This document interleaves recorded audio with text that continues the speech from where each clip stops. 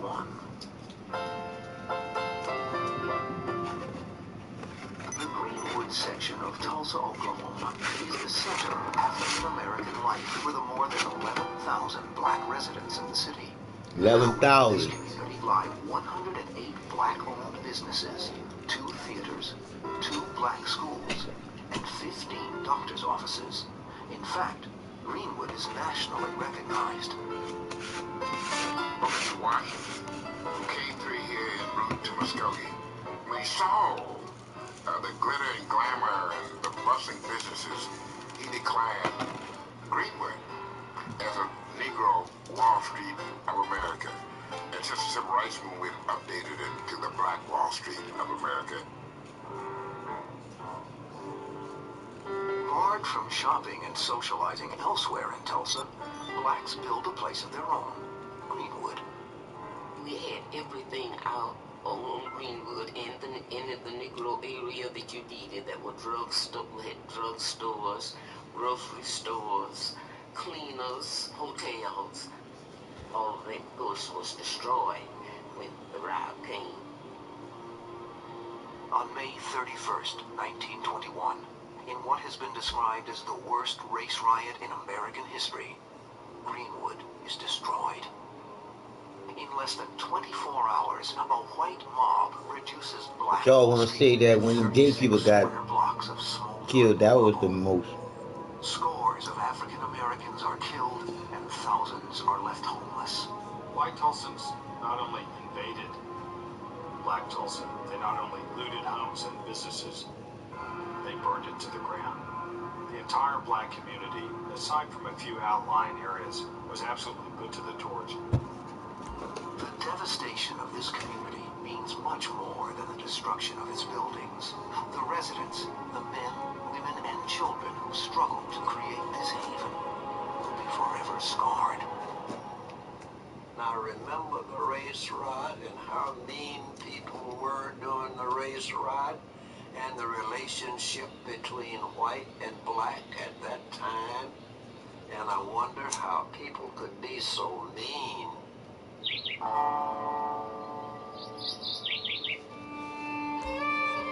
Because of its history, Oklahoma would seem to be one of the last places where such a terrible incident could happen. Beginning in the 1830s, Oklahoma became the home of many minority groups unwanted by the rest of America. A promised land. The lure of Oklahoma in the late 1800s, even the early 1900s, was clearly a better life for African Americans. There was an abundance of land. Everything was new, especially when we talk about pre-statehood. Before becoming a state, Oklahoma was part of America's frontier. Throughout the 18th and the 19th century, with all the settlements along the eastern seaboard, the American frontier kept pushing further and further west. And ultimately it ran into some large, well-organized native groups, the Cherokees, the Creeks, the Seminoles, and others. Wanting the expansion and North America to continue unabated, the U.S. government began the forced migration of these Native American groups from the southeastern United States to the newly created Indian Territory, which included most of present-day Oklahoma. This migration took place along the infamous Trail of Tears, an arduous, often deadly journey covering thousands of miles. Accompanying the Native Americans on this journey were many African Americans, most of whom were slaves owned by the Indian tribes. The Native American peoples we were talking about came from the southeastern part of the United States, and they had had 200 years of exposure to plantation society. It's there for taking. Get it and bring it back to the warehouse. The end of the Civil War would bring freedom to these slaves. It would also see the beginning of the end of Native American dominance in these new lands. At the end of the Civil War, because the Native American tribes were primarily supporters of the Confederacy, as a form of punishment, let's say, the Indian Territory was divided into half, and so we wound up with what was famously known as the Twin Territories of Oklahoma Territory and Indian Territory. Responding to pressure from white settlers, President Benjamin Harrison opened the Oklahoma Territory to new settlement on April 22nd, 1889.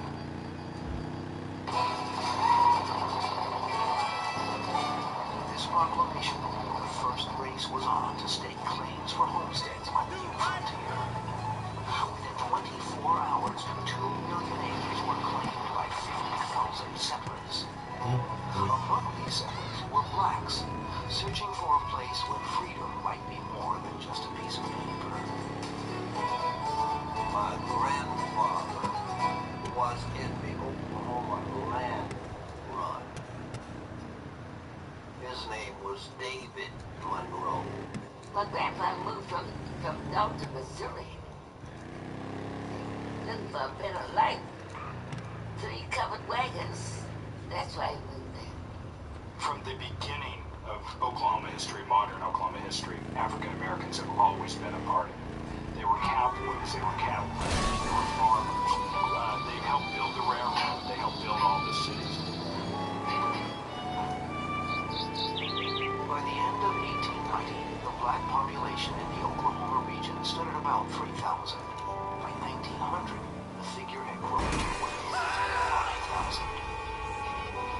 Oklahoma was such a place of promise for some African Americans that some even decided to try and see if they could turn Indian Territory into the nation's first and only all-black state. One of these visionaries was a man named Edwin McCabe, who had been the former state auditor of Kansas. Edwin McCabe moved to Oklahoma in 1889 and founded the town of Langston.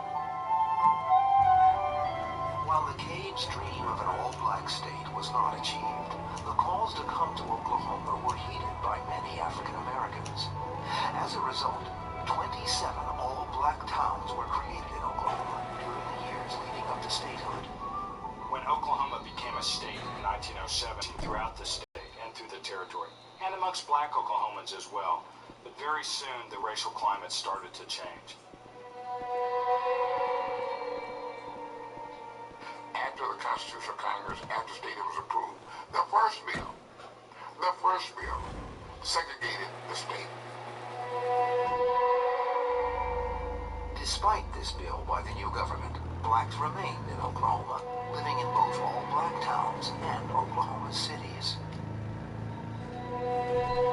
One of those cities was Tulsa.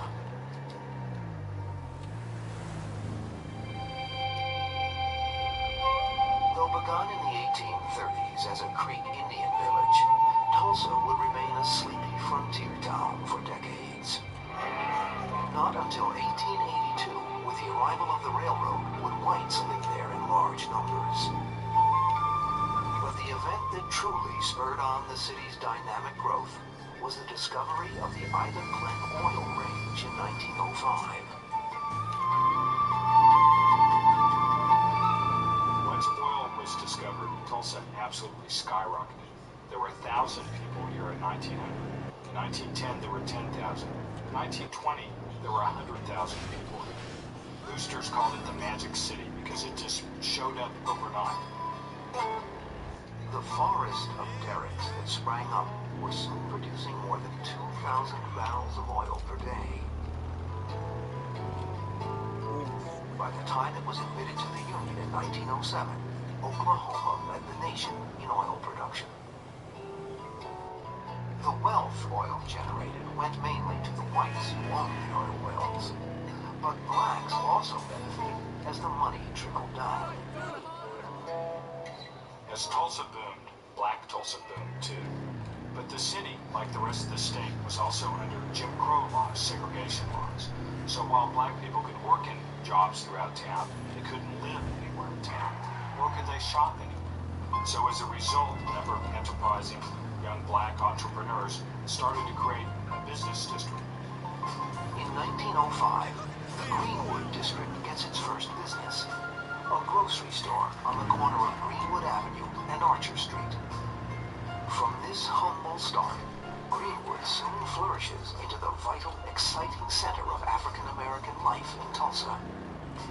By 1921, it is a place of limitless opportunities, both economic and social. At that time, Greenwood had business. Everything was happening there. We had the Dreamland Theater, we had drugstores, we had dance halls, pool rooms, shine parlors. That's where everybody just hung out. People could go down one side of Greenwood and up the other, and you could see the fashions and all of that.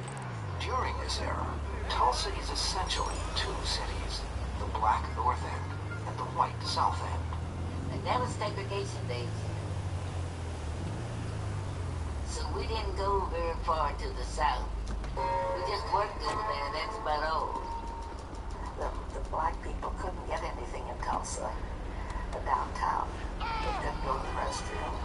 They couldn't eat. It was entirely segregated. But far from stifling African American economic success, this segregation helps Greenwood grow. I think the success based on segregation has to do with simple economic principles of supply and demand. There's a demand for goods. One cannot purchase those goods in the larger context of the white community. So there's a need for black individuals to produce and to supply those goods. Despite the success blacks have in creating their own community, Tulsa is still a white-dominated society. White policemen could come into the community at any point and arrest anyone. Most of the wage earners in Black Tulsa had white bosses. So Black Tulsa, while it boomed and had a measure of independence, was also under the thumb of White Tulsa's political and police authorities. Many African American communities in the United States were thriving in the 1910s and 20s. But the high level of home ownership in Greenwood made Tulsa's Black District distinctive. Now, for some white people, a black person with any wealth, then as well as today, is something that created jealousy. Now it's like those black people doing their own people, same shit. The KKK had an enormous presence in Oklahoma and in Tulsa particularly. This era would see the racist roots of segregation boil over into numerous armed conflicts throughout the United States. The Tulsa Race Riot of 1921 really is set against a backdrop of a multitude of race riots in America. 1919 was known as Red Summer because literally blood was flowing in the streets. There were over 25 major race riots in 1919 in America. These riots occur in Minnesota, Nebraska, Pennsylvania, and elsewhere throughout the country. The worst riot during the summer of 1919 is in Chicago, which leaves 38 people dead and 1,000 black families homeless. One thing to remember about race riots during this period is that they are characterized by whites invading black communities. In particular. These are not black communities that are erupting. These are whites, whites sent by the police who are en masse invading black communities, attacking black businesses, and attacking black homes. In 1921, the fires of racial intolerance spread to Tulsa.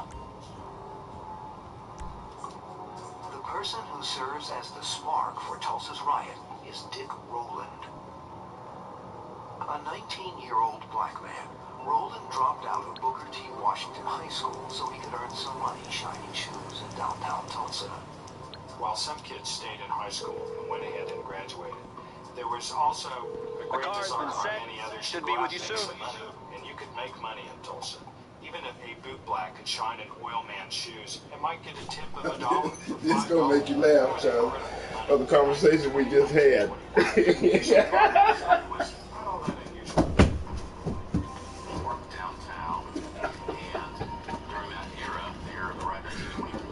The brother that helped the white boy get a look,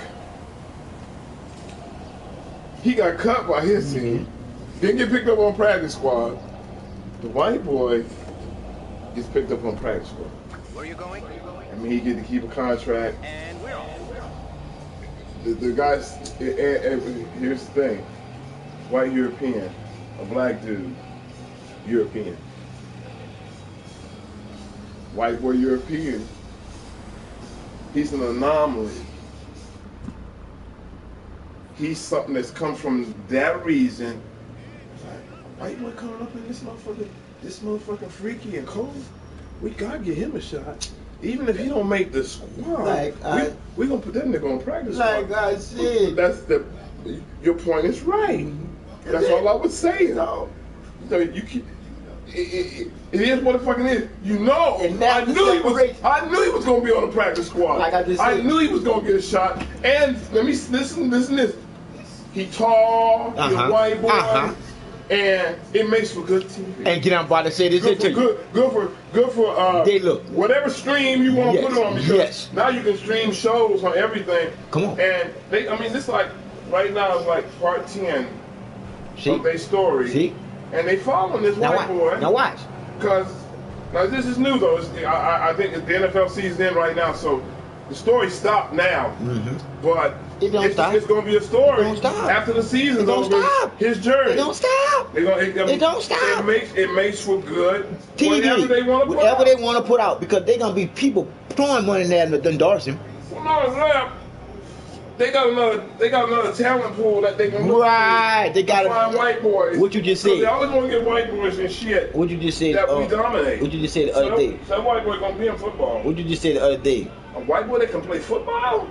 You said something before that. When you said, look at all these people trying to find out how they can enhance the human being. You did.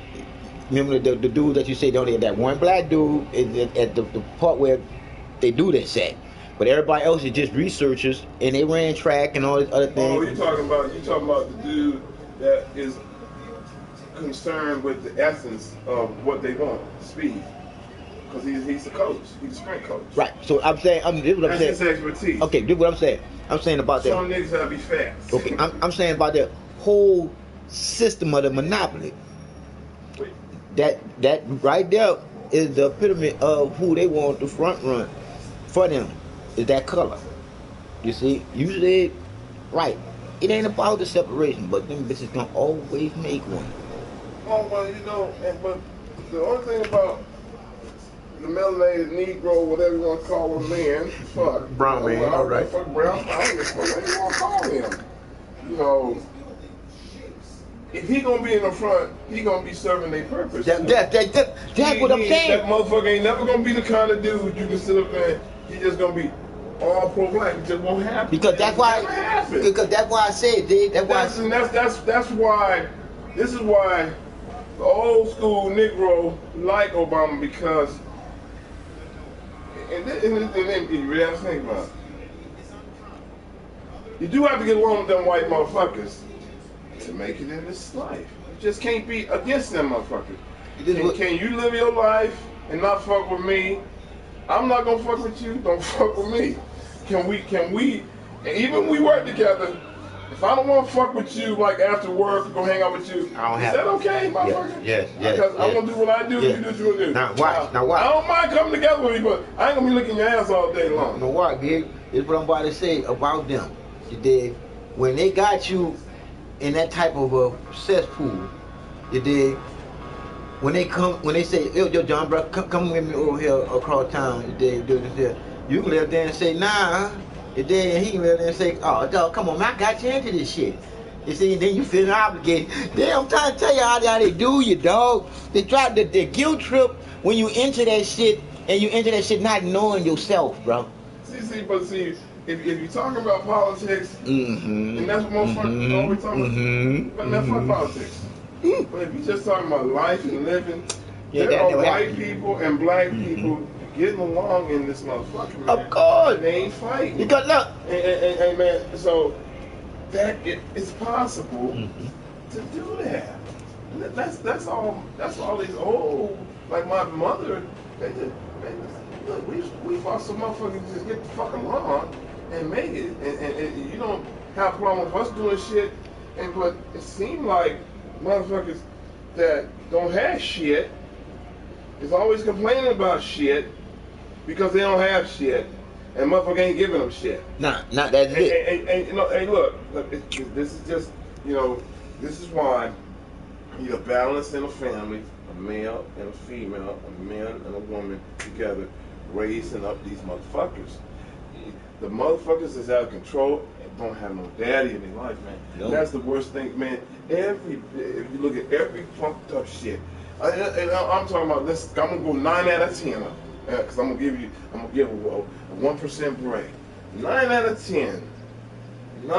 10 issues you see going on that's just so fucked up. Ain't no dad in no life of none of these kids is doing all these crazy things right now, man. With their babies and their kids, man. Our parents didn't grow up like that, man. They took care of their kids, and they didn't let everybody raise their motherfucking kids. I can say this about your family, Dave, by knowing you. Even though your mom and your dad believe in the God and Jesus, but your daddy ran the fucking house.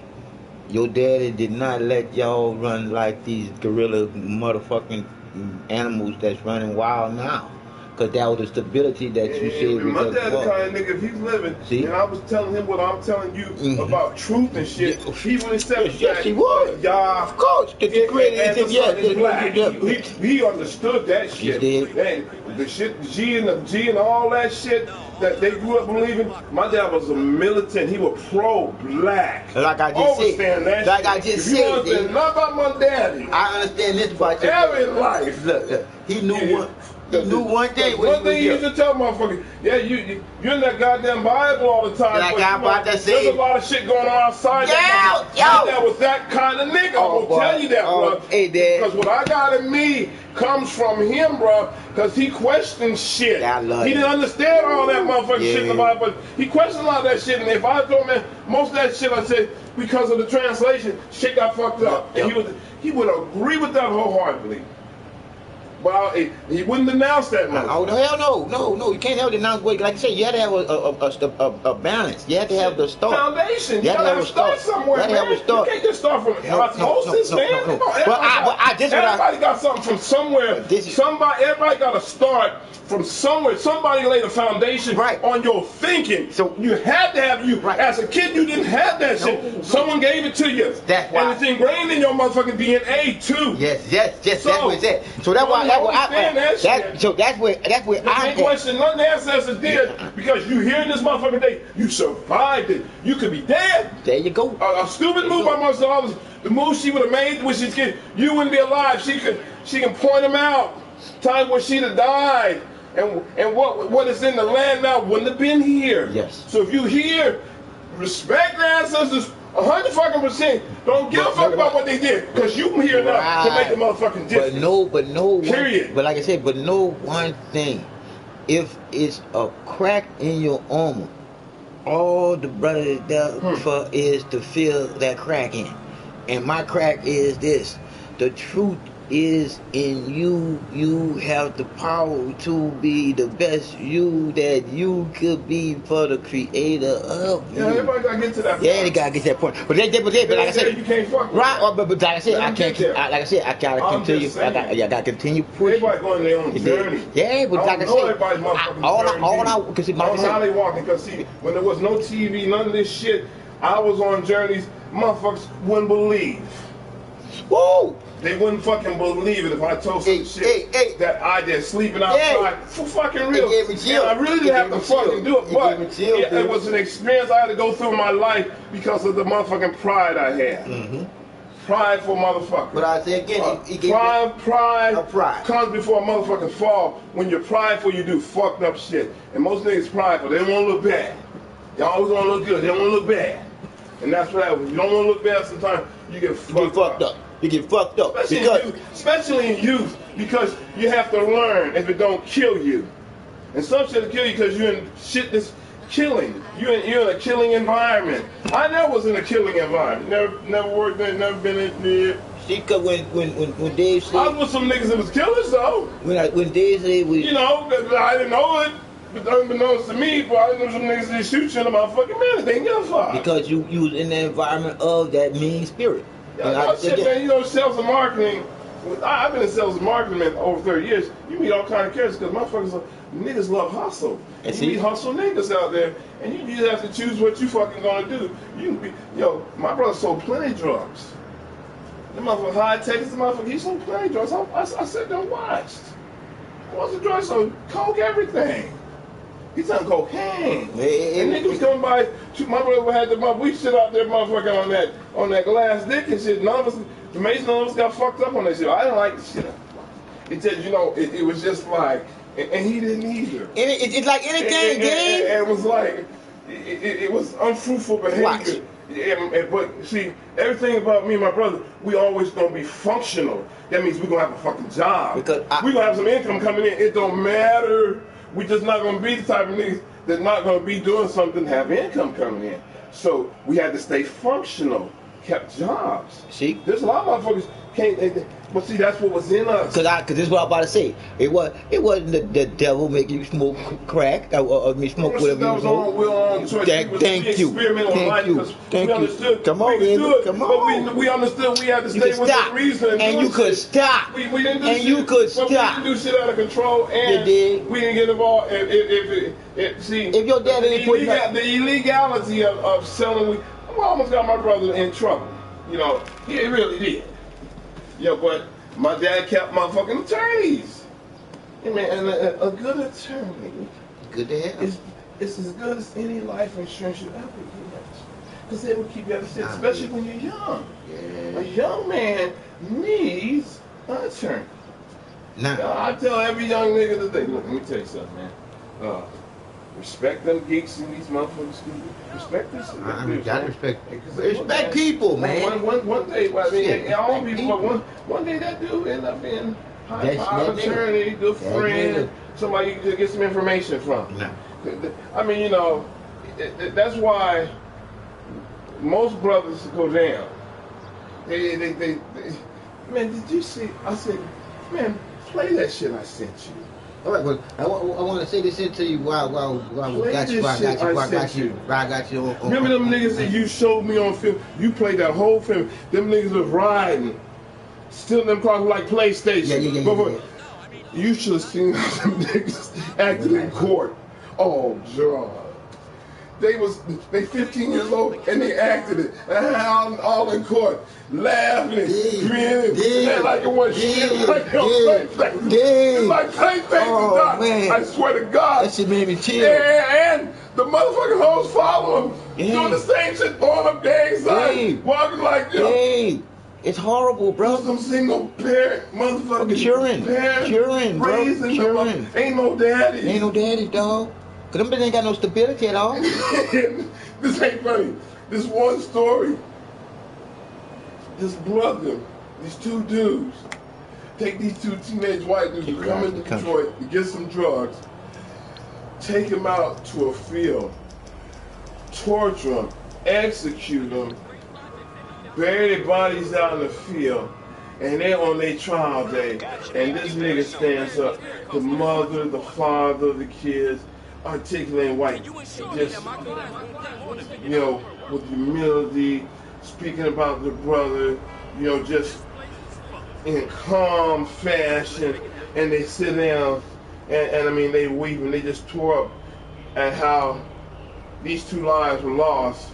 And so the nigga stands up, where are we heading?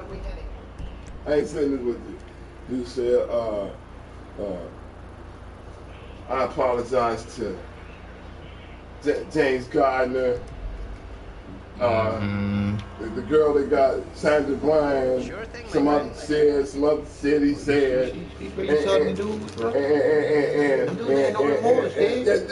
what the motherfucker said, man. And then, hands up, don't shoot, Black Lives Matter. That's what the motherfucker said. That's what he said to that grieving family that he murdered. That he helped murder two people. That was his. The other nigga didn't say shit. I'm glad you ain't go further into watching some more of that shit. Or you would have heard the nigga stand up and say, "Yeah, bitch, I killed your husband, and I would have killed you, bitch, if you had been there." And then this one dude, the two families in court.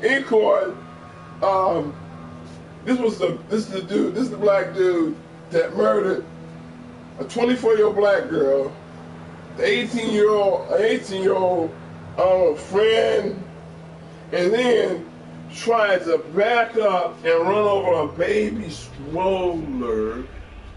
How's things, friend?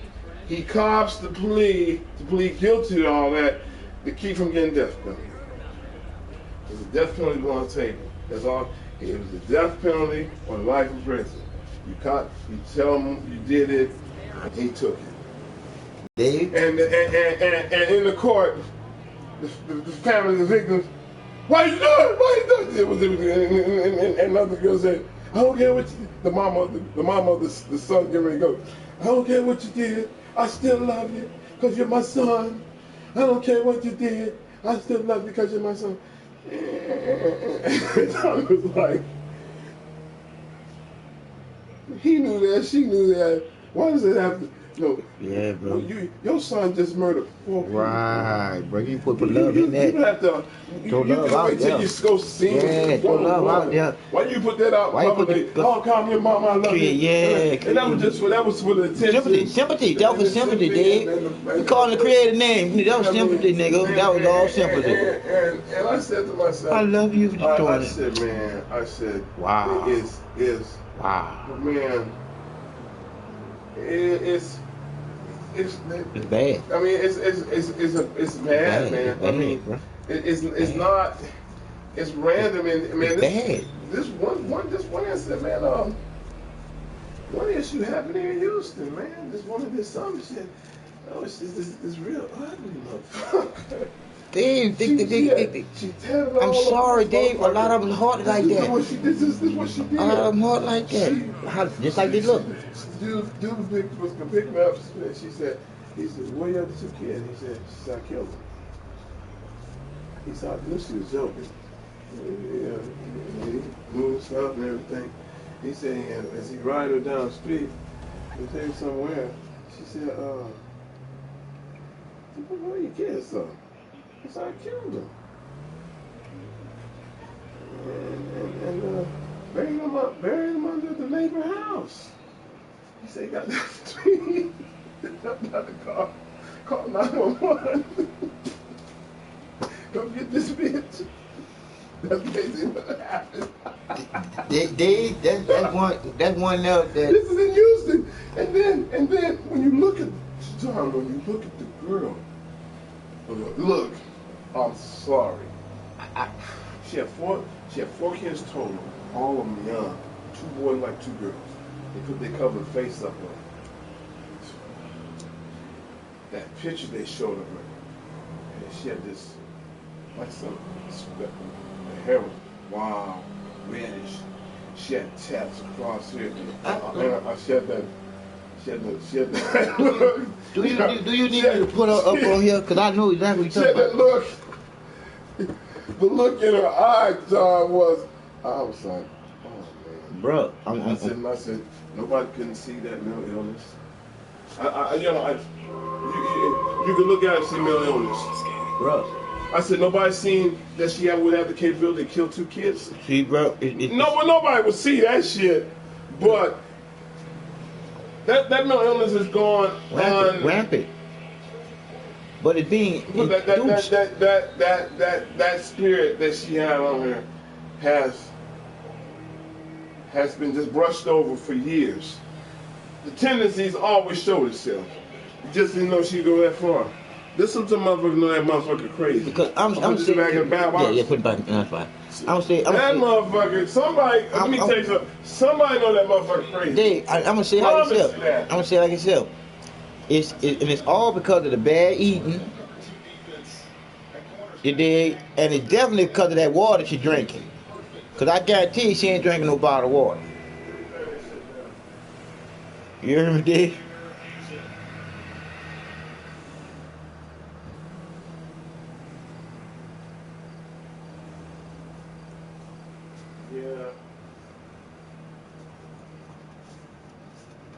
Yeah, man, that is Tommy was been like running He been hitting hard. Yeah, cause like you just said, he come out swinging. He said, "Man, y'all been running some marathons." City. Say he just showing fucked up shit. You know, and it's like he don't give a fuck. He just throwing. Look at this shit. you don't have to. You don't have to give a fuck now. He is who he is. He is who he is.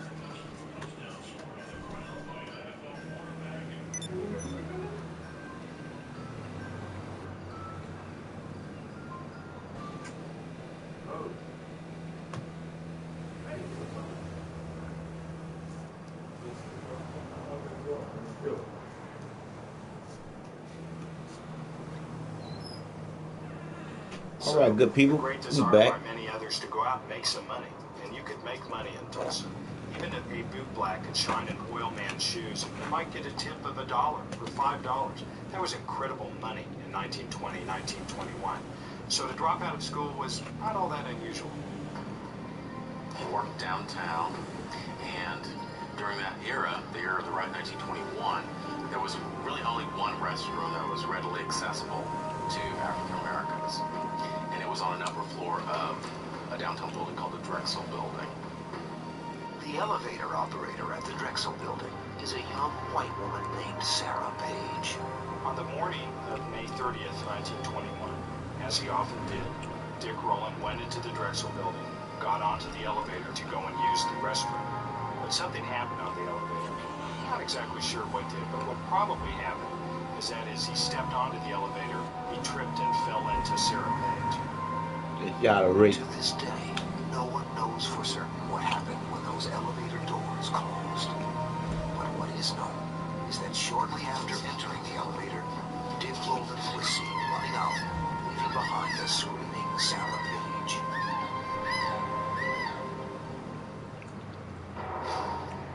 Tuesday, May 31st, 1921.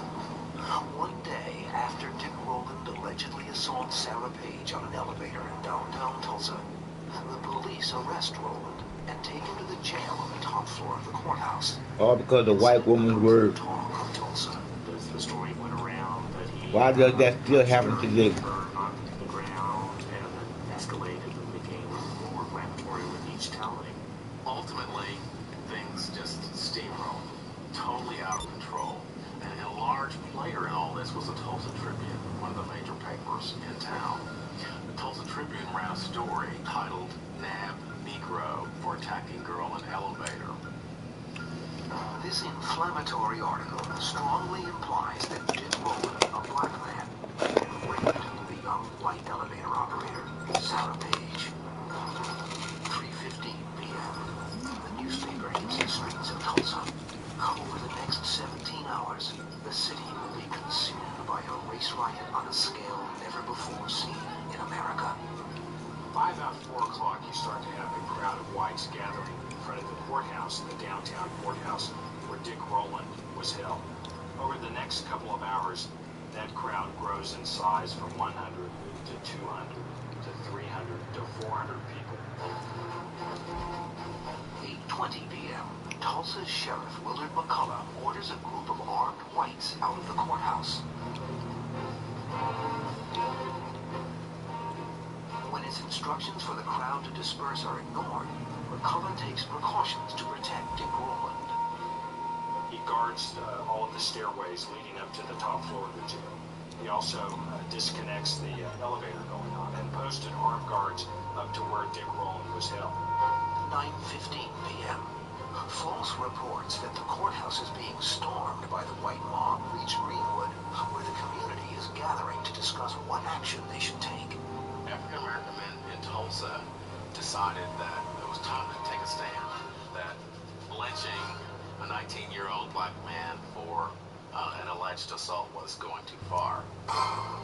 Immediately, a group of armed African Americans, including World War I veterans, rushed to the courthouse and offered to help defend the jail. Assured by the sheriff that Rowland would be safe, the men returned to Greenwood. The white mob, however, remains. That might have been the end of the story, but it wasn't. After seeing this initial group of blacks, whites then started to arm themselves much more so than they had. 10:30 p.m. The white mob swells to about 2,000.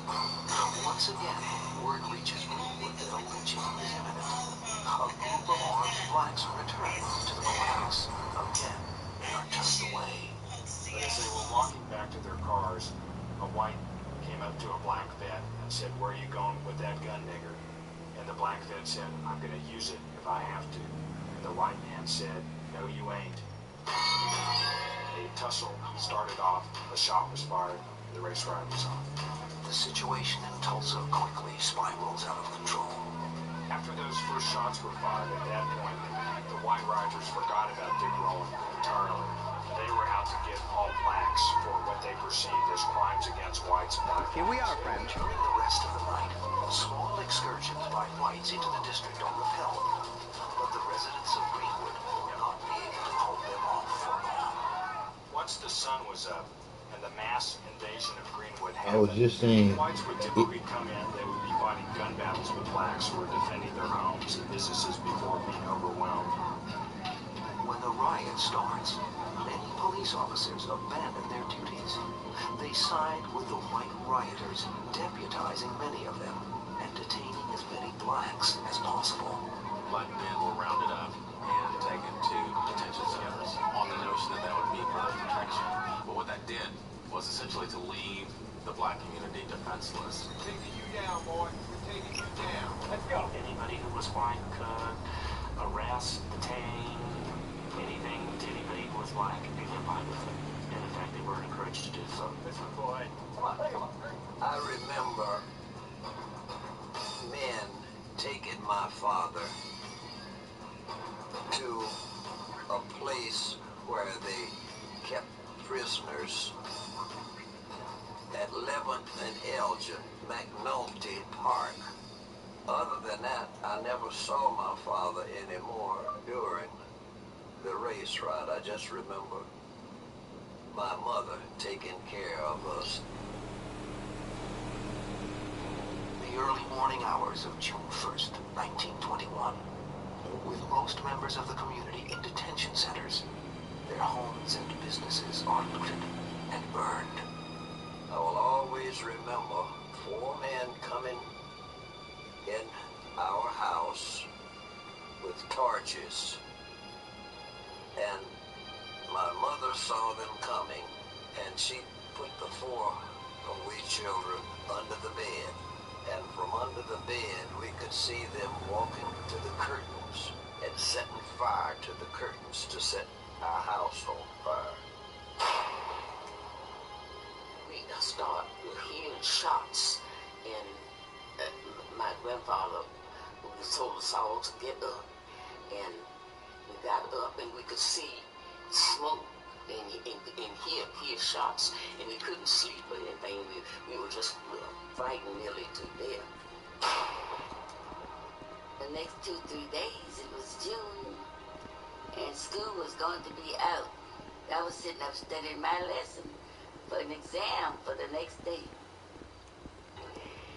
And someone banged on that door, put that light out, but as soon as daylight came, we looked outside. All of these people were coming down this railroad track. Didn't nobody try to take a thing, and those people were coming along the track. They just had clothes on, that's all. Didn't try to take anything. Once authorities in Tulsa realized that the city was really out of hand, a decision was made to go ahead and request the National Guard. So a telegram was sent to Governor Robertson, who authorized the Adjutant General to send the National Guard into the city. 9:15 a.m. 17 hours after gather outside the courthouse, Oklahoma City units of the National Guard arrive in Tulsa. Martial law is declared at 11:29.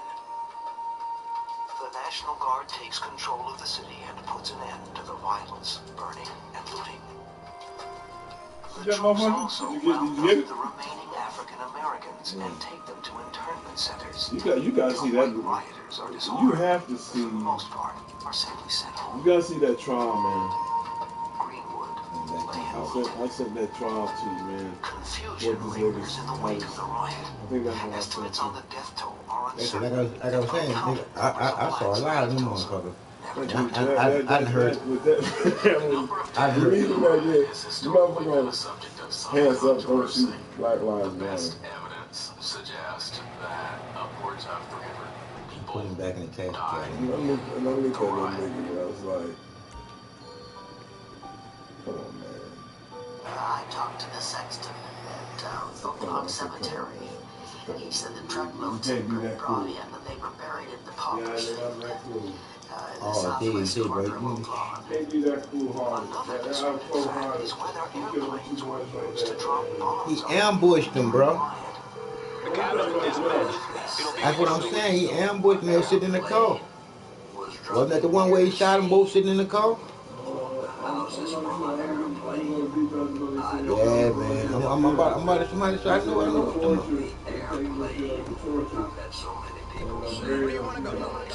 Oh, no, that's the other dude. All right, that's the other dude you talking about, yo. Not a problem. The evidence is strong that airplanes were used in the riot.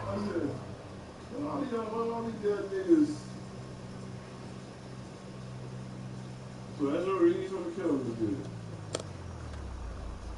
Hands up, don't shoot. Hands up, don't shoot.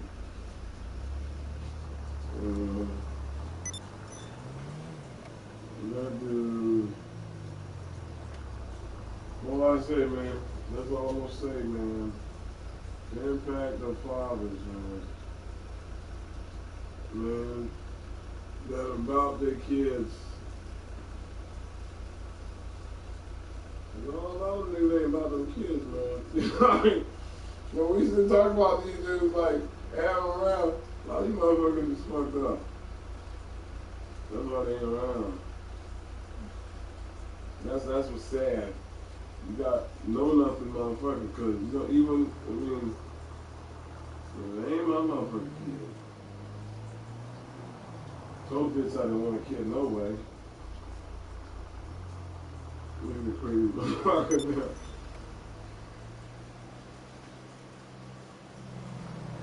Boy, I don't know what the fuck, I don't know, like I said, man. I just know, without, it's better with them than without them, you know? Real niggas, man. Boy, y'all, I've been telling niggas, man, it's like the land is just overrun in your family, motherfucker. Yeah, good. Think about it, bro. See what these niggas look at these commercials? I'm talking about these star ball players, man. Yeah, I see how they looked up. Tight suit wearing motherfuckers. I mean, it's so. Now, how she look? What the story is about? I think this is it. CNN Raw. Raw court with 6 deputies. No. This ain't with anyone. Nah. You in TNT Raw? You're in Raw? Yeah, you're in Raw. Mm-hmm. Can you go into his shit? Go click here. It's right there. Let's go. I wasn't gonna subscribe. Just go to the Raw, because Raw show recent shit. You just unsubscribe. Subscribe right now. Let's go to the Raw.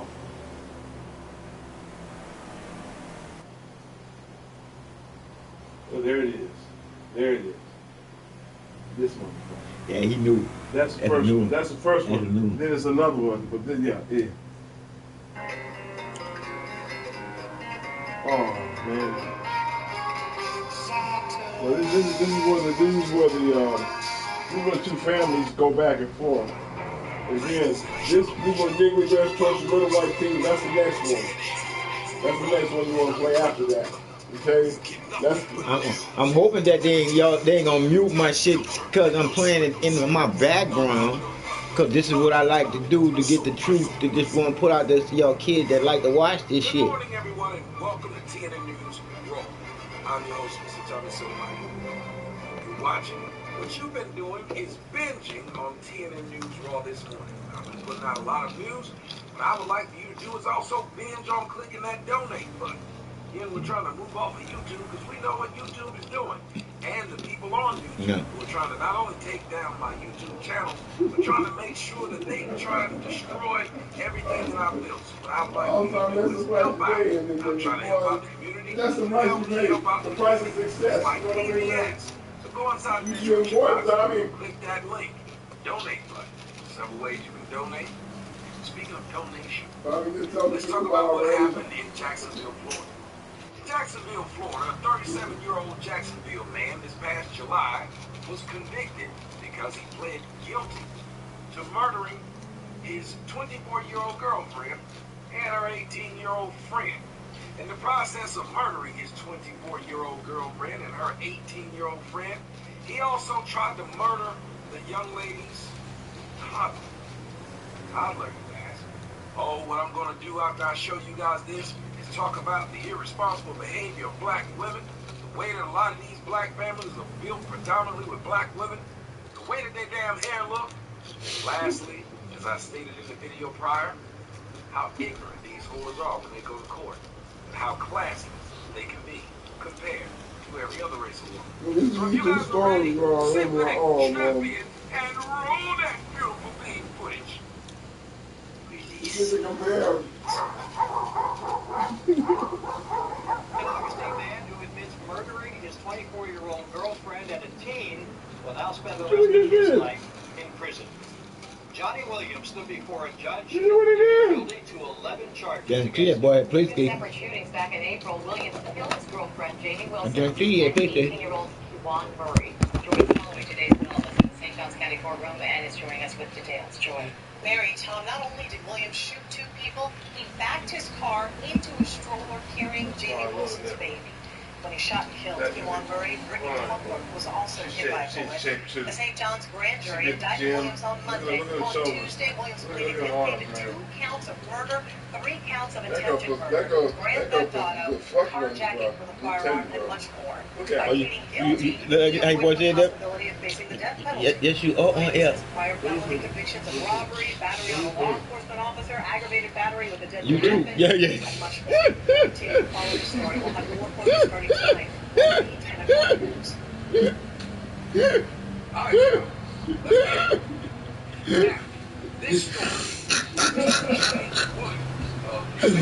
Hey, but it's the truth. Shit, all you was doing was speaking how you felt. Shit, I feel the same. They ain't say you're going to try. But anyway, oh, Lord have mercy. About that age percent. But here's the problem. She has a kid. Apparently the kid's not his. The kid's less than a year old. Why is it that Miss Jamie Wilson is dating a man 13 years older than her who is not the father of her child? Yeah, that was crazy. She's been dating him long enough to do what I don't know. But let me tell you what type of man she brought around the kid that was, the man that she brought around the kid that was not the father. Williams has prior felony convictions. Now, you guys can go to the website. That link is in the description. That nigga don't look like a good guy, dude. That dude don't look like a good guy, dog. Don't look like a good guy. Don't. Robbery, battery on law enforcement officer, aggravated battery with a deadly weapon, possession of cocaine, fleeing and eluding and depraving an officer of radio? What the hell does that mean? Anyway, he did Corporal help. He wouldn't let him. That's what that's. When I heard that, I was like, oh, he deprived him of radio help. Let him. When they do like this, what you doing? Oh, that's a bad dude. If you're a woman, single woman, whatever happens, I understand. We gonna hope you was just being sarcastic on that one, Tommy, because they did make me feel. Man, I mean, he's a bad dude. What I mean, when you living there with that kind of character living with you. The man, Mr. Williams, why you got something like that living with you? Mr. Jamie Wilson, and shot her, and what police believe, shot her while she was holding. Look at that. He shot her on the baby. Shot her while he was holding. Yep. Shot her while she was holding the baby. She didn't drop the baby because she falls out and died. And she falls out and died. She didn't drop the kid. She got killed, bro. The process of shooting him, shot another chick, and when he was leaving, ran over. That's a bad dude, man. Almost ran over the baby kid. That's a bad fella, John. This is ridiculous. This is That's disgusting. a bad we don't know what the guy. relationship between Jamie and the young man was. She was Not a good 6 guy. years his senior. I really Yeah. understand what's going Not a on. good guy. Then the black people came out in the neighborhood and they said, well, this is not a bad situation. It's not a bad That nigga need to be in a cage. getting the bad rap. But what should they get? The black man decides So we came into the courtroom, right? That told you something like that. Like that. Right. He ain't care about what he does, son. He don't care. Like a lot of these black women need digging attention. He gonna wreak havoc in his house too. Have a relationship. She can take it, but he gonna fight it. He gonna fuck with me because he bad fella. They ain't gonna fuck with that fella. He bad fella. That's why they ain't gonna fuck with that fella. They ain't gonna fuck with that fella, because that fella there eat his own shit. And not just that, dude. That motherfucker will eat his own shit. Something wrong with that dude. How that motherfucker be out, dog? He won't put my police ass. That nigga ain't put, but Dave, think about it, though, Dave. What's wrong is right. Right or wrong. Because ain't no way that nigga supposed to be out here free amongst us. Not this nigga, man. This nigga stopped the police from calling on the phone. I mean, walking up. You don't know what the situation is with them. You know that man, what we're seeing right here, not the father of that baby. She was dating. And she was around an 18-year-old who they refused to describe who he is. Now, the mother says he's a good young man. A young man. Mm-hmm. A lot of damn women. What's his name? You don't see he do. Fucking that little 18-year-old done. Mm-hmm. I want to show you guys. Well, watch this courtroom, see. This is the city. Not even the court. Yes, it is. These pictures of the family. Let's see, they loved it, right there. They was in love right there. But these pictures of the family, look at that. Hair had red hair, red hair, hair had, hair had. Hair had, red hair, 3. Hair shouldn't matter, I know. Why is it that some of these black chicks in these interviews for these families? These young days, these women today, man, they don't give a fuck about hair, bro. Not at all. They went all kind of ways. And they don't want you to say nothing negative about it either. They get fucking, they don't get fucking pissed if you say something negative. You know? So the mother of a child is murdered. That kid's father is nowhere to be found or spoken to. I'm just saying, but that don't make no sense for that boy to do that there stuff like. Oh yeah, you got commercial. Yeah, man, that when you watch after the verdict is read. That's when niggas act a dog keep. This is crazy. This nigga crazy, man. I want to speak about how messed up it is that his nigga should have been nowhere near free. All she had to do was take 2 seconds to Google. She found out who he was and what he I don't know why women would mess with dude like that. Now when you get to the part, he was older than her too. Race, Black Women Show. Yeah, in his 30s. Racism Women Show. Well, he's 13 years older than her. This man murdered these people in cold blood. 37-year-old with a 24-year-old. He was playing guilty. That's just that something there. The sentence. This motherfucking Ace, Rain, no more fuck with him. Something wrong with him. The victim's family and the murder's family. Watch.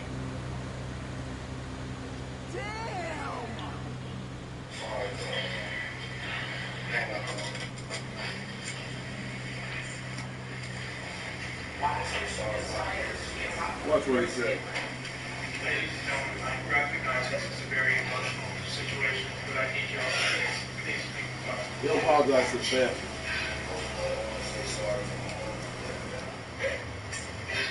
Show it to my mom for letting her do that. Not to the family of the people he murdered.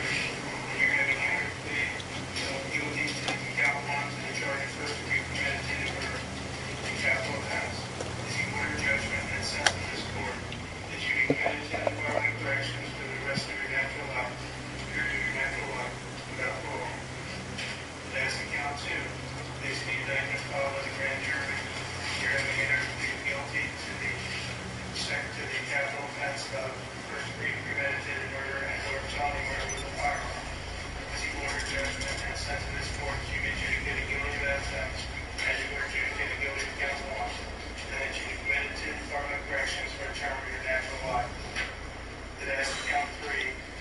Life, dog. We only sorry to the mom for letting us down. We ain't sorry to the mother, not for that child that's there. He ain't sorry for that. He ain't sorry. That was justifiable killing. I said he in jail forever, huh? Forever. Do you know how long? What?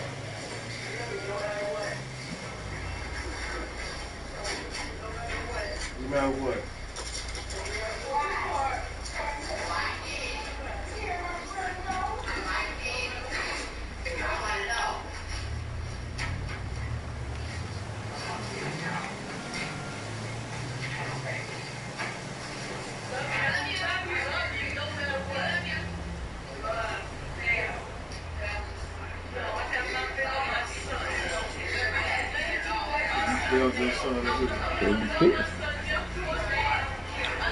That son killed himself.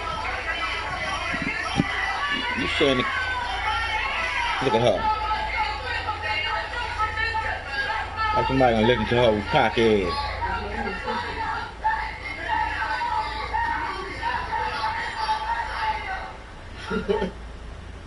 Yeah. Black women are out of order, disrespectful, and don't know how to conduct themselves. I'm going to repeat. Black women are out of order, disrespectful, and don't know how to conduct themselves. First off, pussy ass dude, what did he say?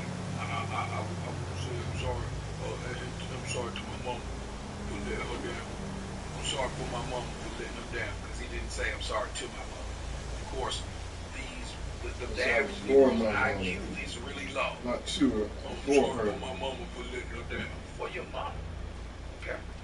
Anyway, you listen to these whores, and for some reason, what would make you yell out when you know your son is a fucking murderer?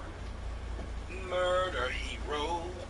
That he's a murderer, and you, black whore, decided to yell out, we love you, we love you, we love you. No matter what he did, I still co-sign for his murdering. You know? I co-sign. Yeah, nigga shit saying I love you, co-sign the fuck out of it. That co-sign the whole situation that boy did, man, saying that out there loud out your mouth. Love wasn't supposed to come out until you start talking to him face to face to see what his heart is at. Yeah. Come out your motherfucking mouth in front of them people, man. Obviously, that's your son. You got to hold that out. Right. And like I said again, it'll come out. Like I said, it'll. You know, we ain't talking about the love right now. You talking about what he did. He killed somebody. Right now, it lets us doubt the love. You know, he killed somebody. He killed the old man what he did. We understand when he killed somebody. Show some remorse for what he did. Not because he going to jail and he caught. He finally got caught. He got caught in this fuckery. He's not a good guy. I said. He failed his son. And not really, he failed himself. He failed himself. She can't live in his body. And I say it again, dude. That nigga in jail forever. But thing is, she co-signs the bad behavior early on. Right, that was what she meant. You know, she co-signs it. But like I said again, that nigga in jail forever. Bring her some money, maybe, because he was doing things, watch out for his mama. Him out his 100, get his 200. Get his 50, mama. How you get that $50? Don't worry about it, mama. You know what I mean, John? So you got, motherfucker. People that just become criminal minded don't just all of a sudden become criminal. That motherfucker been criminal minded for a little bit. You know what I mean? I ain't know he had just graduated. I thought that dude was old. Let's talk about the 18-year-old. We don't know. It went on. The 18-year-old just got killed. That's what he's talking about. That's what black women do.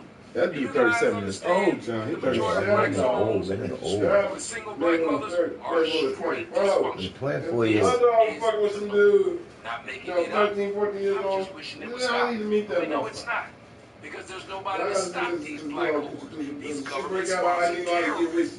So what happened is, one every nigga, new boyfriend, and for what it looked like, got another. In the span of a 7-year, kid. You see all younger girls fucking older dudes, even they bring something to them. She knew Thug's record. And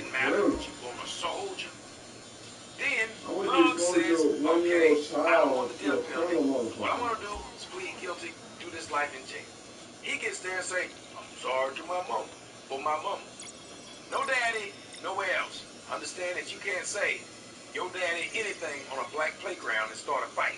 Say something about somebody's mama, fight will start. Then the whore in there whose son murdered 2 people and almost murdered 4. Nigga, well, you say all that shit about your daddy, you know what I mean?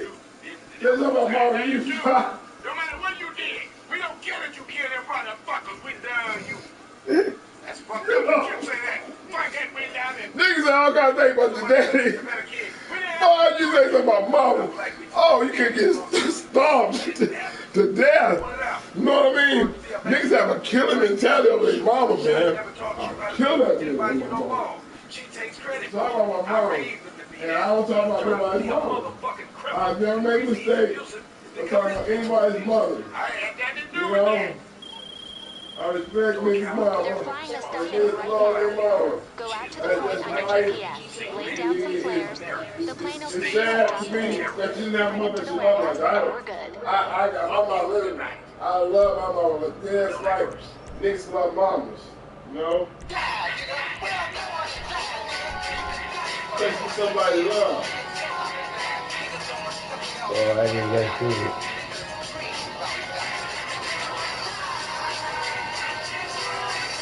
It's hard.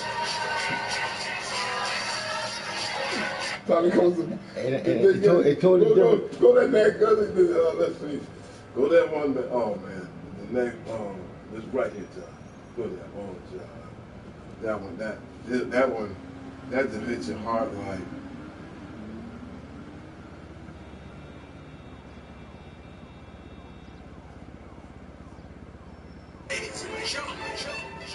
They throw that little trailer on you real quick. Boom, show a couple action shots. Did you see that? That little trailer they showed. Yeah. Show action shot. Boom.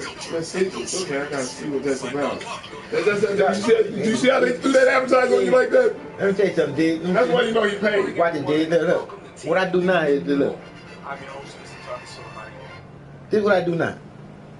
I focus on what you said to do, nigga. I ain't see nothing else on the other side of that. You dig what I'm saying? Because I say, take the fucking time to do what you think to do as you think to do it, and you can't get sidetracked from shit. Yeah. So I didn't see what all you saw.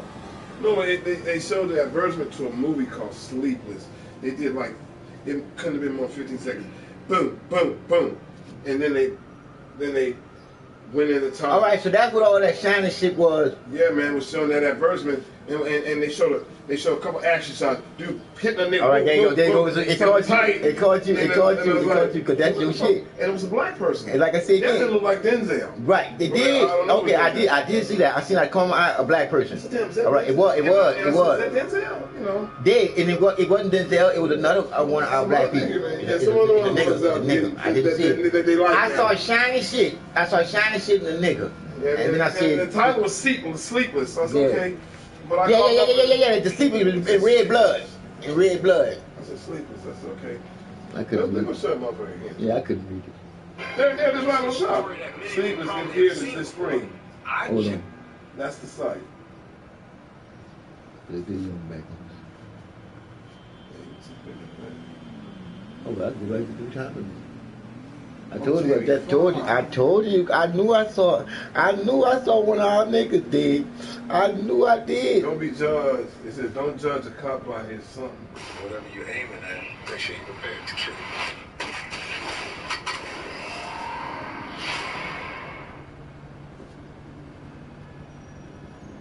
At 0427, a squad car got a call. PlayStation. Officers reported shots Everything fired. on PlayStation. Fucking, I hate you, PlayStation. Found bodies. You got this world fucked up. Oh, it got me in tears, man. My PlayStation got this world fucked up. You gotta give them their vision. Oh. Looking for this? This is downtown side. Jennifer Bryant, or Internal Affairs. Bad police one. I like that. It's gonna be all this whole too, dude. Dad, when are you moving home? Son, I love you.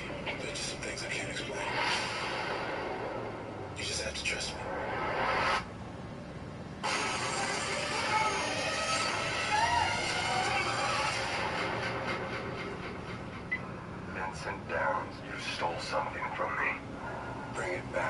son's not coming home.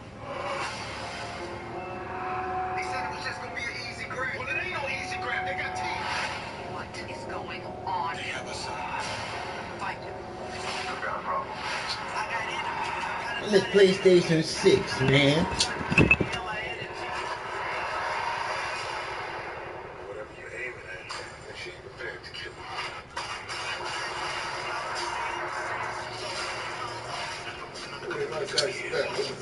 Yeah, it's gonna be like that shit straight PlayStation. It's getting rich off with other. Yeah, entertainment, Dave. Like I said, I'm glad I got some black people getting paid. I'm glad I got some brown people getting paid though, Dave. But it's all the entertainment is what's fucking the kids up. We've sent a car. Should be with you soon. My guns, Hollywood makes the blood from me. These motherfucking actors gonna take them away and shit. It's funny. Motherfucking shit making you all money.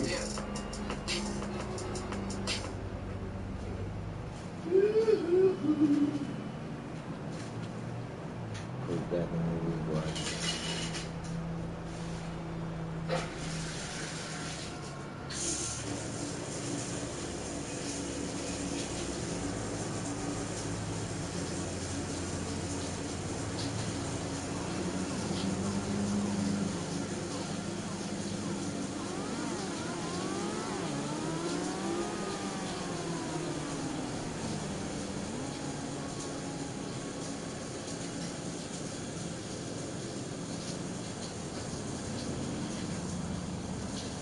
Just now saw it. It's something that happened back in a vacant lot in Detroit back in 2020. Two young white men trying to buy drugs from, two niggas. Those two young white men met their fate. That vacant day in the vacant lot in Detroit. This is the end. Killed, tortured, and robbed. Robbed, tortured, killed. By two men. And the two young white men, their name was Jordan Babish. Make sure I'm saying this right. Jordan Babish and Jacob Cutler. These two young men were murdered, and 2 years later, sentencing was held. And when the sentencing was held, one of the men who was accused of doing the murder uttered something that, in my opinion, I understand. I'm giving white people right now freedom to say, I hate niggas. Because after seeing this, I can understand why they do. Go ahead and roll that beautiful bean footage. Starts now. Two Westland teenagers murdered execution style in a vacant Detroit field.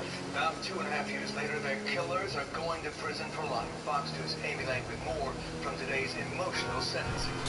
Waited so long for justice. Finally, their opportunity to address the men who killed their sons. But what one of the defendants had to say to them left everyone shaking their heads. Stripped of clothes, stripped of possessions, stripped of innocence, and then stripped of life. Joshua Babish describes the brutal deaths of his brother Jordan Babish and his friend Jacob Cutler. The teens from Westland went missing in July of 2012. Their lifeless bodies discovered days later in a field on Detroit's east side. Everything just aches, and it's just a totally senseless crime. How you can mark someone on the middle of the field and execute them. I mean, we're not a third world country. You know, sometimes I wish it did happen in a third world country because it'd be a lot different outcome of this whole thing. Instead, these two men, Frederick Young and Philando Hunter, were sentenced on this day to life in prison without parole for robbing, torturing, murdering the two teens who had been in Detroit trying to buy drugs. This was a senseless crime, over $200 a day. I can't swallow it. The truth is, we were blessed to have Jordan in our life for the 17 years he's here. Not only did the defendant take away my son's future, he took away my future. My future as a mother. My future as a grandmother. I have sorrow in my heart, soul, and every fiber of my being today. And I will carry that with me for the rest of my life here on earth. The mothers of the teens expressing the deep, devastating pain and loss left behind. Yet when Young had his chance to apologize to the families, he did nothing of the sort. I'd like to say sorry to the families of Ayanna Jones, Michael Brown, Eric Gardner, and I want to apologize to them for not being able to get justice for their loved ones who was murdered in cold blood. And in respect for the peaceful protest, I want to say hands up, don't shoot. Black Lives Matter. That's it, Your Honor. You hear that shit? People in the courtroom react in disbelief, but still, the message from the families of Jacob Kudla and Jordan Babish, one of forgiveness. In the end, knowing who Jordan was, I believe he would want me to offer forgiveness. Although I know I may struggle with that endeavor for the rest of my life, it would be what Jordan would want. On behalf of Jordan and myself, I will pray for forgiveness for both of you. No matter what sentence the court imposes today, these defendants Every nigga that I was talking about. God's got this. Thank you for letting me speak. I'd like to say sorry to the families of Ayanna Jones, Michael Brown, Eric Gardner, and I want to apologize. They come off hollering and screaming at home, and you know what I mean? They got all their anger out, and they come in here to sing because this has been over 2 years, you know. Right. 24-year-old Frederick Young chose Another to one was say about that maybe 2 years in the making too, you know. So at one point during their emotional statements, he put on lip balm rather than 2 listen. years, might be a Now little the short. only thing he'll hear will be from inside of prison. Mr. Citizens, to admit you be committed to the Michigan Corrections Commission for a period of life without possibility of parole. Judge Roberson held separate sentencings for both defendants. 25-year-old Philando Hunter remained silent when he received his life sentence without parole. Two Westland teenagers we were left by the white nigga. White nigga, the light skinned nigga was he did what that light skinned nigga told him to do. That's all. The light skinned nigga is a different type of nigga. Yeah. That black nigga sorry. Yeah. That black nigga sorry. Yeah, sorry. Yeah, I fucked up. I done fucked up. My question to you is, now you up in that motherfucker the rest of your life. Like boy, say that forever. Do you know how long forever is? Father, President, how many of you guys know how the white people had to be calm and collected while listening to testimony of their children being murdered, tortured, anything you can think of? Now you remember how I reacted to seeing the video of the black man be shot in the face. Imagine how I would have reacted had it been someone I knew or someone I burned. I want you guys to take a second out and think.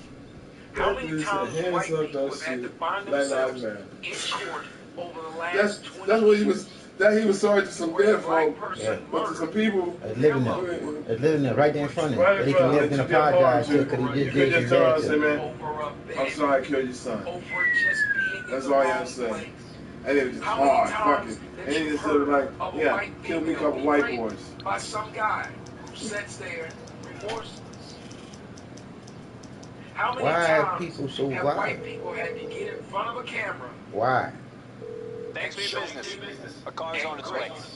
And not yell and scream at the defendant who they know did it. Not yell out, "You fucking nigger!" Yeah.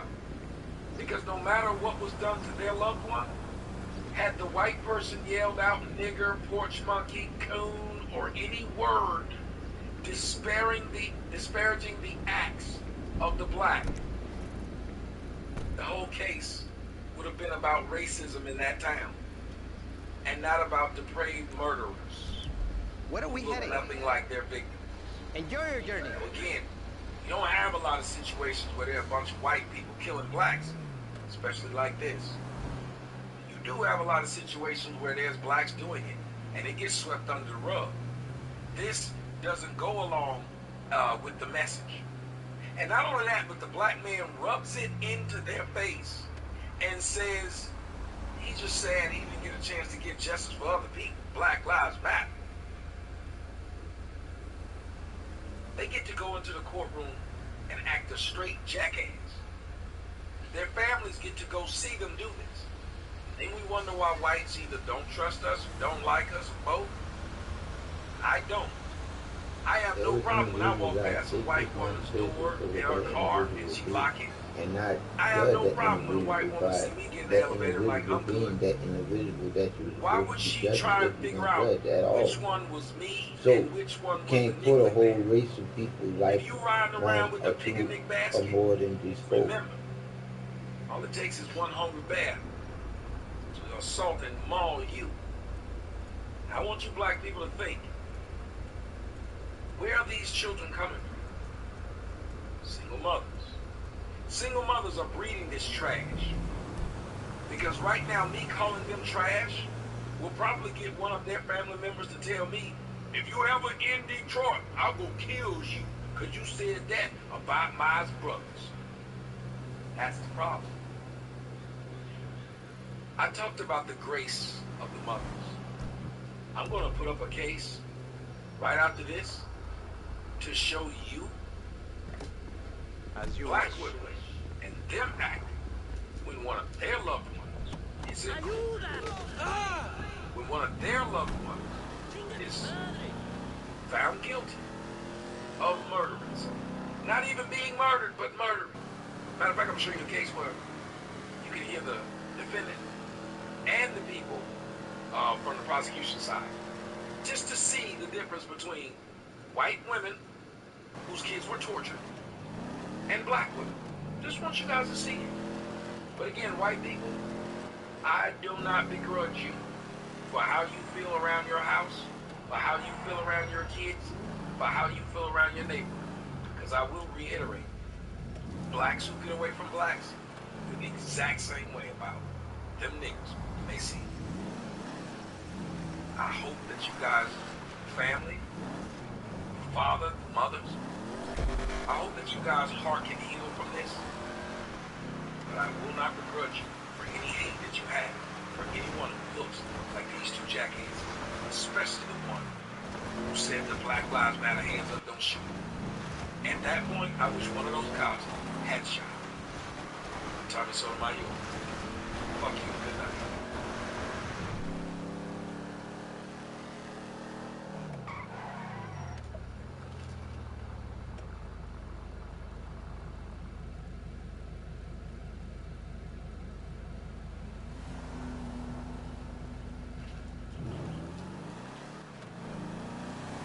Why are people so violent? Why are people so angry? Why do people hate each other so much? Why? Why do you not have love in your heart for the person you don't know? Why? Why are you mad? Why?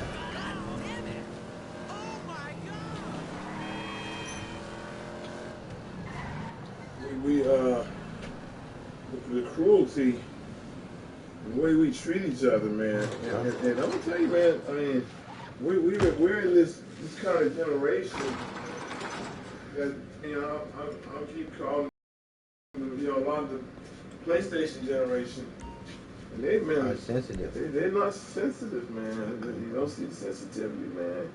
You see real. It's like they lose one of the senses out the five, bro. One niggly bears try to rob pizza, man, that ends up being an ex-football player. Oh yeah, that wasn't really good. That wasn't a good thing for the four dudes trying to fuck with this dude. Yeah, that wasn't a good thing. This big old nigga handling business. Good morning, everyone. What a good Welcome to situation. TN News Report.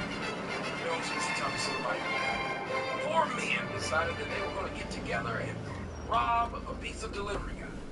Now, they only tell you that pizza delivery guys doesn't carry anything above a 20. But who knows? Maybe that's not true. Well, in this case, they wanted to test that theory. And these four men called in a late-night pizza, expecting to get a small dude who had a large pie. In the process, they got a large dude. The owner of the pizza place, he owns them. That large dude just happened to be ex-NFL player Napoleon Harris III. He's also a current senator. What? I'm not reading this right. Apparently I am. Anyway, when they tried to rob him, they got the shock of their life. So go ahead and roll that beautiful niggly bean.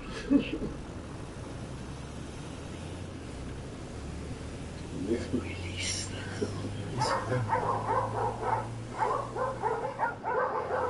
He's used to tackling people. We're talking about Napoleon Harris, former NFL linebacker, number 58 here with the Raiders, formerly of Northwestern as well. Now, he accidentally helped catch some wanted criminals in the suburbs, taking down 4 at once. CBS 2's Charlie DeMar picks up the story. He had the strength to fight them off. State senator, business owner, turned crime fighter. That's what they're talking about in Harvey. I hate to hear it was napalm. State Senator Napoleon Harris, who also owns a pizza shop, recently robbed while making a delivery. I think they were looking for a guy about 5'9" in stature, but they got a guy 6'4", 260. The delivery was to this house. It was definitely a setup. The house abandoned. 4 men allegedly jumped out and attacked Harris. They not only were trying to rob him, they were trying to kill him.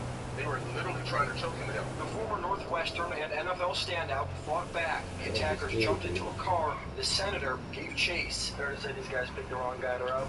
They picked the wrong guy to rob in the wrong day. The men allegedly crashed the car near this industrial park and ran away, but the car was reported stolen out of Georgia in connection with the homicide of Lester Jones, a 44-year-old who was reported missing days earlier. You wouldn't treat our animals as bad as they treated Floyd. Yeah, right, Tommy. That ain't right, Tommy. That ain't right. Okay, You look, need this I shit. know this man is in the middle I of know. grieving. Yeah, but and that I ain't feel right. bad That ain't right. for his grieving. That ain't right, bro.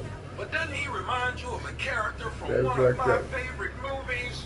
You all know it, Anchorman. Ron, why did you say that? Why? Why, Ron? Why? You're my hero, Ron. Garth, You come out That's fucked think up. like that. Poop. You poop mouth. Poop out of your mouth. You wouldn't treat our animals as bad as they treated Floyd. Garth, if I were to give you some money out of my wallet, would that ease the pain? I wouldn't treat our animals as bad as they treated Floyd. That's wrong, bro. That's wrong, bro. That's wrong. The senator ID'd the men who attacked him. You were commenting there, man. Yeah, but the dude need to laugh too. Let me do that is on there. He need to laugh at himself, man. I ain't do, bro. You do, bro. You know you're hurting, bro, but come on. Oh, Lord. But he is in good spirits. Harvey police tell us there is a 4th person of interest in this case. In Harvey, Charlie DeMar, CBS 2 News. Charlie, thank you. Senator Harris says he's glad it was him that got jumped and not one of his employees who might not have I know he is. fight off. I pay that insurance on that motherfucker. Man, fucked up story on a lot of levels. Especially on the level of Broy. Who the hell is Broy? Wouldn't treat our animals as bad as they treated Floyd. Well, that's what his partner said. His partner called him Broy, but if you paid attention, the man's name is Lester. In connection with the homicide of Lester Jones, a 44-year-old who was reported missing days earlier. Anyway, that's neither here nor there. What is true is that a black man was robbed by 4 black men, or attempted to be robbed by 4 black men, who had already came back from murdering someone and stealing their vehicle. Now again, this is one story about 4 black men who tried to rob 1 black man and murder him after killing a white gay man and murdering him and robbing him maybe of his car, yes, and they took Broy's stuff, and it was wrong. They shouldn't have taken Broy's stuff. Now I'm trying not to have a poop mouth on this broadcast. It's difficult. Black people try to convince you that they're not violent. Yet every time you see black folks, they're committing some type of violence. It's always gang violence. Apparently niggly bears travel in packs. Because they don't ever do anything on their own. They're not big enough or bad enough. And for some reason, they decided they were just going to beat a dude and choke him down.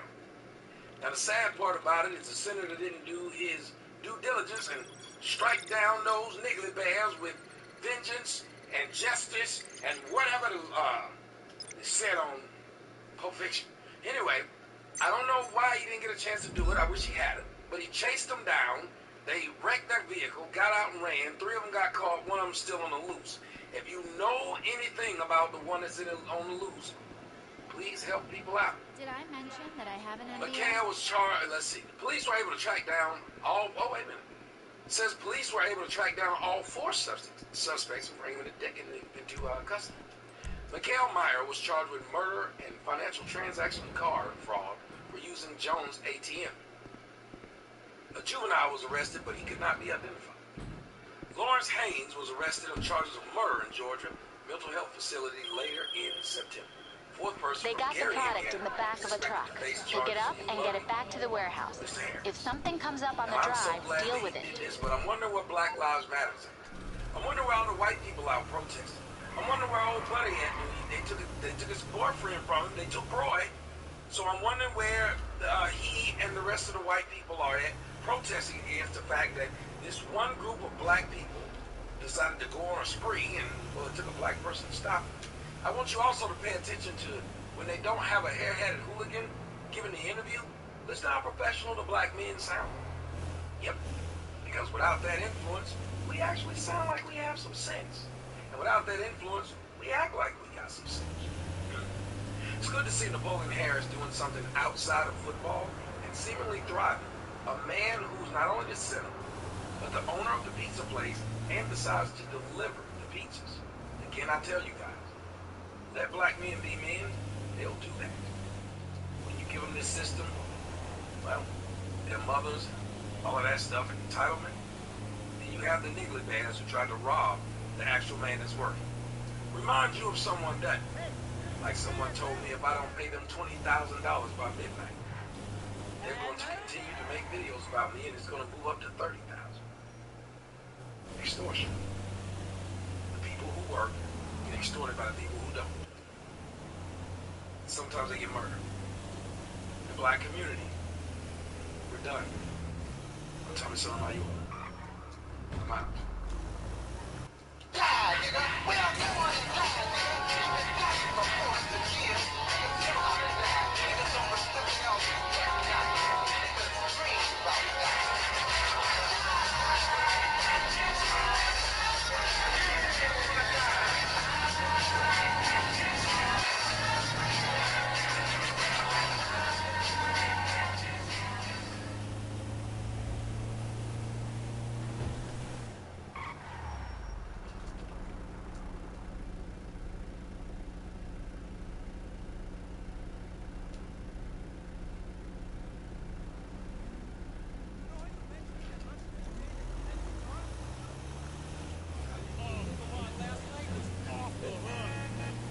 Goes on in this house here.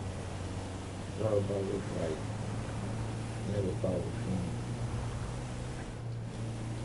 Talk about it, be about it, be real. And making something right after somebody needed one.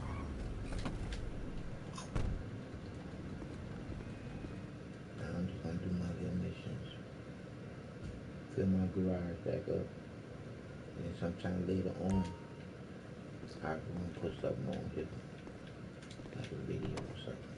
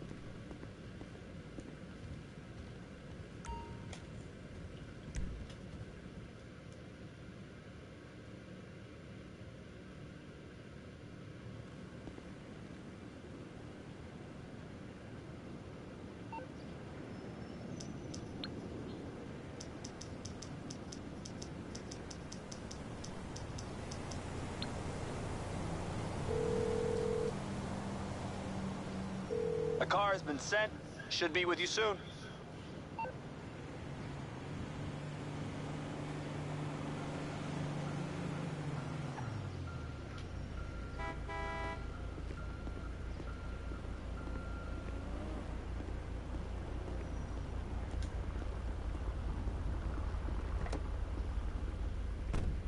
So when are we going?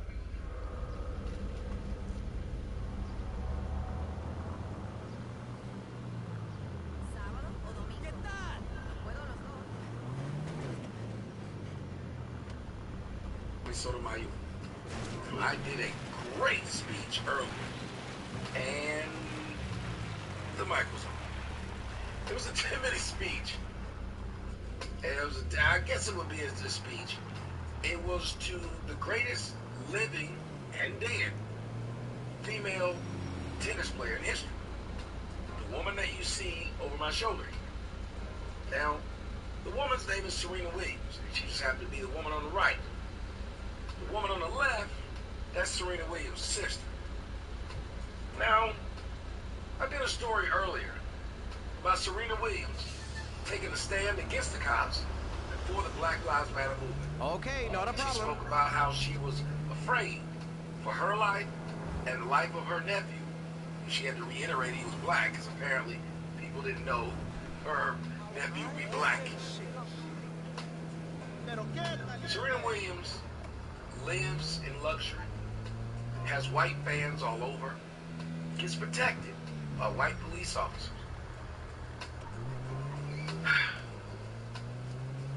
The woman on the left, well, her name is Yetunde Hawana Tara Price. She was born in 1972.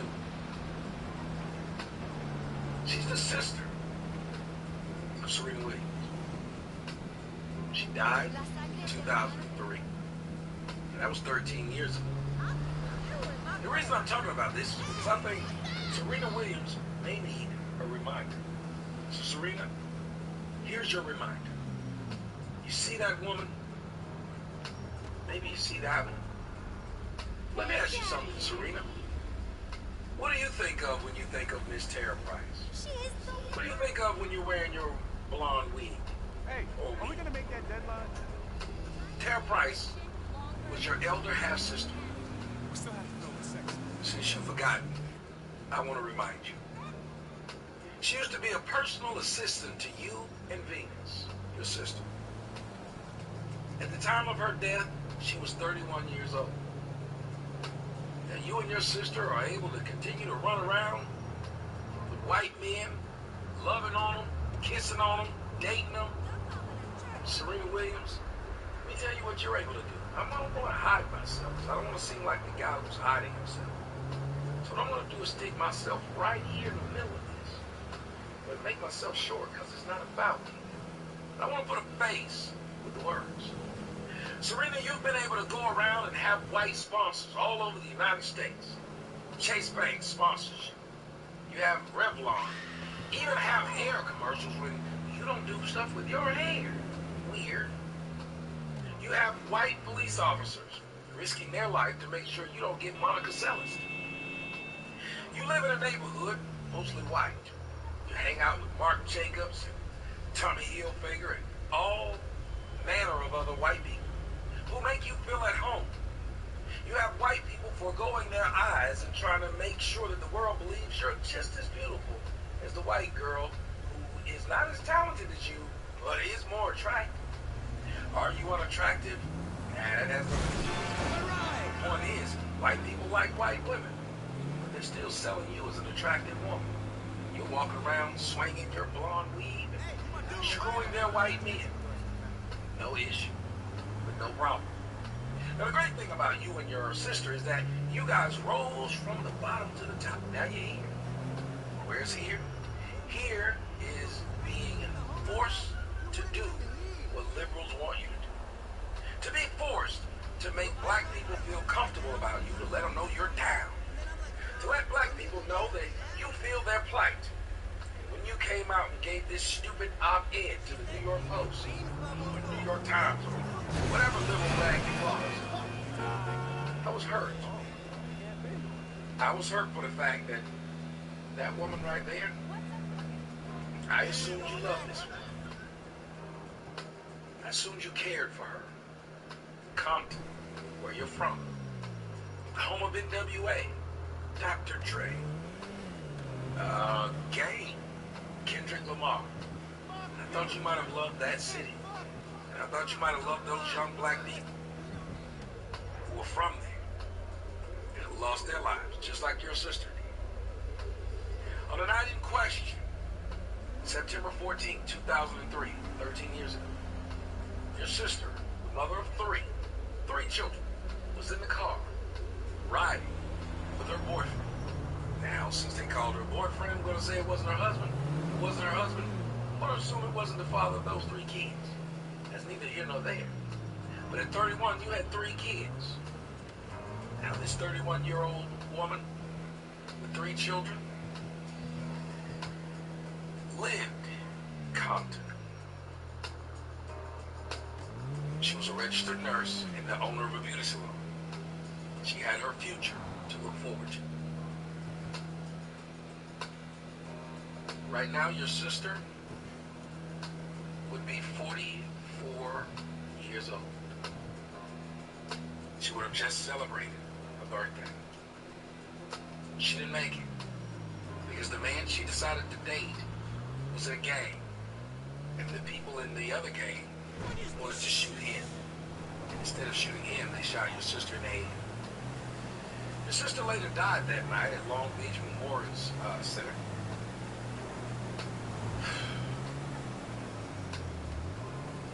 Her boyfriend was black.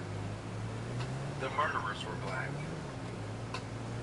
But you went out and told the rest of the world that you are afraid of white cops when they pull you over. Can you show us some footage or tell us about that time on Twitter or Instagram that you brought up the fear and the things that the white cops did to you or your family? You can't. That's shocking when you would get on and talk about the pressures of seeing blue lights or a car and think, oh my God, those white cops are going to kill me or my nephew. Let you know he's black because he could have been white. Okay, but you did bring up in this piece what actually happened to you. That you lost your sister. That your sister lost her life to other black folks. That there's been dozens upon dozens upon dozens of black people who are from your neighborhood since you left your neighborhood who were murdered by other black people. And I don't know about too many of those people who were murdered by cops. The rappers NWA were talking about blacks murdering blacks, not cops murdering blacks. But you went in front of the world and have let them know, because I guess you're beholden to blacks. And I understand the logic, because guys, remember, MC Hammer would still be cool if black people thought he was cool. Because the way it works is, black people, we're the trendsetters. So if we say a rapper's cool, then he's cool. If we say he sucks, they're not gonna mess with him. Once we say MC Hammer sucks, white people stop listening. So black people have to feel the wind blow and see which way the wind blows. Any way the wind blows. And if the wind is saying black people must stand up and let the world know that Black Lives Matter, then they will do it, even though they have no experience with Black Lives Not Matter. But you do. Serena, you have an experience with a black life right there that didn't matter. That young woman's life didn't matter. To whom? Other black folks.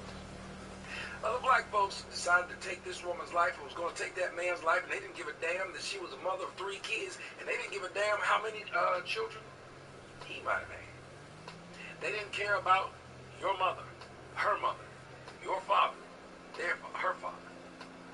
They didn't care about the aunt, the cousin, or anybody. Your sister's black life didn't matter. Nor did the man she was dating at the time, who was lucky enough to be missed. And now you have missed and dropped the ball here.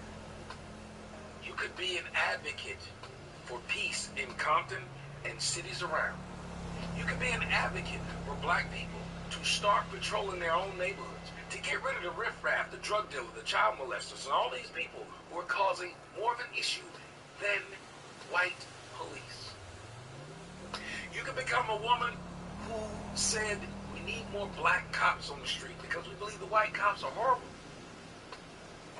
But you didn't. You walk around trying to look as European as possible. You walk around twerking for white folks, making a slap fool of yourself just to be accepted. And now all of a sudden, you're Miss Black? Convenience. That's what this is, Serena. Just like with the rest of you Hollywood types. I'm not saying there's not a problem with cops.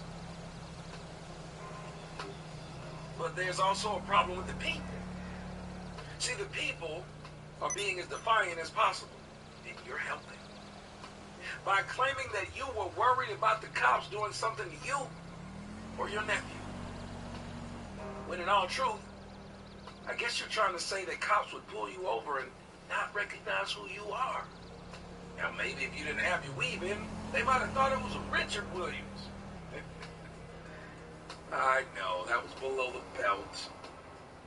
The point is, you won't have the same experience as someone like me or someone else who the police does not know.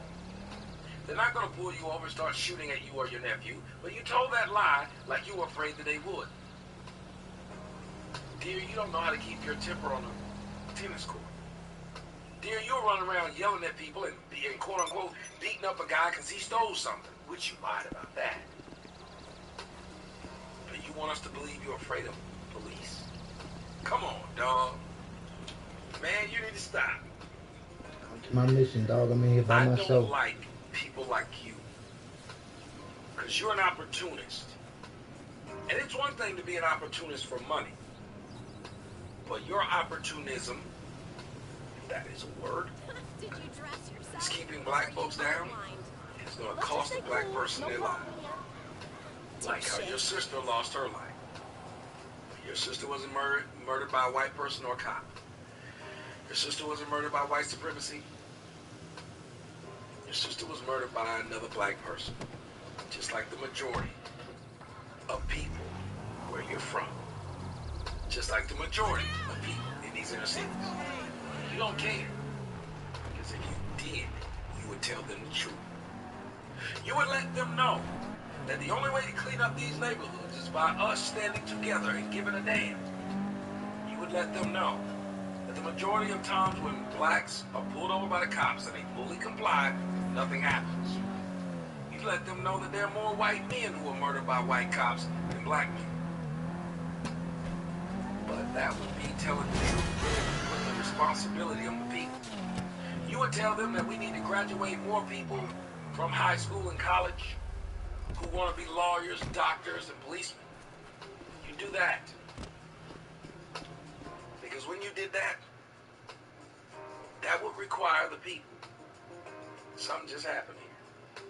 Here we go. When you did that, that would require the people to understand how much power they themselves had in patrolling their community, in bettering their community, and enriching their own lives, patrolling their own lives.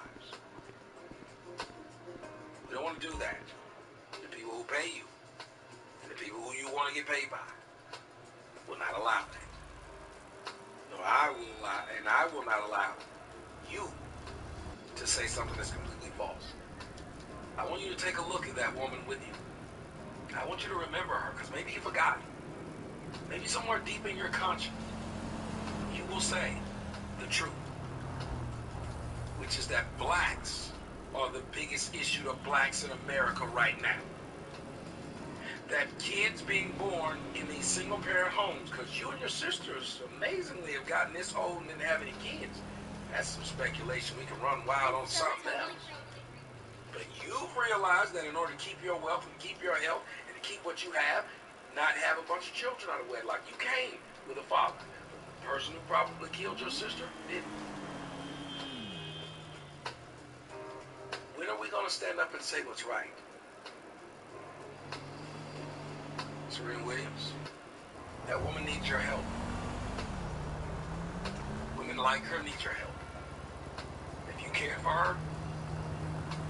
You start talking about the violence in inner cities and the need to rid the world of gangs. You talk about how you are afraid to let your nephew go hang out in Compton because your nephew might get shot in Compton, not get shot by a cop. Stop lying to me. It's not cool.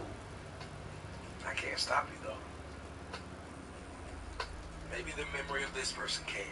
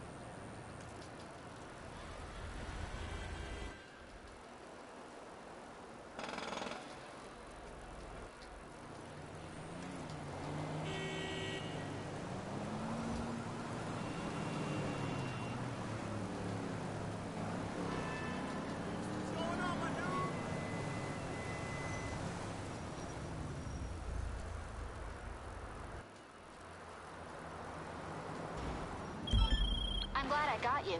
Someone tripped the alarm at the warehouse. I think it's a break-in. I'd get over there quickly, boss.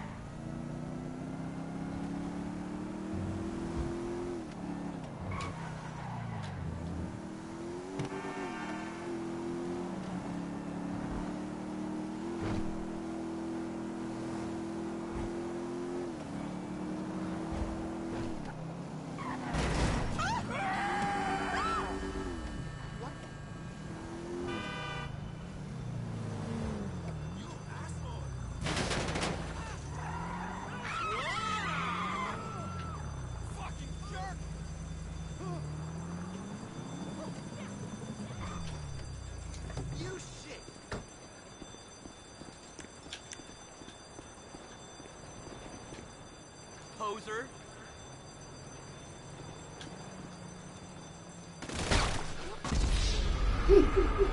That man ran around there. I ain't want to run around there.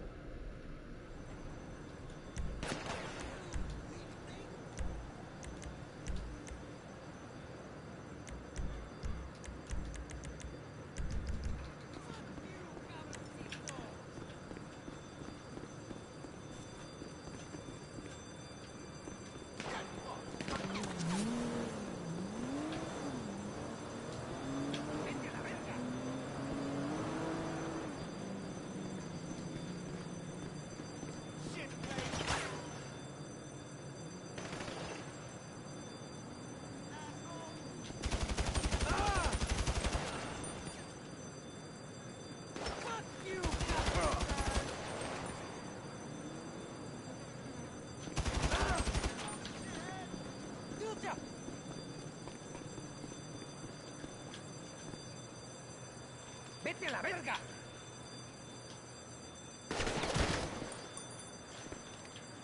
Nobody.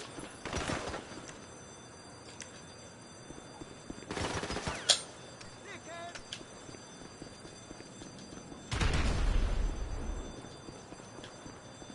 Suck my cock!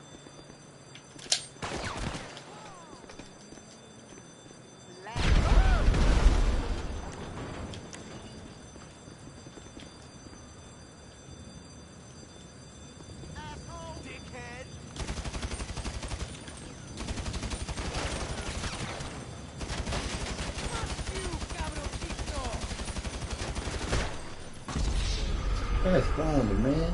How they shoot me like that fast? They clean me up.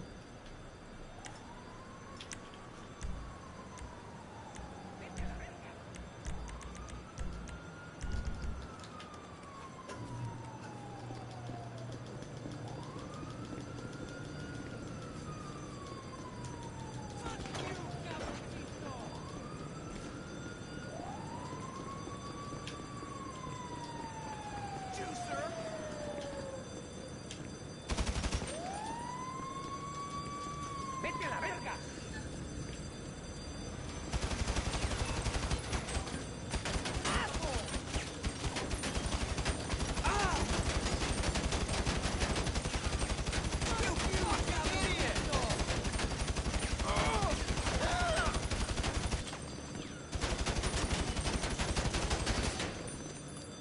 ¡Vete a la verga!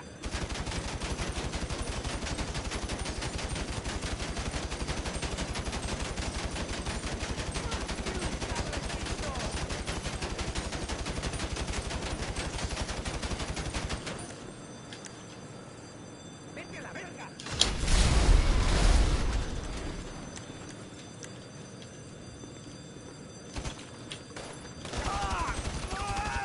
¡Fuck you, cabroncito!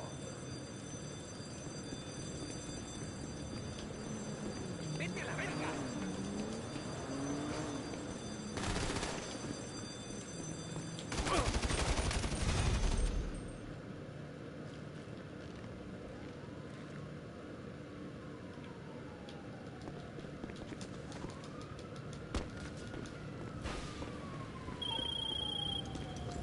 Disaster, boss. We lost a lot of stock. I'll be monitoring these security systems and let you know as soon as anything comes up. I keep riding around them type of clothes.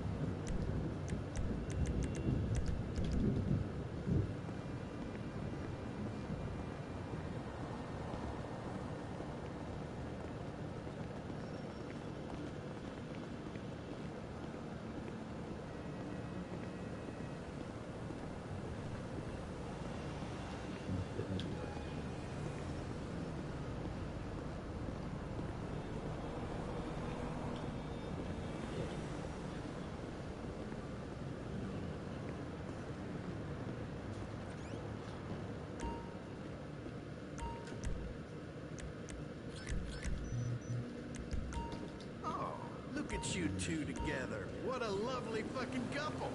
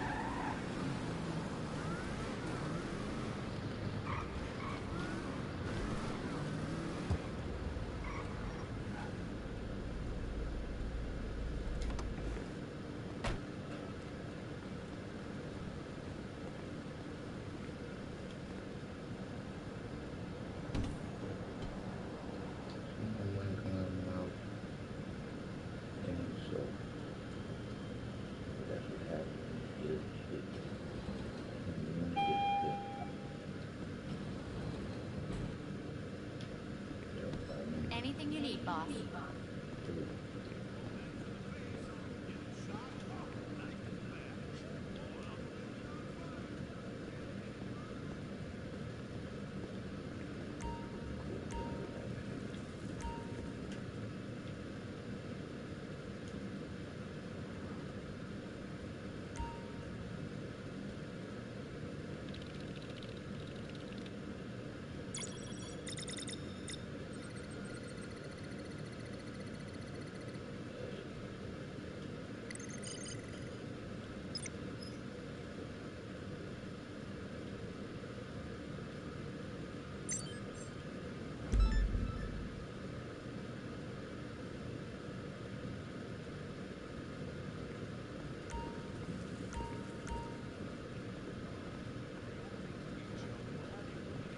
What's cooking?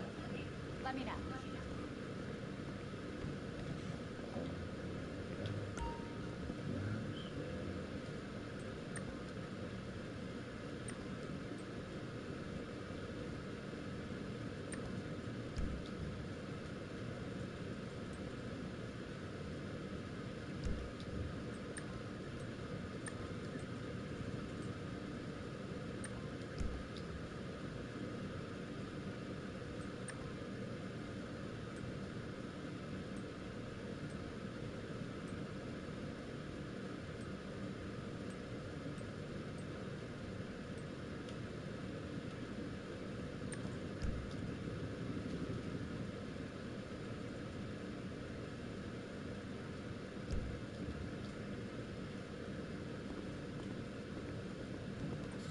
You're looking good. Really.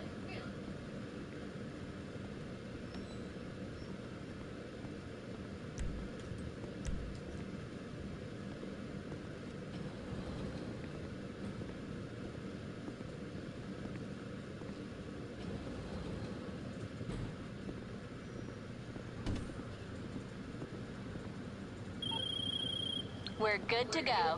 Collect the product and bring it back for storage.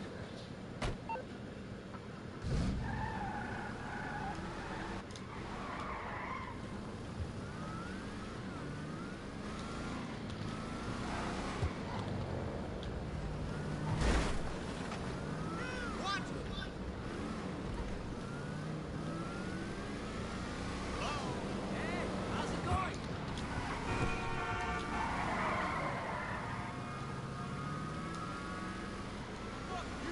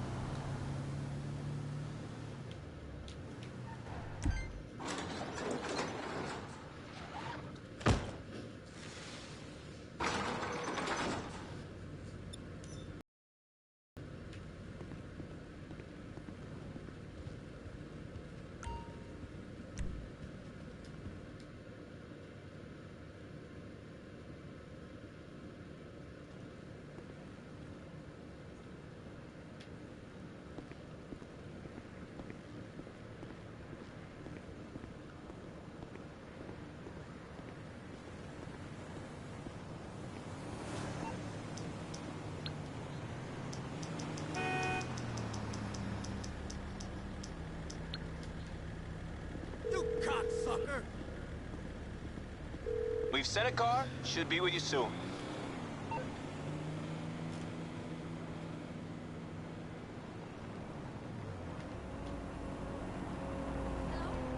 Yes, I am calling about a book order.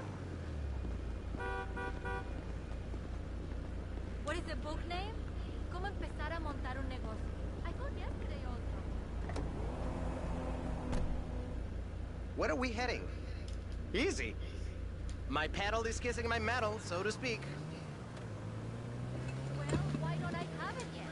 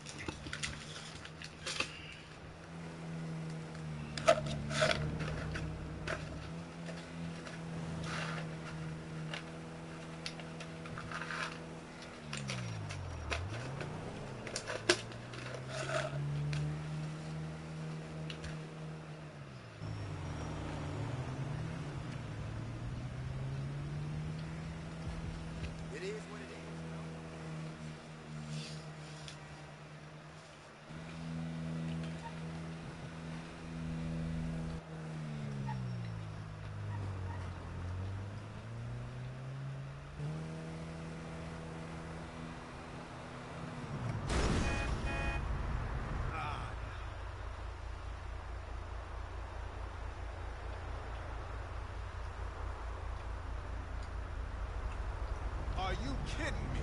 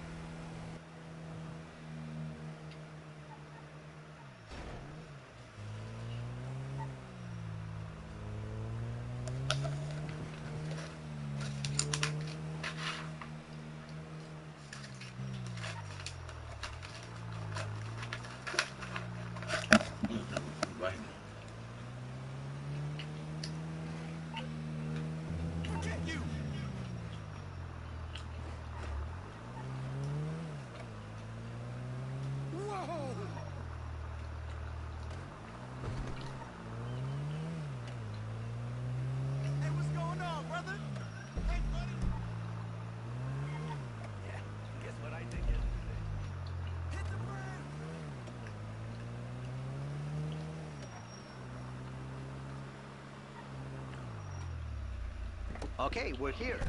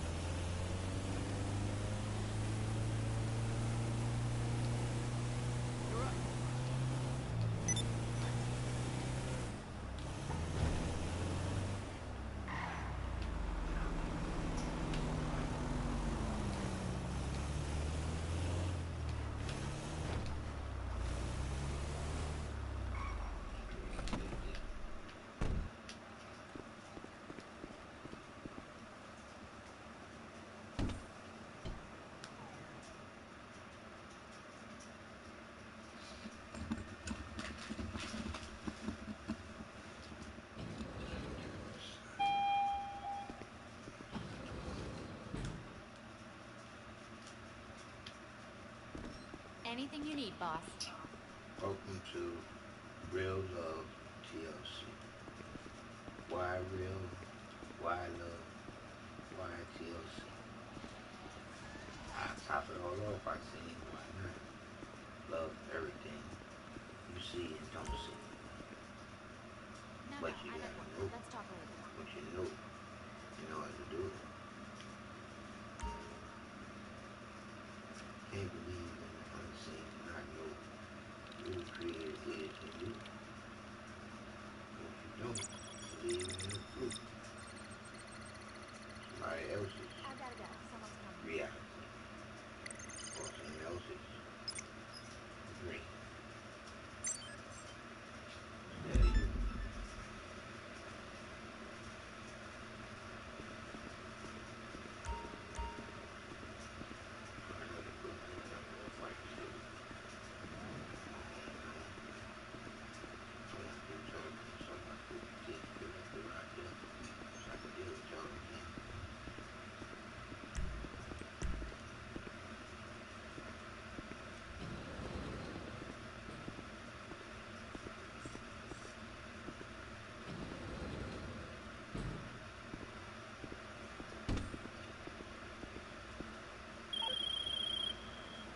We're good to go. Collect the product and bring it back for storage.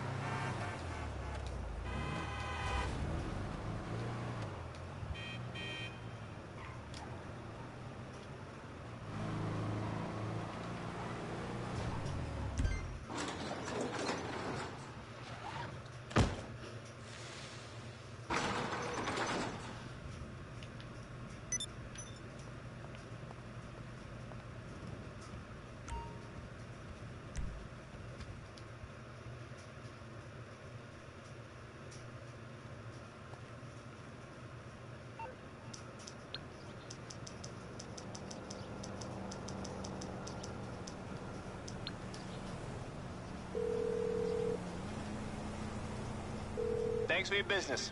Our car's on its way. Let's see what we can do here. Put on while we do this show.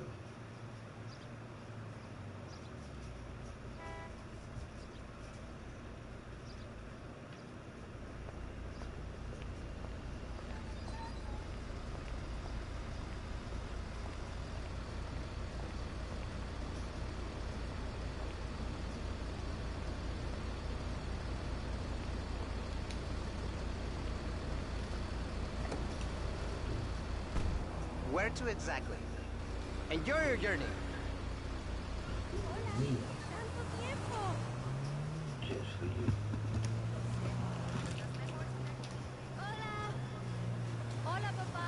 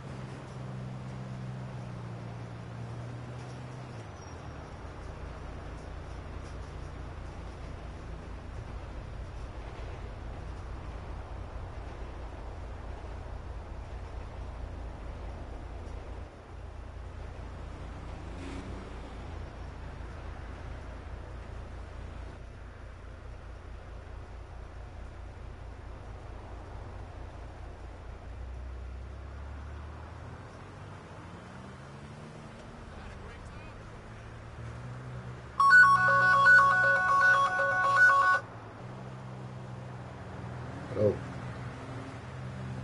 Yes, Mr. Johnson. This is done. Hi, John.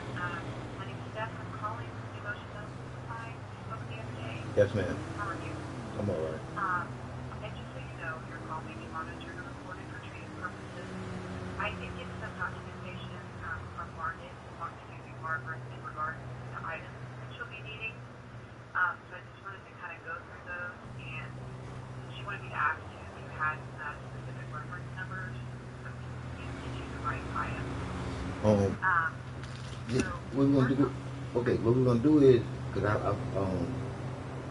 ended up speaking to today one of the supervisors over who's bringing my supplies in. I'm gonna have a emergency whole shipment of all the supplies to get tomorrow. So all you guys gonna do is the colostomy bag. I mean, it is the rubber catheters. Okay, so let me take note of this. So you're saying all we need to do is catheters. Yes, so yes. It's almost Yes, I'm getting it from the same place where I was getting it from before. What happened was I called the toll-free number that kept giving me the runaround, and I got to speak to one of their supervisors, and they brought it on to where I got in touch with the home health, the provider that sends me those excuse me, that sends me those supplies, and they apologized and everything. What it was a miss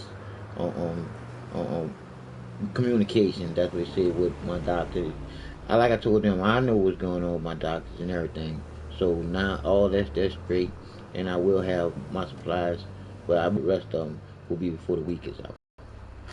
Okay, sir. So then you don't have to worry about it. Yes, ma'am. Because see, they got because I said they deal with the rubber catheters, and since they're gonna be able to give me my supplies this fast, I see exactly how long this lasts, and from there, I'm already gonna be using you guys for the rubber catheters, so I'll always have you guys right there, because they just told me that they never dealt with my catheters, and I'm like, wow, that's crazy. But anyway. Okay, and I just wanted to verify too that the catheter that Margaret gave you, it was a 14 French Bard. Yes, first. And that reference number was 421714. Is that correct? Yes, ma'am.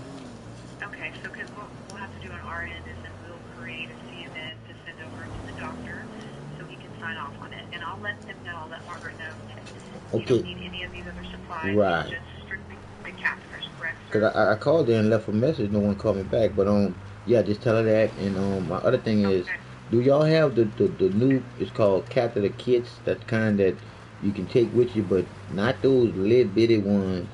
These here come like in little packs with the gloves and the ointment and all the stuff that you can use in there. I'm trying to find out if you have some samples of those you can send me.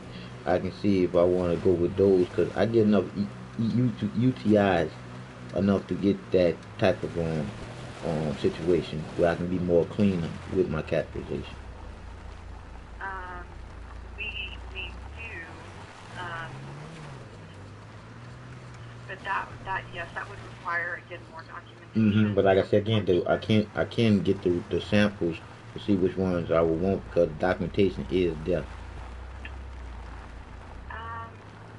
Yeah, and honestly, I probably need to double check with them to see what they recommend. Here we are then. That's just it. That's just it. You don't have to check with them to recommend nothing.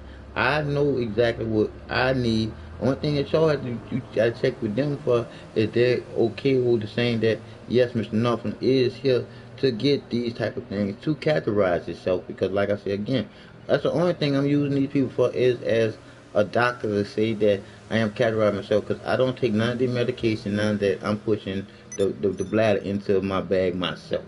So like I said again, that's all they need to be notified is what I want, not basically telling them, well, what do Mr. Northland really need? No, Mr. Northland already know what he really need. I need something to be as clean as I possibly can be when I'm categorizing myself. And I'm just being straight with you. Doctors don't know best for the patient, because the doctors are bullshitting the patients.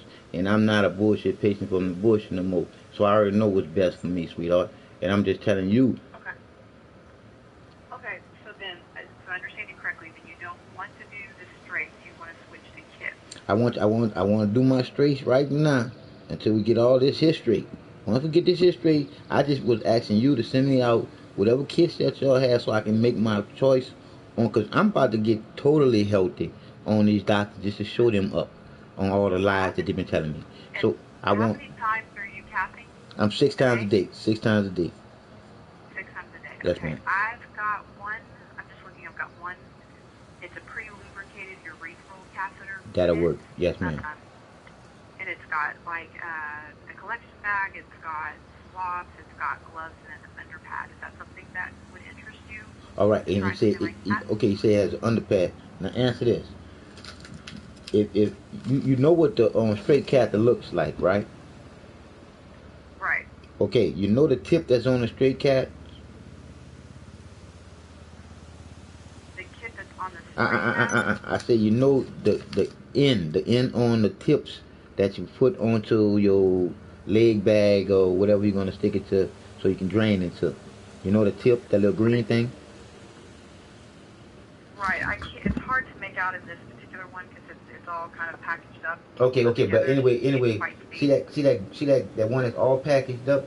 If that tip is not a funnel, meaning if that tip does not have a funnel, if it just has a ball to stop it from going inside of the bag, that leaks. Those leak. But the ones that has the funnel, like the ones that you will send individual to the person to categorize themselves, those don't leak. Those don't leak. It's almost like you can pull them into a lock position into that little bag. But those other ones is just a little ball that stops it's just cheap. It's just a little ball that stops the catheter from coming all the way out when you're pulling it out to insert it into yourself. That's why I say I would love to get some samples so I can make sure that when I do get, I'll get the right one. Okay, yeah, by the looks of this particular kit, it does not have the funnel. I don't know. I'm going to have to talk with a colleague to see if we have that. I don't think a lot of these kits have the funnel. Right, because I'm going to be honest with you, I ended up getting the one with the funnels, and those were the best ones that I ever did see. And actually, you know, I ain't get them no more.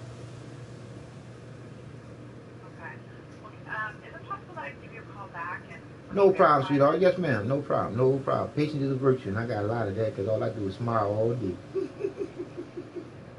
That's good. Yeah, keep smiling. That's right. I can't, like I say, I can't let nobody steal my sunshine. The Creator gave it for me, and everybody else to see that it's in me to shine outside me. That's right. Yes, I ma'am. hear you. Yes, ma'am. So I'm gonna be waiting for your phone call whenever you get a chance to call me back. Okay, I will do that. All right. Okay, bye-bye. Bye-bye. So like I was saying, I'm trying to be as healthy as I can be to let the world see that Mr. John ain't playing no games. Okay, let's see what's happening with this boy here.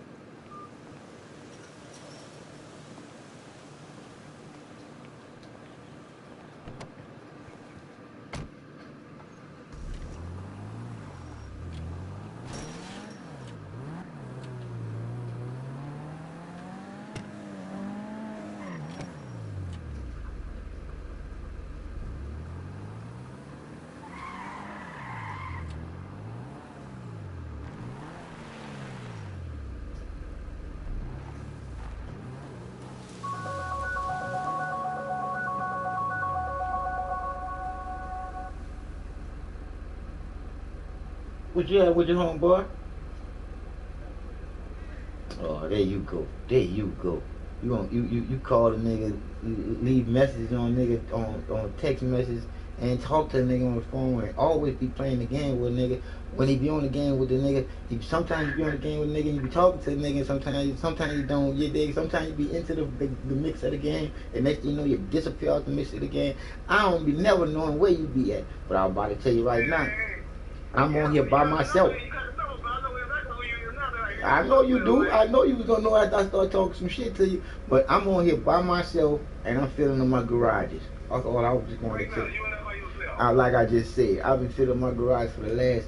I done did on all chapters of the Black Wall Street. I done put that on my channel and everything, dog. Yeah. Hey, if you come say somebody yourself, man, we'll come in there with you, man. Hey, all you gotta do is see where I'm at. Just say join the season, and it's just me in here. Cause it seems like everybody like I told you, once I start talking about the truth, everybody disappear off. Oh yeah, all that on your ass, yeah. And that's all they do is let me go do what I do, fill up my garage. Right. So I'm like, I think I say, I'm waiting on y'all when y'all come, because all right, well, hey, I gotta let you know right now. Right, you want this? I'm gonna talk to my father, man, and I know he's probably trying to do the same thing. Yeah, cause like I said again, cause Right, because like I said, right now, you can be making money doing what you want to do, because the only way you can really show that you really playing the game is if you can fill your business up with that damn money, because that shows that you're working. Hey, man, what you think about the last update, though, man? Hey, it's fire, but it's still more violence. Yeah, more violence, yeah. You see? Yeah. Now, did they lay up there and update this motherfucker? Well, you get more money for doing right shit, then we updating to something. Yeah, that's right. Yeah. Shit, Well, hey, you buying them bikes or anything like that? Dog, I was get ready, then I said nope, because once you buy the bike, you're gonna want to get into the gang and no, because that's what it's gonna do. That's what it's meant to do. Yeah. Cause I know you done did it, you in the gang and everything, you probably done start your crew and everything. Well, the thing about it is, I bought the bike. You got the you call that thing, they got that warehouse and all that shit, man. Yeah, I know you do. Cause you got the money for it. You see, but now you're gonna have to get you a bike crew. You see, and that's just it. I ain't trying to get no crew or nothing. Right. Cause my crew ain't cause my crew ain't gonna never be no true crew. And what I mean by a true crew, I ain't gonna be able to jump online and go to my crew and see that my crew ain't killing nobody else. They could be out there killing everybody else. I'm just saying. That's what I'm talking about. Yeah, you're right. It is what it is. See, bro, it's like I said, we getting prepared for what's really going on, and that's being violent towards each other and not really knowing that you can't survive on this bitch alone. Right. You're right. You can't. You're right. Not by yourself. Come on, dog. And I'm gonna tell you like this here. And what nigga wanna be alone without a woman? Right. No. Come on, not no real man gonna wanna be on this bitch without no woman. Right. Because you gotta have something to enjoy after you do something good, man. Getting to that woman, man, that's like you and her coming together and making heaven in order to make another one of each other. Yeah. Just that middle part. Y'all in heaven together, dog. Shit, don't nothing feel like making love with no woman, man. Nothing. That's how I know that that's the Creator's original name, because you ain't saying, let's go make God. How that sound? Let's go make God. Right. Let's go make love. Y'all gonna make the Creator's name love. Let's go make love. Let's go make God. It don't must sound right, because man made that shit up. Man made that shit up for you to think like that. You see? So you to think God and Jesus. How do you gonna worship something outside you, dog, when everything is in you? But I'm just saying, dog. I enjoy being on this bit by myself. I ain't lying. Yeah. So that's what you call it, having a good time. Having a good time, bro. Because I'm at peace. I'm at peace, dog. I don't have no habit rolling around me like I jump in my little my truck with the news truck and ride around and ain't nothing happen. Ain't nothing happen. But see, when I got a whole bunch of people on here, that's all you hear is sirens. Yeah, that's right. Sirens and shooting. And shoot and blowing up shit. You hear the havoc? You see? They don't want peace, bro. That's why you can't be in a session with all of them and not have havoc. I'm in a session by myself having peace. When y'all come in a session, it's going to be peace, but the only peace is going to be not still is when y'all doing y'all mission, but y'all not going to be killing people with names over their head. Right. Shit. So yeah, bro. I know you can hear it now. You don't hear no sirens in the background, none of that shit there. So you want to do it by yourself, man? Man, I trying to tell you, dog. I showed y'all that money in my own in my office. Nigga, I'm not playing. I'm not playing. Like I said, all it is paper, nigga, and I'm picking it up. You dig? And I ain't killing nobody to get it. You heard me? Shit. I feel good. I feel good at making my paper, cause I ain't killing nobody to get it, and I'm doing it by myself. Ha ha. Yeah. But like I say, shit, dog. Like I say again, nigga, whenever you finish the mission, oh shit, I do it like you on like I say, you on that right now talking on my show, cause I make a good movie out of my shit. Right. No. That's the business, dog. Cause like I said, I don't get on here for nothing, bro. Like when I was showing you the Black Wall Street, I was just letting people know that shit, man. If we could do it once, we can do it again. Cause I know you know about that Black Wall Street. Yeah. I was telling them when I had it on there, I did 3 parts of it. I said, shit, if we could do that once, we can do it again.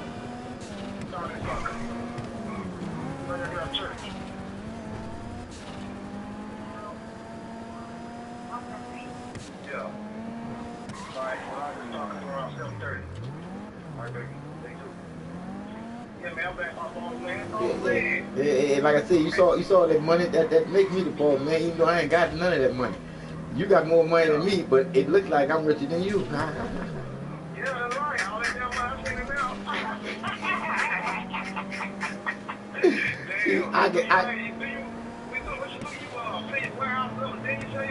Nigga, I'm trying to tell you how easy it is to make them $30,000 that you make after doing all those different what they call that those levels. You got 10 levels. You dig? That's about how long that take about? Okay, about 10 minutes. Now, in them 10 minutes, all you doing is killing police in one place for what reason? To rank up. That's it. What kind of movie really is that?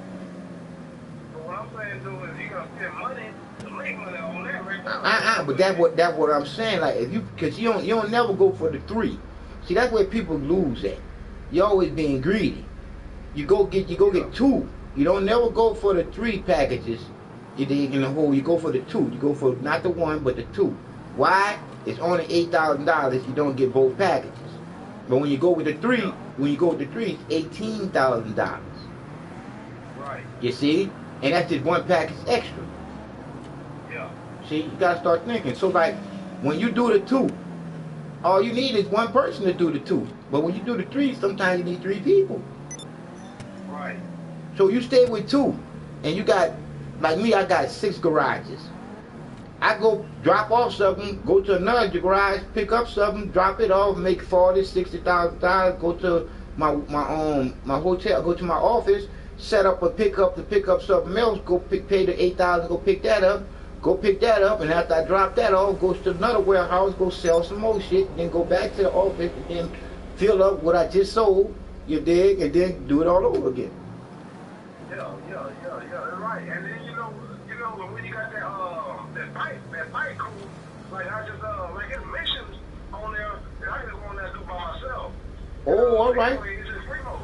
Yeah, you go and do missions on there by yourself, and then I can invite you into the mission in free mode. Got you. Okay. So I'll go.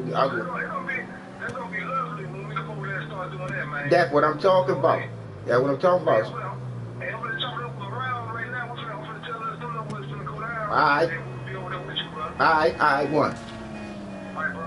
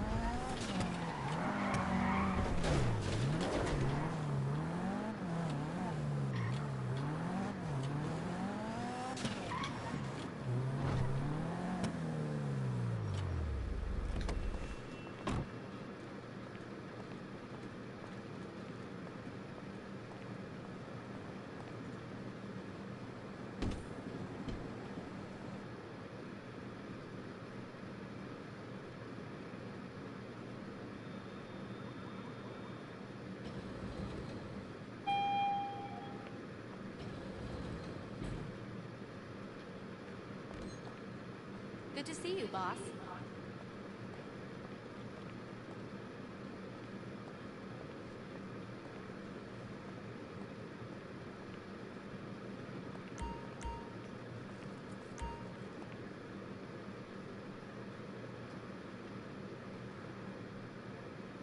The clearance codes are up to date and no discussion.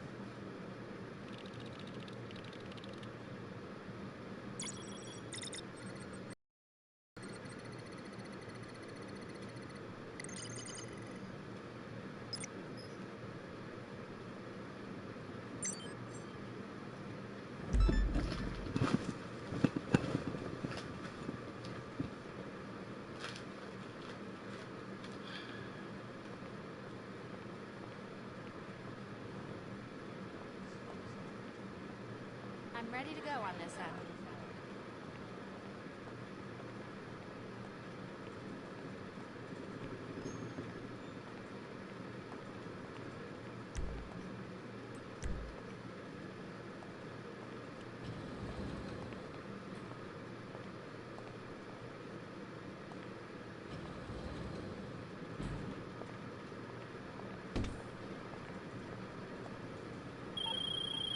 You got the pickup point on your GPS? Okay, all looks cool from here. Just collect the goods and bring them to the warehouse.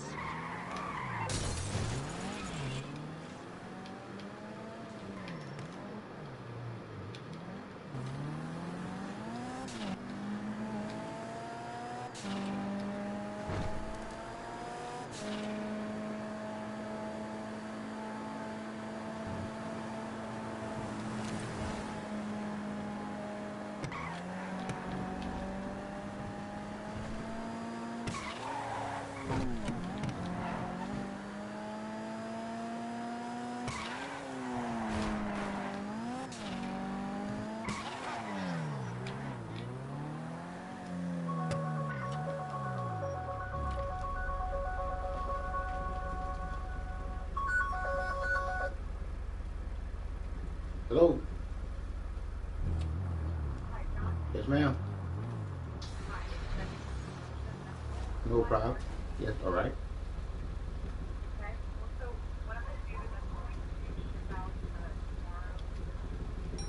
Yes, ma'am.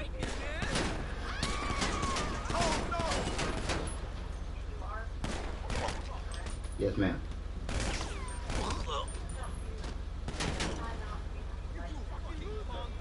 Yes, ma'am. Yes, ma'am. Yes. Okay.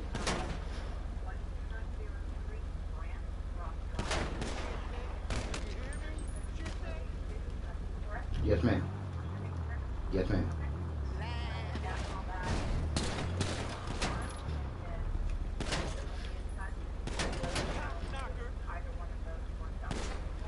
Yes, ma'am. You have a beautiful, blessed rest of your day, sweetheart. Bye-bye. Take care. You too.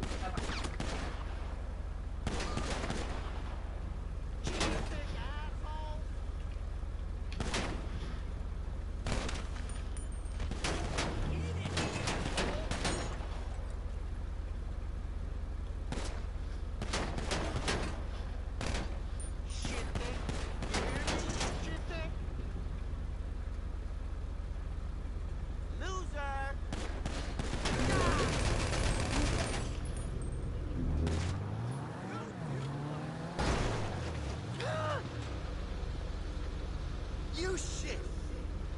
Labby.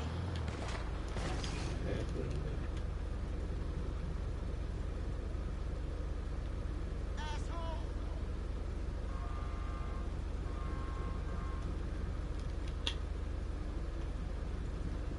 Asshole!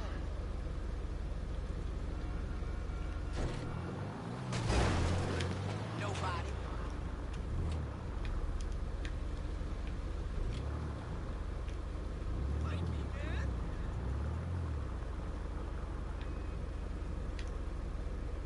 Dickhead!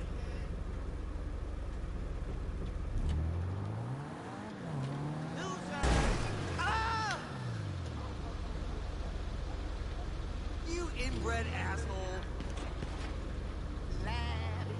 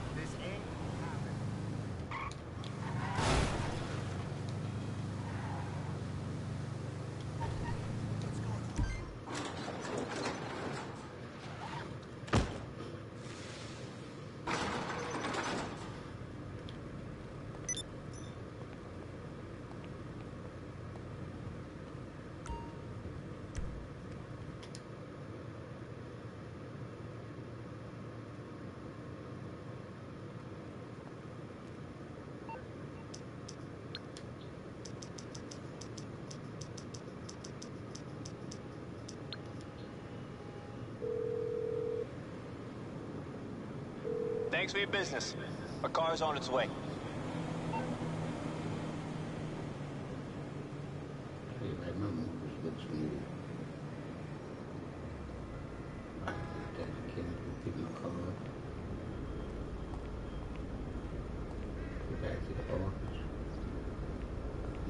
You ready for me? I don't make money. Fill my garage. Where are you going? I'll be as fast as I can.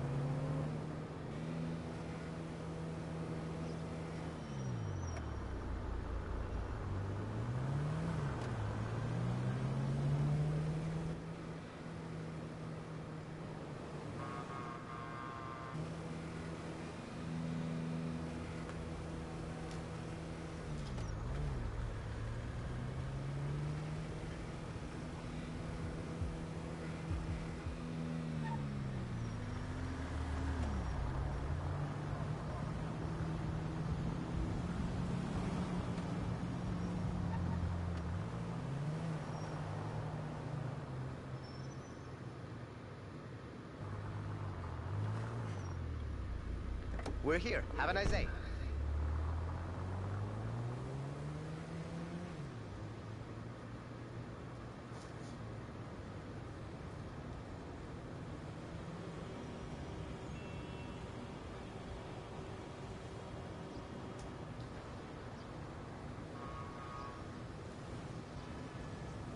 You streaming?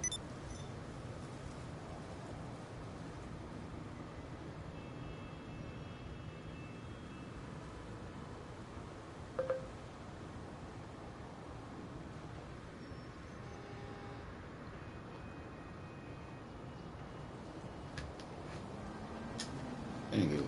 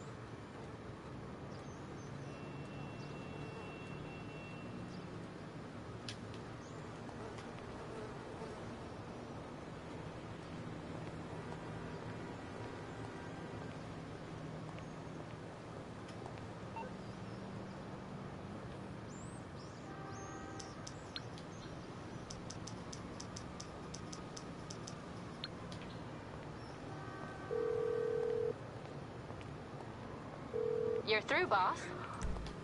It's on its way to you right now.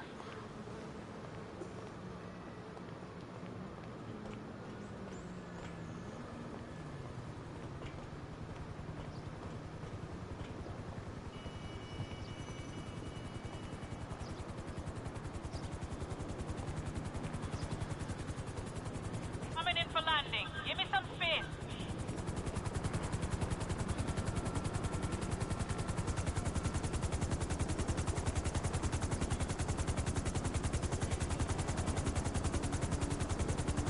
Welcome on board. You're in safe hands today. Enjoy the complimentary champagne in the back. Your office? Okay. And be at peace.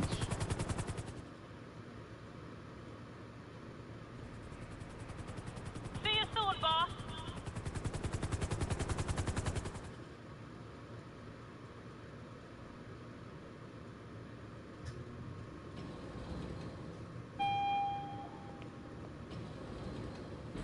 There's the boss.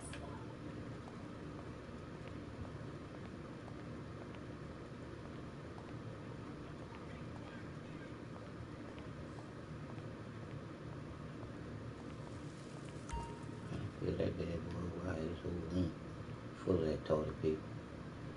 Just to show you that if you take your time, you can make all the money that you want. I'm gonna show you, and I can tell you, I can finish dealing with these people what's happening to me. Guarantee my book gonna be the bestseller.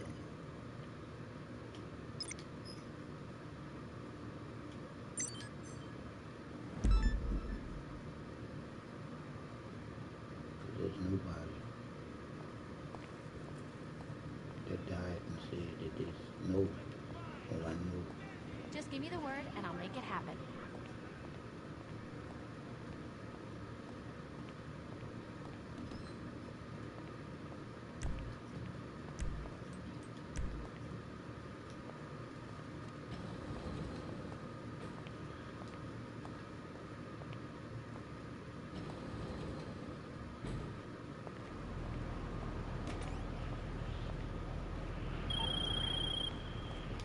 Just ping the collection location through to you. Pick up the goods and bring them back to the warehouse. I don't anticipate any trouble.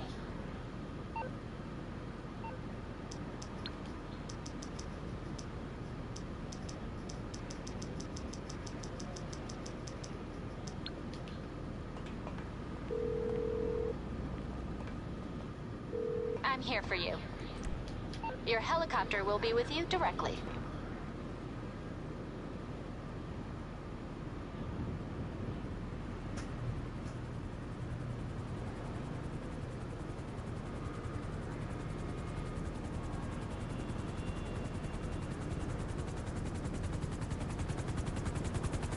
I'm gonna need you to move out to my landing zone.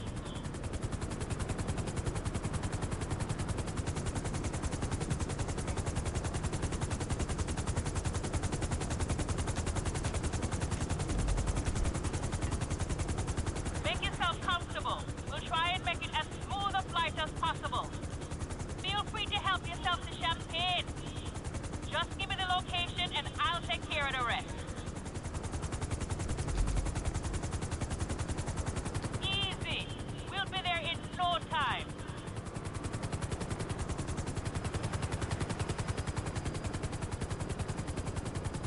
Are you comfortable? I do hope so.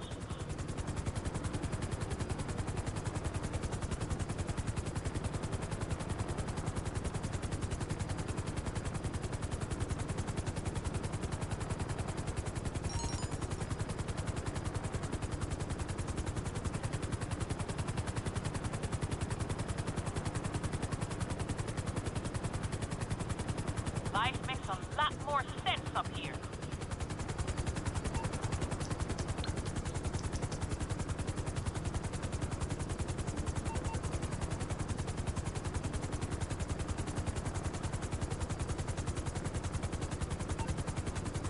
This is the only way to get around San Andreas. From the beach to downtown Los Santos before your hair's dry.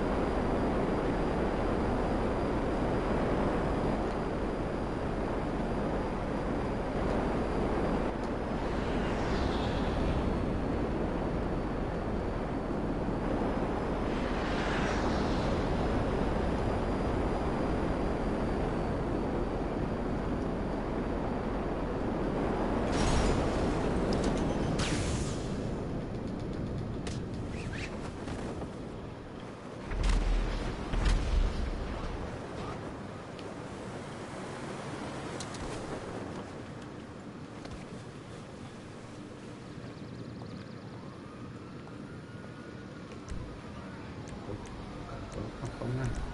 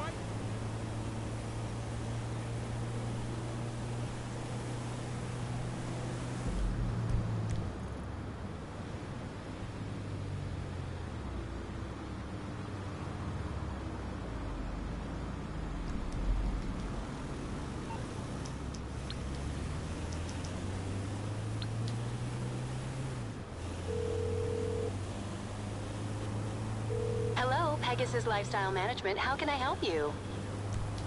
Your beautiful new aircraft is waiting at our nearest airfield. We hope you're very happy, sir.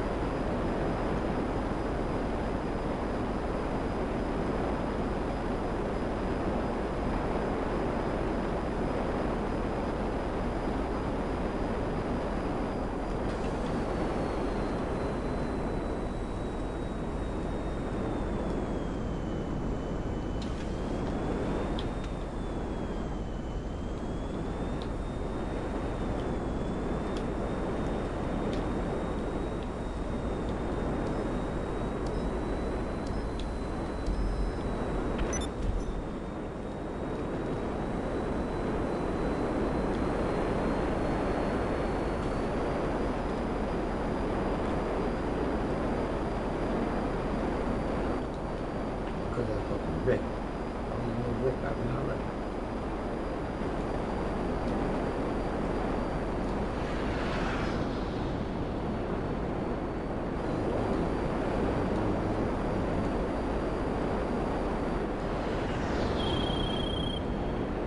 Well, you can't win them all.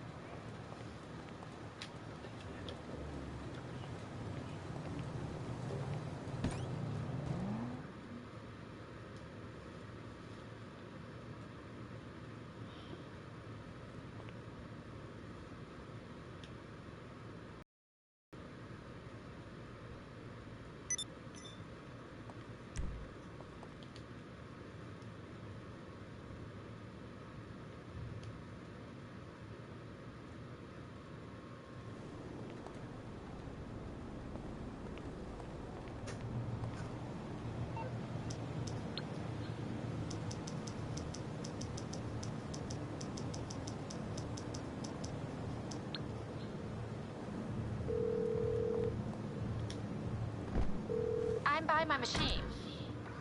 It's on its way to you right now.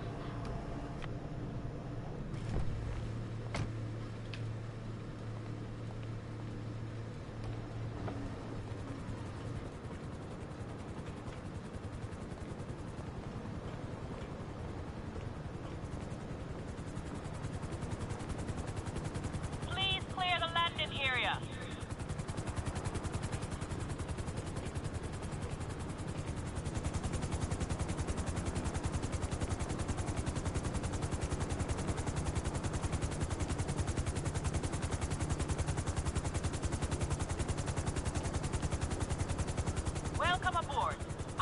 from here.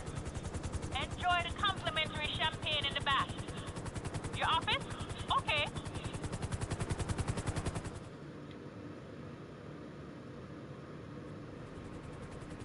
Be good now. I'll be waiting for another call.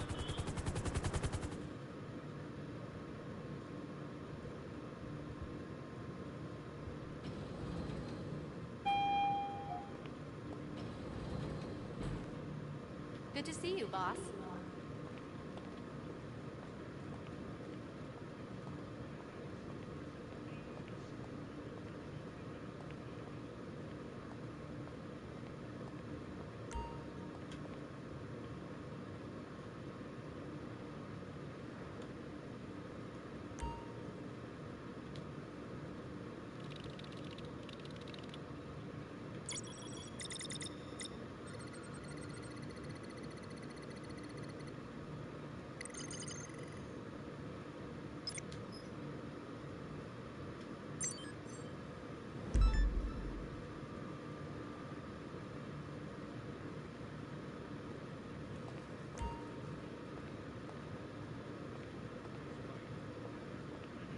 We gonna make some deals?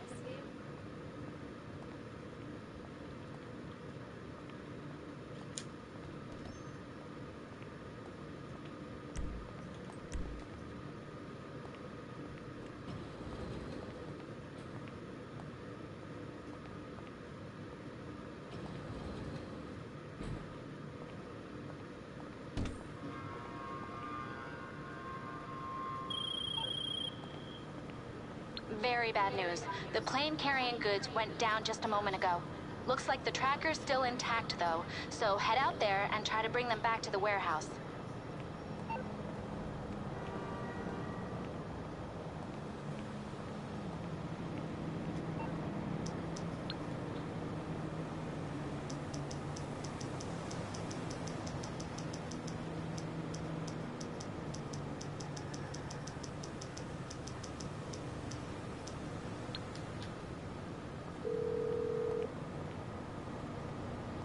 We've sent a car. Should be with you soon.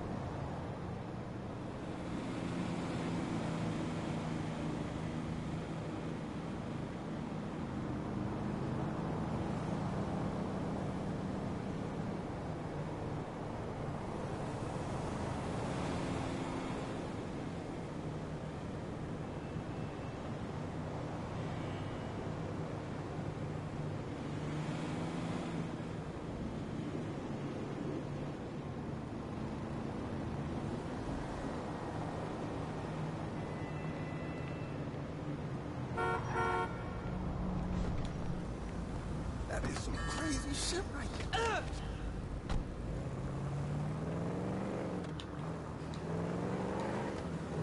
You ain't worth a piece of dog shit.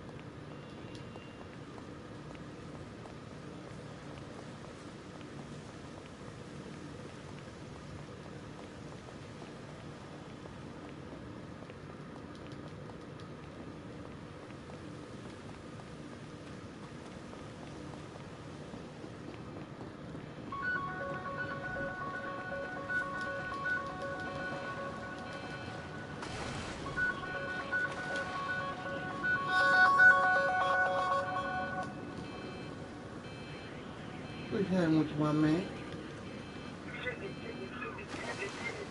Boy, I hear that life in there, boy. I heard that. I heard a noise in there. That's the big? You mean that young girl? Huh? I could have sworn I heard your daughter's voice. I did hear her voice. So what's happening with your old kid? Huh?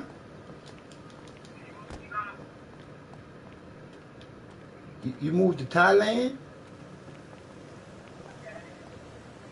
Shit, nigga, all I wish is you the happiest in this, nigga.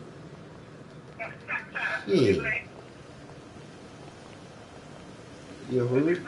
I said, all I wish you is the happiest, nigga. I said, all I wish for you is the happiestness. Yeah, nigga, if you had to leave this rag or some bitch to have peace, nigga, fuck that jet.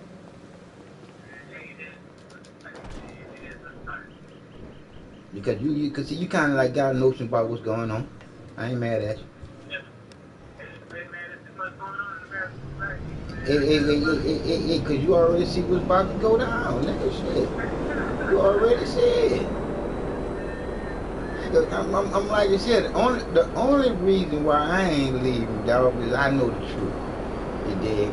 If I didn't know the truth that we eternal, dog, as long as we know what's right and doing what's right and feeling at peace with the truth being the creativity in you is the creator of you that spoke before the smoke of fire. That unconditional feeling of the love unconditionally that you feel to know, not to believe that you are alive, to know that you are alive. I'm just saying. We was never taught to, look bro, we was never taught to believe in ourselves. We was always taught to believe outside ourselves in God and Jesus. Not knowing that we are the creator's greatest creation. The conscious thinking, human, living here. That nigga in Thailand. I ain't mad at it. Hey, like, don't, like how you said that there, don't be still no welcome when a nigga ain't got no money to come now, nigga. You heard me, huh? Hey, cause you gotta stipulate that now. You let them say, hey man, whenever your funds is straight enough for you to come out here, man, it's all arms and welcome for you. Thank you. Because when you're offering for somebody to come out there and you ain't helping them come out there, why is you offering?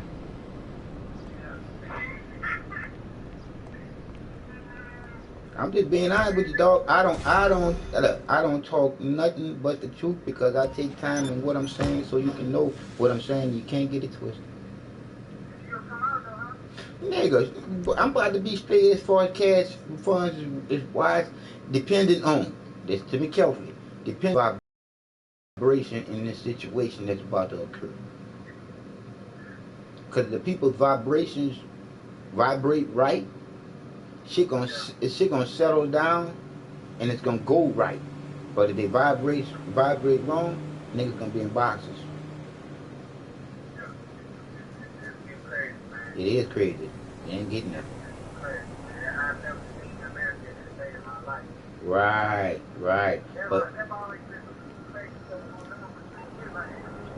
But see, this the whole thing is this here. Everything people are sitting there saying that the Bible is reliving itself, this, that, and other bullshit, lies, and garbage. Can't nothing be this perfect unless it's planned. Did you hear me? And man planned every last inch of this here from September to 11, because we all, if you do know, you know that the Creator is a creator, never a destroyer. So therefore, the Creator will never do nothing to you to harm you. I'm just trying to talk to you. Because the Creator lets you do that to yourself. Yeah, you do that for yourself. Come on, bro. You know you look like you was about to help me out there, but you already know I know. I'm gonna finish it off before you give me.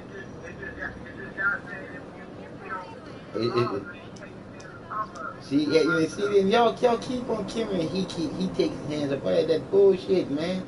Y'all keep putting a man in front of you. You see, you being that creator, you being the divine life's greatest creation, that conscious thinking human being here, not human being. Human being is separating you from the animals. Nigga, you already know your DNA separates you from the animals, so you don't need no man to classify you as a human being. You are a human living here in a human experience together, not one together, two together. And the truth of the matter is, it's a man and a woman thing. Yeah, how old are you now, John? 50, fuck, I mean, I'm tripping off you. I call myself 57, man. I'm 70, I'm 47. Feeling like 100. No, I'm 47. Feeling like 100. Ain't no goddamn 50, nigga. Do I look 50, motherfucker? Alright then. So what I'm gonna say, I'm 50 years old for if I'm not 50. Nigga, your word is your bond. People done forgot that this time. I ain't lying. That's the word. That's the word. That the people, like I said, that's what people done really lost, man. Because when I tell you the original name of the Creator is love, you would probably want to fight me on that. But nigga, we are the first people. Nigga, I just saw myself wrestling with the lions, having fun with the bears, nigga. Because we was peaceful people at one time, in harmony with all of nature, nigga. I'm trying to tell you, and that nigga that I'm doing to you, it's just a format of saying, wake up. Shit. Because like I said again, dog, all you gotta do is think think logically. If the Creator gave you life and gave you free will, would the Creator be divine that the Creator was to control your mind by making you do anything? No. Because the Creator already put everything in you to shine through and to show.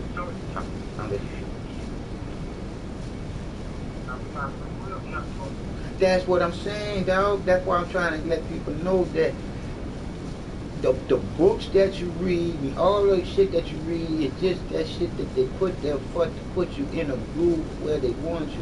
Because everything that you think you know and you believe in, you was taught to.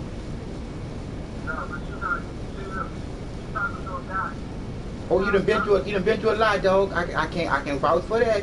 I went through some shit with you. I'm listening.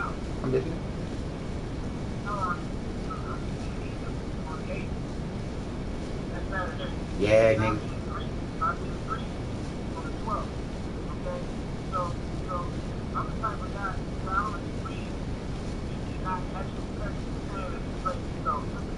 I travel the world, man, so people know that when I'm talking, I'm so culture all over the world, people meditate all over the world. There ain't no book. There's ancient writings all over the world of things that have taken place that's in the Bible. But people some people have never even seen the Bible, but they have their culture wrapped around what they see from the world. So if people meditate, people are all over the world. Thank you. Now that's a good format right there. Keep going.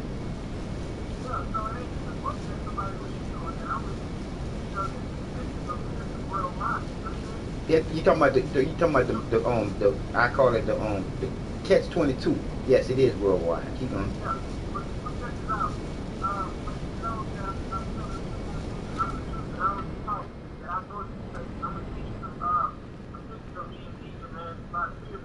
Hey, but let me enlighten you on something, my people, Jamil. See, because I can't call you my brother because we ain't from the same mother. But you are my people. Because sometimes your people can be better than your brother. And y'all come from the same mother. So let me explain something to you, my people. It's like this here. You right what you just said. Everybody is indoctrinated into the same shit. You did. Like I told you, if I was...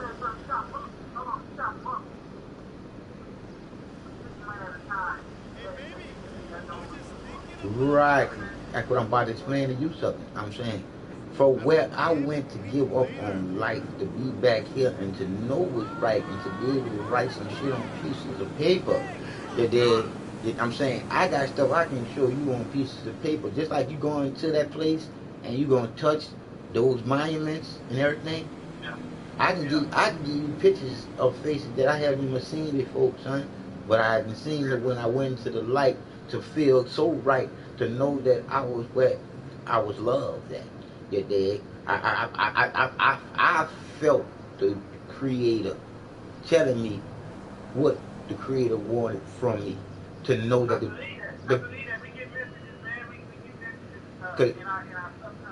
see? All right, now that's what you're saying, the second consciousness. I'm trying to tell you, Jaleel, I actually cried with somebody the other day when I was explaining this to them how real this is. You remember when I told you when I came back here, I wanted to go back where I came from? Remember I said that to you? You gotta have a reason, bro. You gotta have a reason after you come from being with the divine, everything that's on your mind and everything that you about to share to the world coming back to this. For you to want to go back, something had to happen drastically when you came back here to want to go back there. And for them nurses to say welcome back now that I'm starting to constantly grab hold to everything that happens to me in that surgery, them sons of bitches try to kill me, but you cannot get rid of something that has to be here.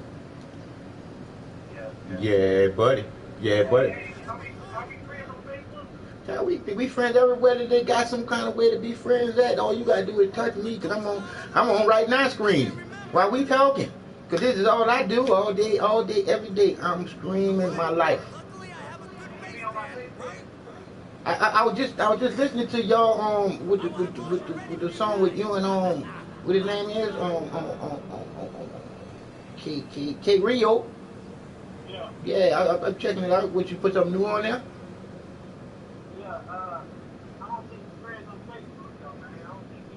Well, all you gotta do is I'm on Facebook. I got 1, 2, 3 different things on Facebook, so you can pick whichever one you want to go to. All right, just send. I okay with this name right here, but I got Jamil. Tell me how. Hold on, I'm about to put it right. I'm about to put it in right now. Hold on. Cause like right now, if you to go to YouTube, you'll see me and you talking right now while I'm flying this airplane. All right, hold on. Cause I just not got finished putting on there 3 segments of Black Wall Street, trying to tell the people if we can do it once, we definitely can do it again. Oh, I ain't know that. I'm about to go check it out because I can put that on because I haven't been putting no music on my shit because they got on what they call algorithm. And algorithms go like this. When they see that somebody's really watching, like kids, when they see that kids are watching, the algorithm is to stop that. Why? Because they don't want the kids to know about the truth right now. They want to know about these lies and all this bullshit that's on this game. So they've been muting the shit out of me. I've been laughing my ass off. One of my friends said, "Damn, bro, you ain't upset, bro, all that work you be putting into that." I said, "Dog, you got it, didn't you?" Yeah. That's all that matters. As long as one get it, I'm cool with it. Talk to me.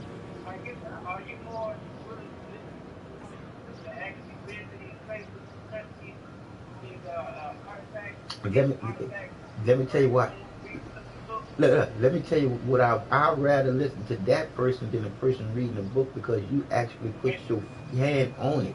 And when I say it like that, I say it because you can get anybody's interpretation from what you just saw, but you can always get your own because you touched it. Because if anybody really knew who the Creator is in them, which I do know who the Creator is in every human with a soul.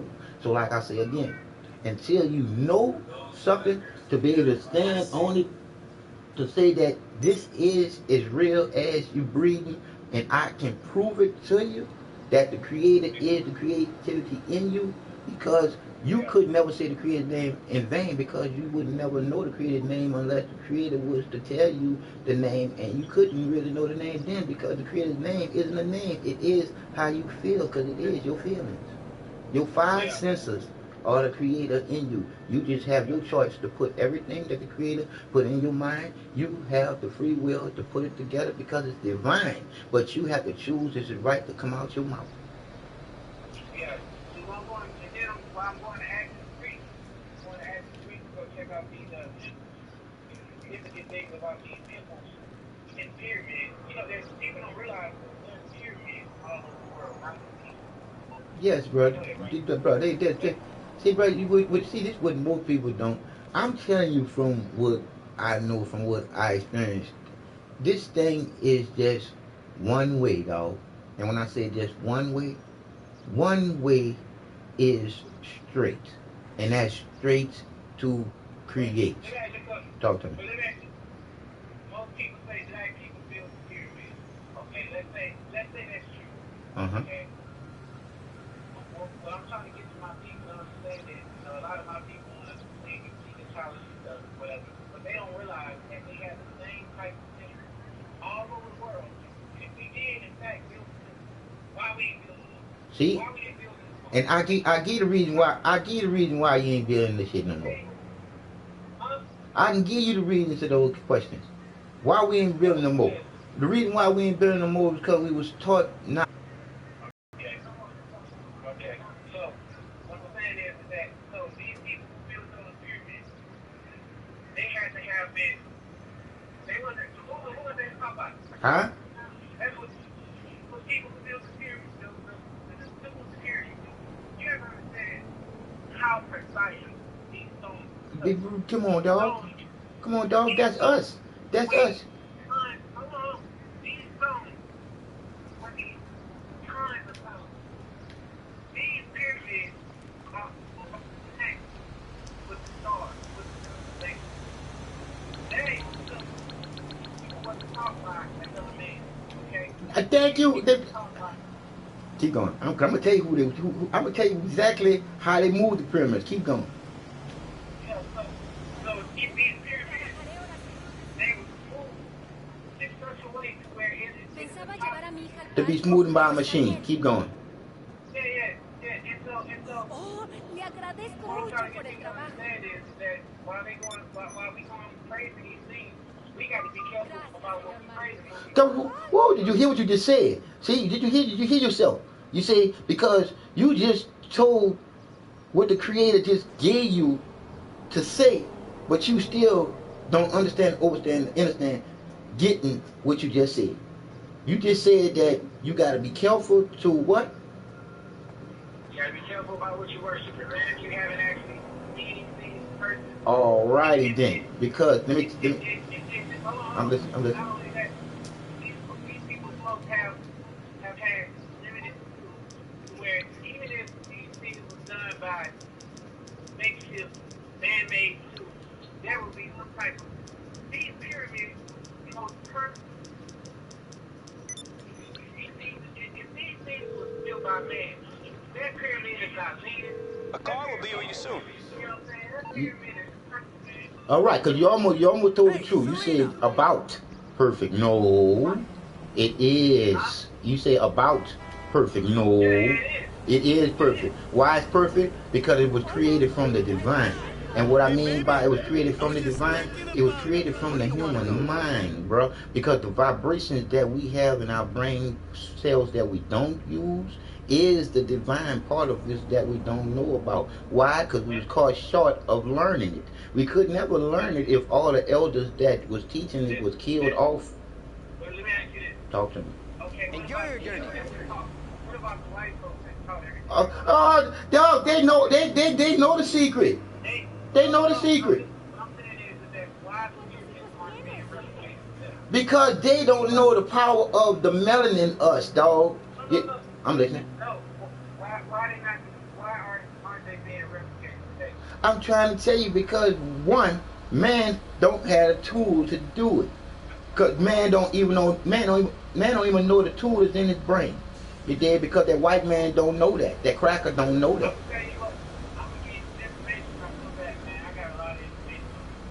See, like I said again, listen to me carefully, bro. Listen to me carefully. The information that you... No, I know that this with anything. Herman, this is with anything, Jamil. You don't have to believe nothing, you did, because I'm going to tell you that's what most people's problem is right now. They're going in on what they believe in and not what they know. You did.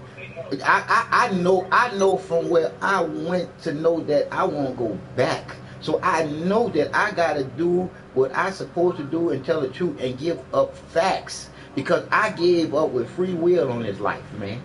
to know that when it was given back to me, I was as happy as anybody could ever have life until that lady lived there and said, "Welcome back, Mr. Northland," with all that sarcasm. I did not know that's what was happening when I came back. All I know is she made me lose a lot that I wanted to say when I came back and was happy as I was to come back. You dig? She took some of my steam away, dog.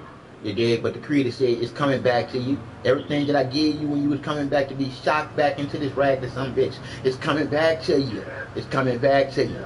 And it is, dog. And it's like with you, man, you ain't nothing but a bird, bro. So you can sing like a bird from way over there, and they gonna hear you. Did you hear me? Did you hear me? You did. I want you to think like, I want you to think what I'm about to say to myself of how I think. I don't want you to think, but I want you to feel exactly what I'm saying. You got that? Yeah. Your job is not to be in Egypt searching all of someone else's story when you got all the glory in you to sing out, man. No, that's what my journey is about. See, but look, this is what I'm saying. This is what I'm listening. I'm listening. When I go to these places, I can do my videos. Okay, that's another thing, though, Jamil. It's almost like you got a tit for tat. So you got your reason why you being there. Now, your reason why you being there, it can't just be that. And what I mean by it can't just be that, it gotta be my family and the rest of this world gonna feel what Jamil is creating. Because you creating something for the world to enjoy. If I spend my life every day reading something that has something to do with our history, because I know one thing for sure, is that it was based on people. Now, I'm not sure if we actually do the pyramids, but I'm pretty sure we assisted doing something. No, let me. I'm just saying, this is my personal. Oh, I got you. Okay. But Alright. I'm listening. Let me finish. Mm-hmm. This is my personal appearance, a piece. Okay. Based on my meditation, based on my research, based on, what I see. It's so much. That's why it's kind of hard for certain people to understand me when I'm talking about it. Scripture as well, because the scripture is like, it ain't just. It's like a roadmap for us. That's what I'm trying to tell you, Jamil. That's all I'm trying to tell you, dog. It's a roadmap. It's a roadmap to somebody else's history, bro. That's what I'm trying to tell you. Check this out. What I'm saying is that I will believe what you're saying if these things don't actually be happening, man. Like everything these scriptures are saying, man. That's what I'm trying to tell you, Jamil. That's what I'm trying to tell you. It's more than history. It's the future too. No, it ain't. No, it ain't. It ain't. Keep going, but it ain't. It ain't. It's created, dog. Put it like this here. You do know the power of the Creator. Hold on. You do know the power of the Creator is the Creator would never hurt you, right or wrong? You do know that the Creator would never hurt you, right or wrong? Say this, man. Oh, you drove. I'm gonna say this. Oh, you drove. The Creator is all love, baby. It's creating. What would you do if you didn't have a child? And your child birthed this child. You take care of this child. You raise this child. And this child disrespects you, talk back to you. Grow to disrespect you. Grow to talk back to you. Grow to say, hey, Dad, I'm taller than you now. Now I can test you. Now I can fight you. What you gonna do? You're gonna punish him, right? And that's the same thing our Father. Woo! Hell no, man. That's where you all confused at, dog. Because the Creator is neither man nor woman, black nor white. The Creator is the divine light of all life, that one and only Son. Now watch this. I break it down to you. I'm listening. I'm not saying it's a man or woman. It is a spirit that no. To turn into a plant. Oh no. Right. There you go. Keep going. I hear you. You about to get there. Keep going. So when we look at these things, it's not a man or a woman. That's what people get confused at. They think call Santa Claus, Thanksgiving, and all that. There you go. Yeah. I'm talking about a force to where even if you're not positive, you can benefit. There we go. Now, cause without could I. Let's look at these laws. Hold on. There's 3 laws that I look at. I want you to listen to me. Probably have to listen to the youngsters now. I ain't saying nothing wrong. I'm gonna listen to you. I'm gonna listen to you. Oh, I'm gonna let you come clear out with it. Then I'm gonna talk after you finish. Keep going. I'm not going to give you no philosophy. These are the laws that I check this out. There's 3 major laws. One, they're moral laws. Moral laws. You know, to where if you kill someone, you steal from someone, you reap what you sow. Right. 2, there are universal laws, meaning how our minds are synonymous with the world, how our bodies are synonymous with the earth, how the earth was created us to be. Right, Then right. 3, there are laws of the land. You know, laws of whatever land you in, there are laws you got to follow. So just like, so you can apply that to gravity, the laws of gravity. Hey, if you jump, you're gonna fall back down. No matter if you're a good person or a bad person, fall off a cliff, you're gonna hit the ground. Now. Law. So that's what people don't understand, though. Okay, now They since feel like, I'm listening. They feel like if you pray every day, oh man, good Lord is gonna make sure that when I hit the ground, I'm gonna live. And now you fool, that's the law of gravity. Until people start blowing, I'm gonna believe that. You know what I'm saying? Mm-hmm. And that's just how this earth is. And that's how we was created to be, not by a man, not by a woman, but a set apart spirit. All righty then. All right then, cause this is what I'm about. Cause this is what I. Okay, cause this is what I'm about to let you know. Since you don't know, you see, and what I mean by it, since you don't know, and I do know, cause I went there to know exactly what I'm saying. It is true. The Creator never will hurt you, will never will harm you, will never will chastise you like your mom and your dad do. Why? Because the Bible says, your Bible says this now, in order to get to the Father, you got to go through the Son. How do you go through the Son when the Son is the only son without a mother or a father? I'm listening. I'm listening. How is the sun standing in the sky? Like I say, the sun was created as the divine life of all life.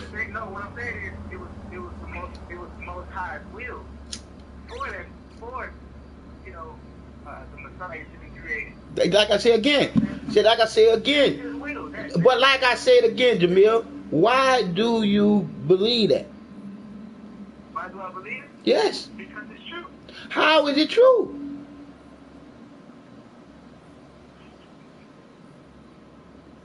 You was never there. You going by what somebody else is telling you, dog.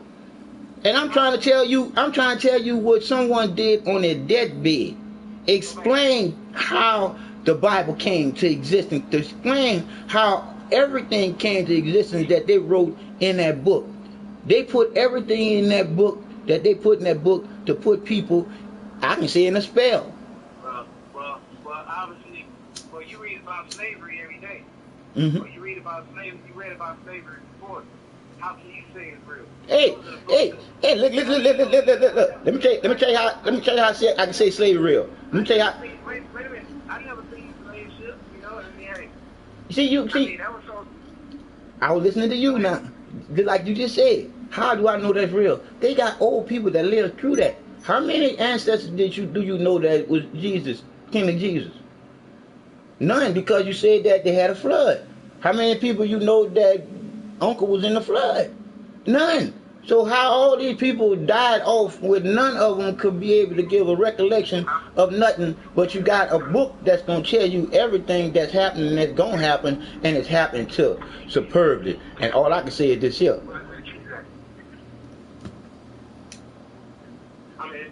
I'm just saying, though. I understand everything that everybody's saying, but everything that everybody's saying, they're saying about repetition because they taught to say everything that they say.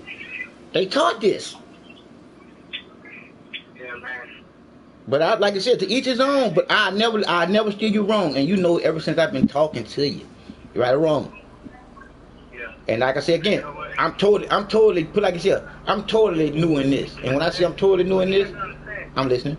Just like there are accounts of slavery, there are accounts of Messiah living, you know, and it's all over history. Dog, that's what I'm. Hold on, let me see. You asked the question, I'm going to answer your question. Where do the scriptures came from? They are ancient manuscripts. Somebody said that the Creator told that to them. What I'm saying is that the scriptures are ancient manuscripts. From some man. In different places, all over the land of Africa, which people call Middle East these days, and so on and so forth. You know, these are ancient manuscripts that was ripped up, tore up, had been put back together. They have been preserved the same way bones and fossils are found. That's how the ancient manuscripts are found. And there are also accounts, witnesses. Who accounts? Whose account, man? That's what I'm trying to let people understand, understand. Whose account? Not your fucking account. Somebody else's account.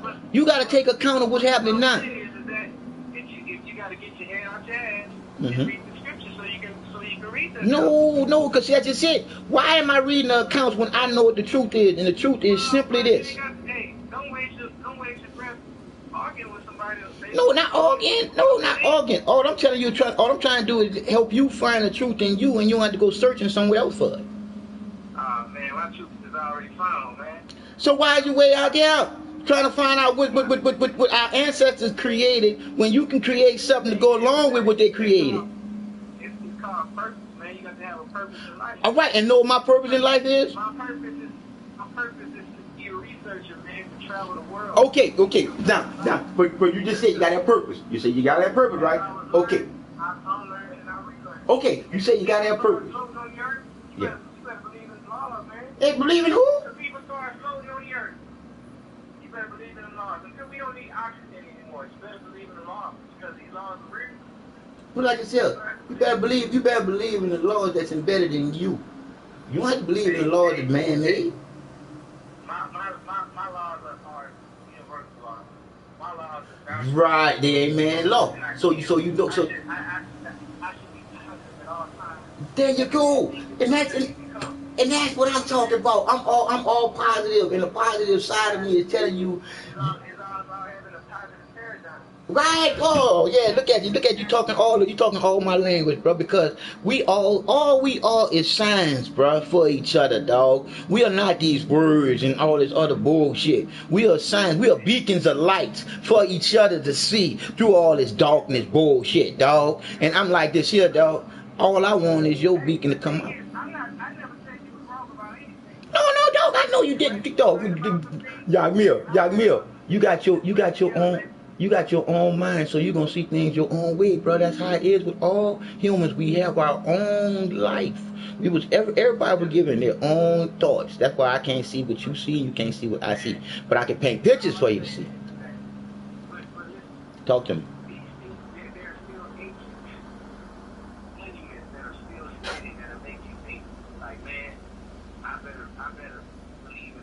No, I don't better believe in shit if I don't believe in the Creator in me, man. How could you not believe that a man didn't have to have a father in those days when people don't even know how the hell pyramids were built and they're standing right before their eyes? They're still standing. Nobody has a clue how pyramids were built. And so you mean to tell me it's not possible that Yahushua lived?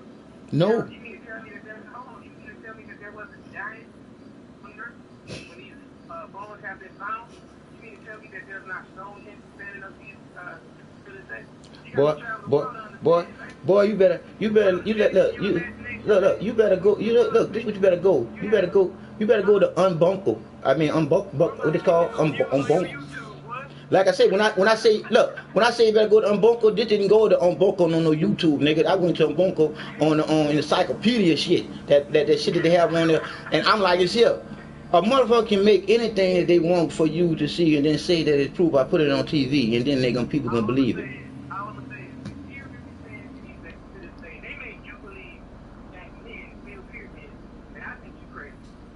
Dog. So hold on. Okay. So I got one for you, Jamil. I got one for you. Peep it out, cause you're a lyrical genius. You are a lyrical genius, right?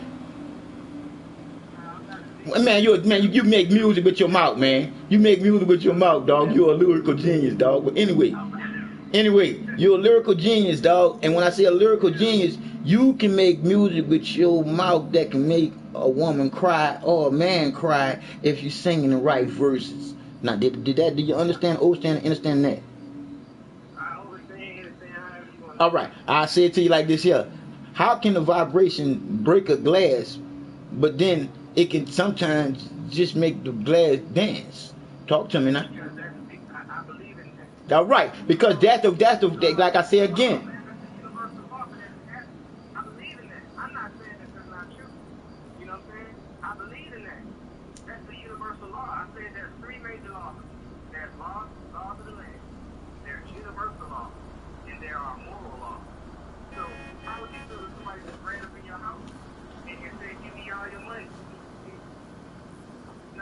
I'm gonna give them all the money. I'm gonna give them what they want, but I'm gonna tell them some things first.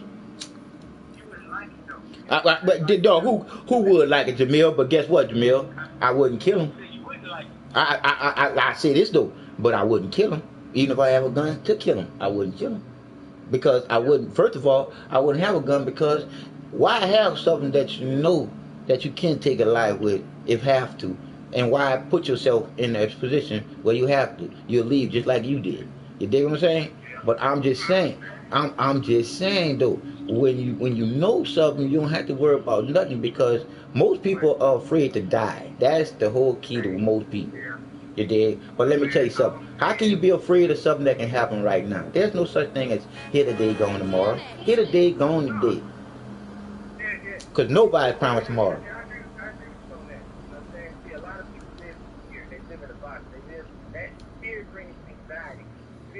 Right. Because you are in fear of things that you don't understand, that's foreign to you, it stops your potential. You know what I'm saying? Oh, there you go. And that's where I'm listening. Why did you go to Thailand or don't go to Egypt? It's dangerous over there. Don't do this and do that. You know what I'm saying? But you mean to tell me that these Europeans can do it and flood it and show it in our face and make money and publicize it and put it on and publish it, put it on TV. But because we black, we're supposed to do we ain't supposed to go do that. See, now that makes sense right there what you just said, because a lot of uppity black people will down you for what you did in the transition that you went in. You see, me myself, I'm just saying like this here. All I want you to do is have peace with your family and be happy where you at. But if you go in there to basically trying to find some truth in all the pyramids and all that there, I'm like this here, dog. That's a truth that happened way back when. You need to add to that. You need to add some good shit to go along with. My ancestors was some bad motherfucker. No, I ain't know the motherfucker, but I got something to add to it. I got something good.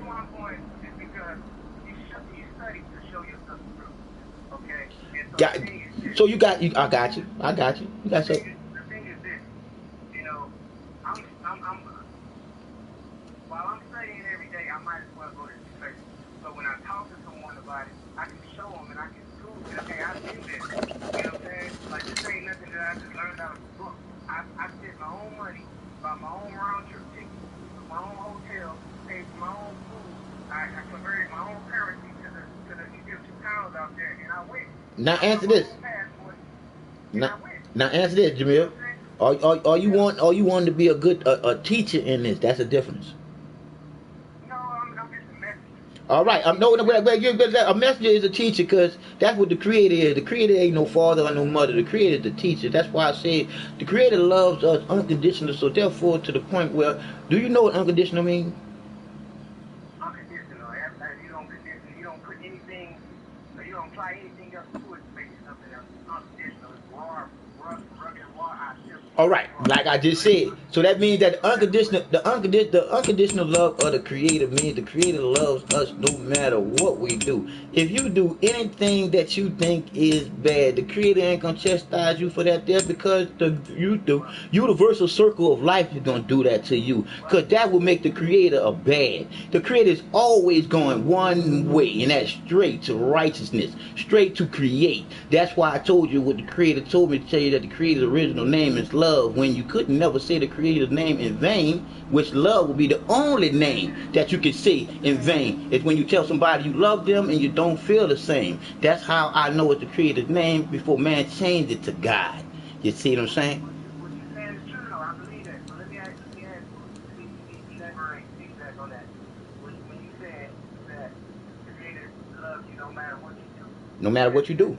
No matter what you do. I believe that the Creator is good and the Creator only thinks good. You know what I'm saying?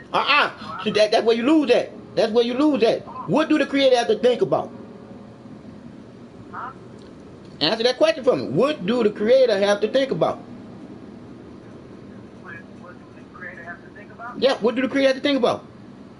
Well, what I'm saying is this. Whatever the Creator seems fit, that's what the Creator made and put on the earth. Nobody put animals and human beings. Right, but that would, like I said again, yes. So that's we don't have to debate. No, you're right. Do you think the Creator will make human beings, right, and then make dinosaurs to kill human beings? No, dog, because I'm trying to tell you, Psycho Bob. That's what I'm trying to say.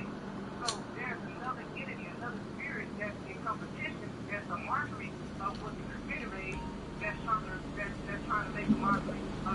That's your God.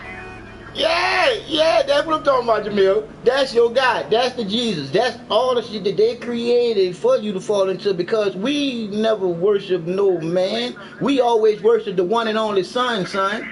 We always worship the one and only Son. My name is Jamil bin Israel of the 12 tribes of Israel. Okay? I don't believe in Jesus. I believe in Yahushua. I don't believe in God. I believe in God. Yeah, like I said again, you still putting something in front of you when the Creator put in you life, when the Creator put in you free will, when the Creator put everything that you need in you. Everything has a name. Everything has a name. And that's what I just told you what the Creator's real name is the feeling love, dog, because your feelings is the only thing you stand alone on. And do your feelings got a man in between? You love your old lady? Everything has a name. Until everything stops having a name, then the Creator says the name is God. You gotta go by that. Nah, how you gotta go by that? Somebody else told you to go by that. Because I remember you told me to go by that. I'm listening. Go by it. That's your choice. That's your choice. But I'm telling you what, jump to see what happens to you. You gonna fall back. Well, of course, that's just like I'm trying to tell you, dog. I gave up on life, dog, to the point where I didn't know that they had a complication in my surgery until I saw the report. You see? Like, yeah, when you scream and you hear echo in your voice, that's how long that's about. You know what I'm saying? Everything that is meant to be is a law. That's why if Harry gets the son, what if the son disobeyed the laws of the earth? How the son didn't want to come out from the one like it's supposed to. I mean, it came out like the one. So we have your own. See, that's just it. That. What if the stars falling down? Where they're supposed to be, it's a law for them to stay up there. See, you keep saying it's a law. What if man just started to become invisible and started just, bypassing hot sun and they just, can't solid, tangible. You know what I'm saying? Why? I don't know. That's how it's created. Some things aren't meant for men to know. Like, it's not for us to know astrology and all these weird other things and numerology and all these other things. Some things are just not meant for us to know because we started getting into it and started calling up spirits. And we started to become able to do these demonic work. See, you don't have to believe it, but it's true. But I say again. Why do you think these pyramids, these temples, was built all over the world? I'm trying to tell you the same reason why they got a dominant. There's the temples that are aligned with the stars, man. These people was making Right, bro. And I see that. Okay, you keep saying it. You keep saying it's true, dog. You just going by what you was taught to. Period. No. There's temple. I'm about to go visit the temple, and I'll show you. Okay, how you gonna? Like I say, all you gonna do is show me the temple, man, and then you gonna tell me that you touched it, and then I'm gonna see all this, and I'm gonna believe everything that you're telling me. No. The significant thing about it is how is these temples put together, man. I told you how they was formed. I told you. A lot of you have carbon out of solid rock. And I'm telling you, I'm telling you, dog. We the first people, dog, did everything by brain waves, man. You don't think so? Let me tell you something. The reason why I don't take medication no more is because the Creator told me to constantly wave my hand over my stomach, and that's all. And I heal myself. And I'm like I said, I don't take no medication. You did? I'm not.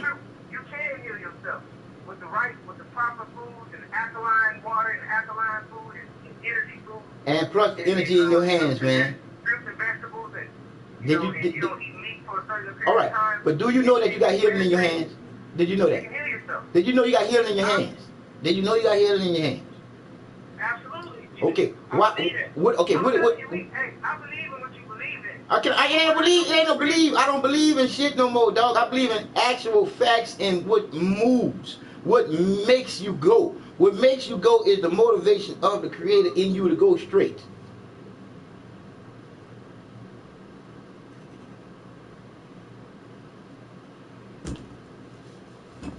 I guess he got out the phone because he ain't want to finna. It really be like that sometimes. But I'm straight. I know what's going on. And I love being here knowing one of them videos. I probably ain't ready to do my shit now and live and fuck with y'all and got off my shit. I ain't ready to do it. Watch.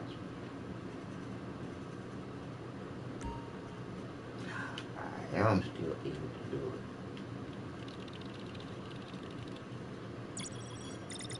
I like explaining people the truth. I don't care if they end up going way out there to Egypt. But it be like that. I pray the best for you, son. And your family too. Get that knowledge, boy. Share it. But just know that you're telling the truth.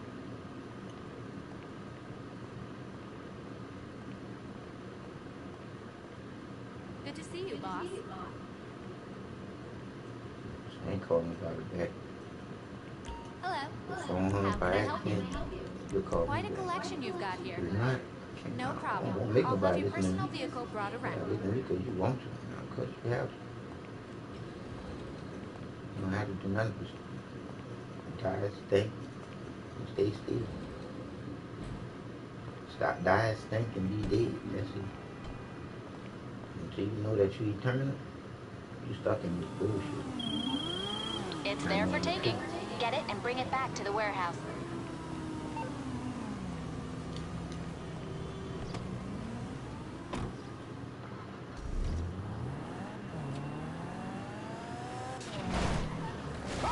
Watch out there, boy.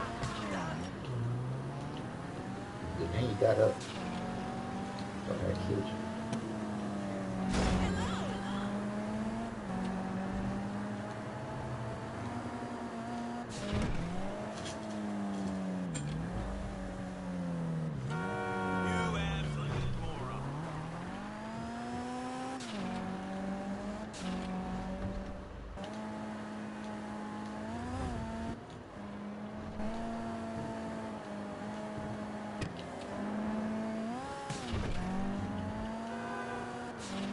Once you find out the truth, it's in you. You don't gotta go searching elsewhere for the truth. What our ancestors did, what our ancestors did. What are you doing? To make them shine in and have the light.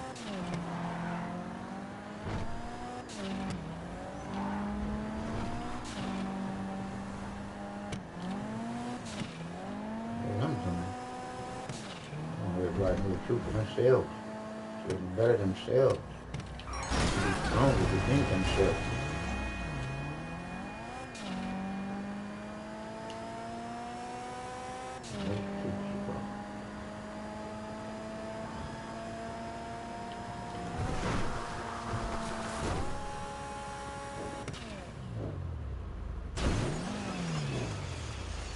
It's happening like that.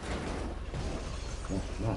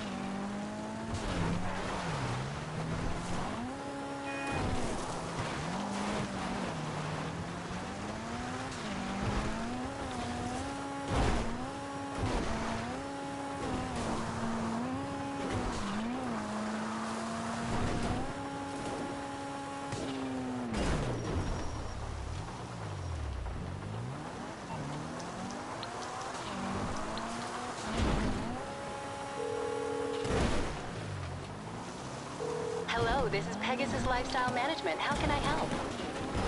Your beautiful new aircraft is waiting at our nearest airfield. We hope you're very happy, sir.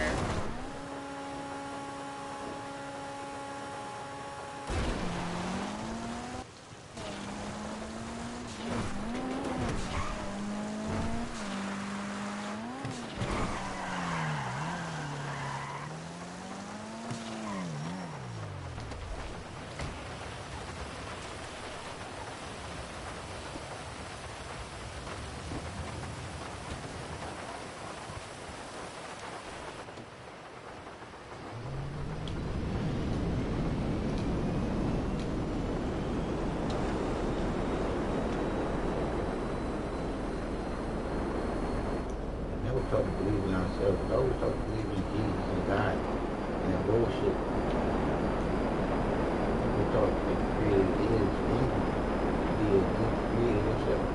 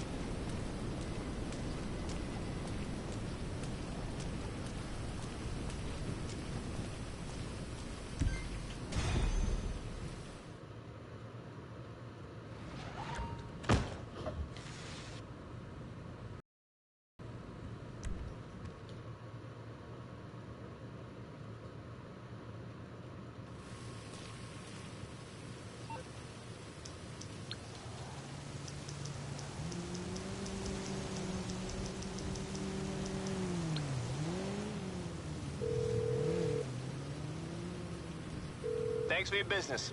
Our car's on its way.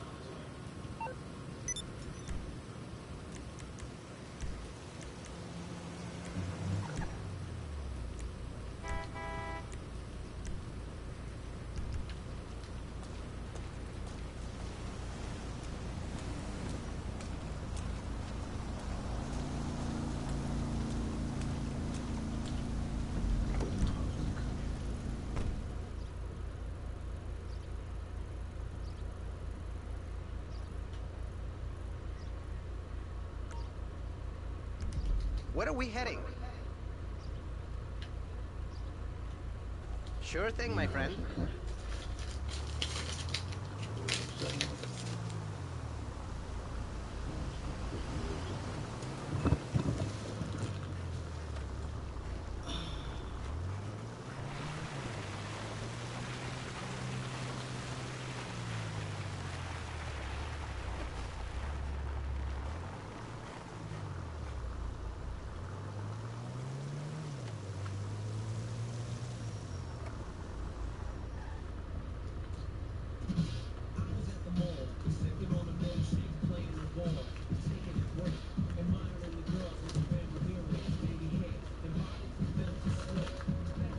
Built to swing. Built to swing.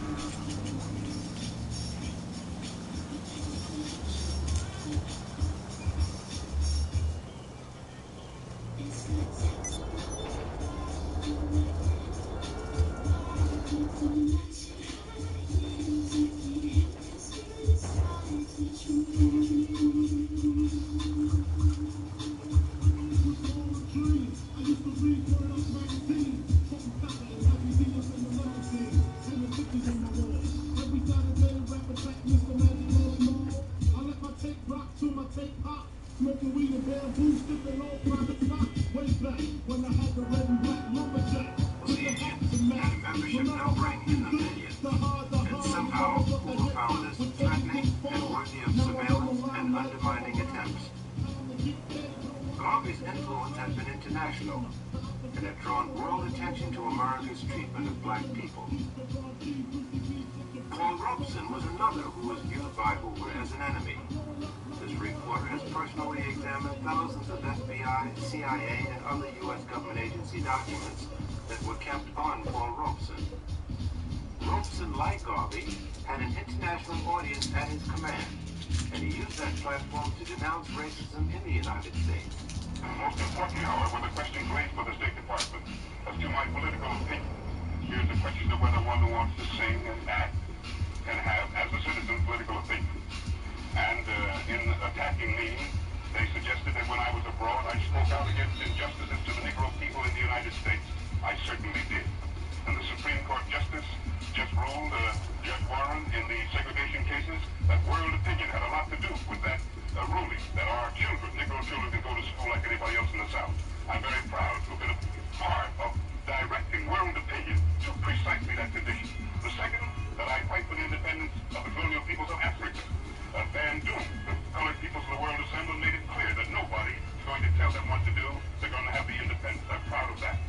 When the 60s came, many factions of the civil rights movement had developed the same international perspective. Those of us living in the United States who see ourselves as, and who are in fact, descendants of the Africans who were brought to this country, who were slaves, and who are rebelling and revolting now against our oppressive condition, and we are concerned about Africa. We see Africa as our motherland. We feel that we have a responsibility to speak with as much passion as any other African on this issue. The United States government says that change must come in South Africa through peaceful means. That same government has over 500,000 troops in Vietnam fighting not white people, but brown Vietnamese. So it is small wonder that the civil rights movement was also subjected to heavy attack by Hoover. Billions of government dollars were spent in this direction. Many of these activities were not only unwarranted, but of questionable legality. The congressional hearings into the assassination of Dr. King bore this out. 2 FBI agents testified before a Senate committee chaired by Senator Frank Church.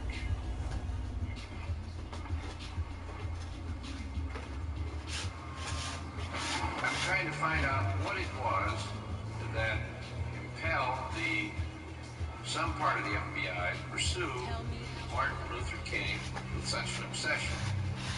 And what I understood that answer to be is, first of all, it was not any suspicions of the commission of a federal crime.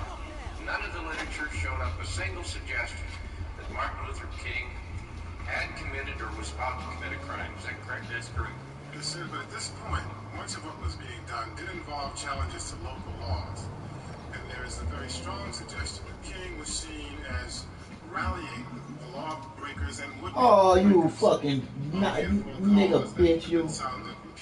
Looking down in terms of, if we look at what might have gotten the Bureau started, remember at the same time he is extremely critical of the Bureau's own law enforcement efforts. Oh, you hear that all the time, nigga. You see throughout these documents and the left documents that it's taboo to criticize the Bureau and particularly the director. Well, was he ever charged with fomenting violence? Did he ever participate in violence? Was it ever alleged that he was about to be violent?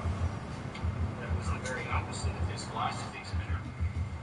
So that it was neither the fear of commission of a crime or the commission of violence. Was there any serious charge that he himself was a communist? No such charge ever was. So that what was left then, a decision on the part of some persons or person within the FBI that he should nevertheless be pursued. And the basis for that apparently was political. Now, you hear this here, right, that you listening to now. They sent the FBI after Martin Luther King because he was just being peaceful. But Hillary Clinton is a known killer, her and Bill Clinton, and she's running for president. Does this make sense? I want you to think to yourself, does that make any sense? People go to jail for less than what Hillary Clinton did. People go to jail for less than what Bill Clinton did. People went to jail dealing with Bill Clinton, and Bill Clinton pardoned them bitches and then put in effect 3 strikes you outlaw for brown people. They say it was 3 strikes you outlaw put for all people, but it was mostly put there for the brown and the brown people. Wasn't put for white people. It wasn't put for the crackers. But I sit here and see the unjust that's just happening to just us as brown people. When you see all that white people crackers do and get off of the shit that crackers do, but if you a brown person, you getting crucified. I'm just saying. This is something that you need to sit there and think about, people. But I'm about to put this one here out just like this. This is gold. This is gold what is happening to the people by the people that we supposed to be having to serve and protect the people by our state officials that we elect to be the state officials to make sure that everything that's happening is official. But it's all to the left, man. Because the brown people are left out of the justice system. We just part of the justice system as the ones that the system is only prosecuting. I want to know why in the fuck I can't get a lawyer, which I call a liar, to understand how the fuck I feel by why in the fuck do I have to pay a liar, which is a lawyer, to be my lawyer, which would be a liar, because I don't need no liar, which is a lawyer, to tell what the fuck happened to me when I can tell what happened to me better than any lawyer. I'm just saying. Because the truth will set you free in the only place where you can be free. And that starts off where you start off in the womb as a heart. So, I know what I know, and the truth is what I know. And I'm ready to show and tell the truth about what happened to me, and I don't need no liar as a lawyer to do so. So why do I have to pay somebody to tell a truth that happened to me? How can they really explain what happened to me, for me, better than me? It's a big racket. It's a big racket because a person got to hire a lawyer, and this person already is fucked up. This person already can't afford to hire a lawyer when this person don't need a lawyer, because I got all my motherfucking evidence, my motherfucking self. Yes, what I'm saying right now isn't cursing. Why I say it's not cursing? Simply because, think about it. What I'm saying right now is me expressing myself. I'm doing something to let you know that I have been unjustly treated. I've been swept under the rug for the unjust treatment that I done got here in Houston, Texas, that is going to be addressed. I was supposed to address this shit on Tuesday that just passed, but I had to deal with not getting my supplies because I'm standing up for myself even though I sit down, because I'm taking control of my life, because I know who the Creator is in all life. Every living organism here on earth, I know the Creator of that work. That's why I'm putting in my work. I have been where you trying to go. I'm just trying to go back. Better yet, I know I'm going back. I just got a job to do until I do that. Now, it's not no believing era when it's the era of the Aquarius of the knowing era. You gotta know some shit and stop believing in the shit that you was told to believe in. And the only reason why you think you know what you believe in is because you was taught to know what you think you know to believe in, when it's all a bunch of make-believe bullshit. But that's on you. If you want to stick to the bullshit and not want to know the truth.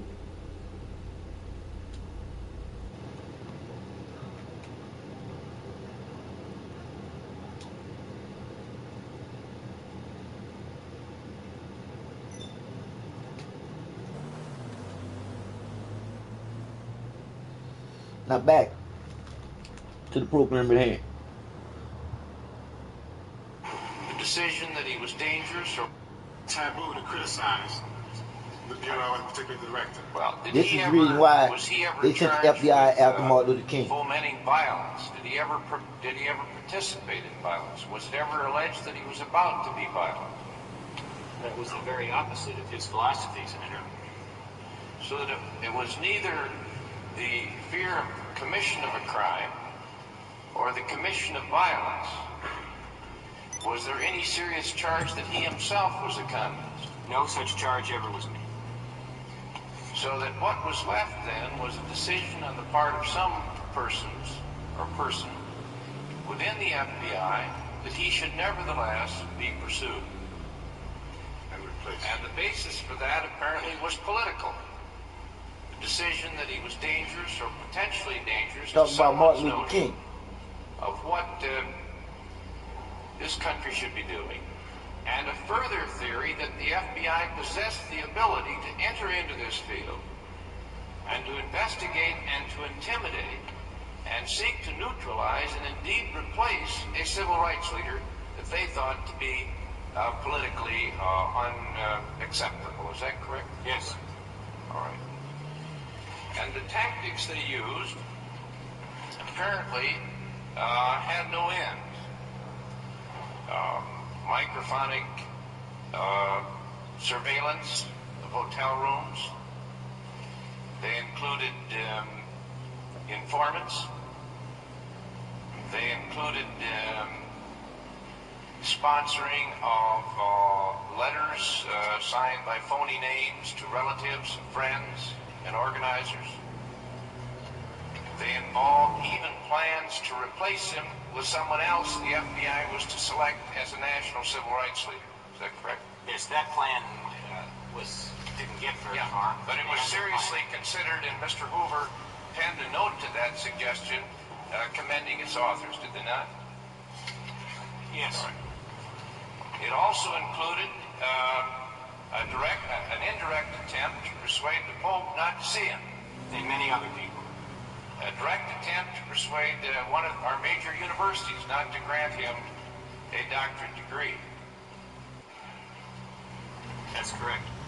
After the March on Washington, it was an acceleration. He was defined because of his speech in that demonstration in Washington as the most dangerous and effective leader in the country, and there was a paper battle within the Bureau as to how best to attack him, and he was attacked. After Time magazine named him as Man of the Year, again, the Bureau finds that reprehensible, believes it must attack and destroy.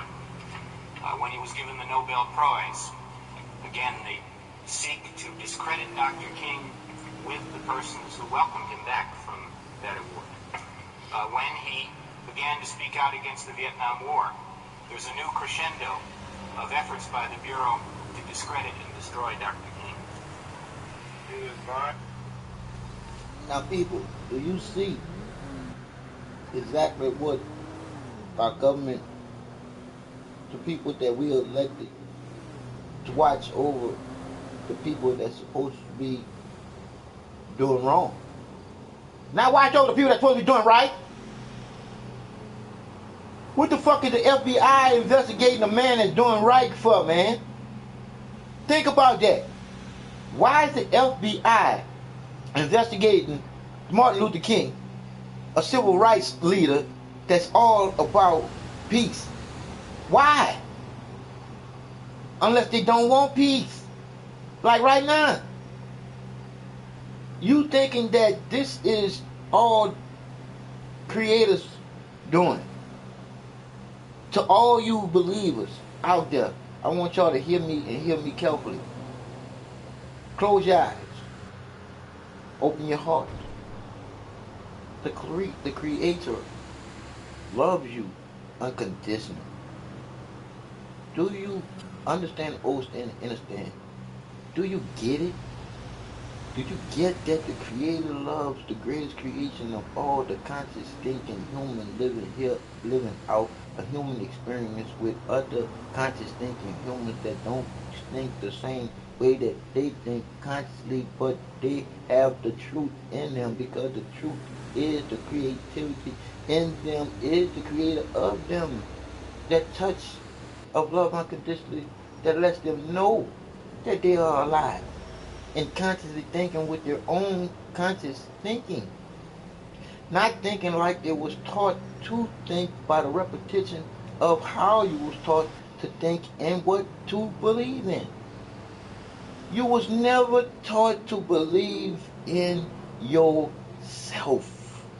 You was never taught that the Creator is not outside you to be praising outside of you, to praise inside of you, to know who's inside of you as the Creator that gave you life for you to live free in this shit right here. This life we living in is supposed to be living free. All man was created equal. Man and woman was created at the same time from the same dirt of Mother Earth. I'm just telling you. It's time for you to know the truth and stop believing in some bullshit that you was taught to. Because that God and Jesus coming back to see you is bullshit. What is my material motive? My material motive is for the kids to get what I'm saying, to realize, to know that their moms and their dads are lying to them when it comes down to Santa Claus is real and God and Jesus is too. The real creator is in you, young people. The real creator is in you to be a creator too. To create nothing. To create something out of nothing but a feeling. God is the bullshit that man put to hinder you. That's why you say it like it's a nursery rhyme. Man will say God is good, and you as the sheeple will say all the time. And then swinging back in the Bible, it says to fear God. How can you fear the loving creator when you know the loving creator loves you unconditionally, meaning no matter what you do, the creator loves you because the creator already knows you are going to do that. But you are setting you up for that circle of fight that you put you in when you did what you did to someone else. It's coming back to you, not just 2, 4 times more than you put it out. It was wrong. You know it was wrong. But you did it anyway when the creator was pushing you to go straight. The creator will never, ever, ever, ever, ever, ever, ever harm you. You harm you. The creator will never, ever, ever, ever, ever, ever, ever make you do anything without your free will. Because if the creator was to make you do anything, would that make the creator divine? If the creator was to control your mind and take your free will away? Come on, people. If you say you are a conscious thinking person, it's time for you to start consciously thinking with your own mind. So you can know and not believe in some bullshit like you're still a kid. Because that Bible do say something that makes sense. As a child, you think as a child and you play with childish things. Now that you're adult, you put the childish things away and start thinking as an adult. I'm speaking to these kids that want to be adults by playing this adult game.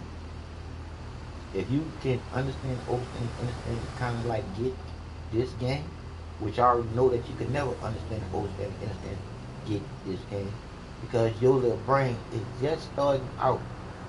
So your little brain is learning something that it should not know nothing about until it's time to be in a grown-up game, which is the real of what's really happening right now. This game was created to create the madness that this game creates in the mind of a kid. And then the kid grows up to be an adult with the mindset of a kid. And that is why some of these things in this game is being acted out in real life and not just on TV. I'm just saying, it is what it is. And I'm telling you kids, life is not a game.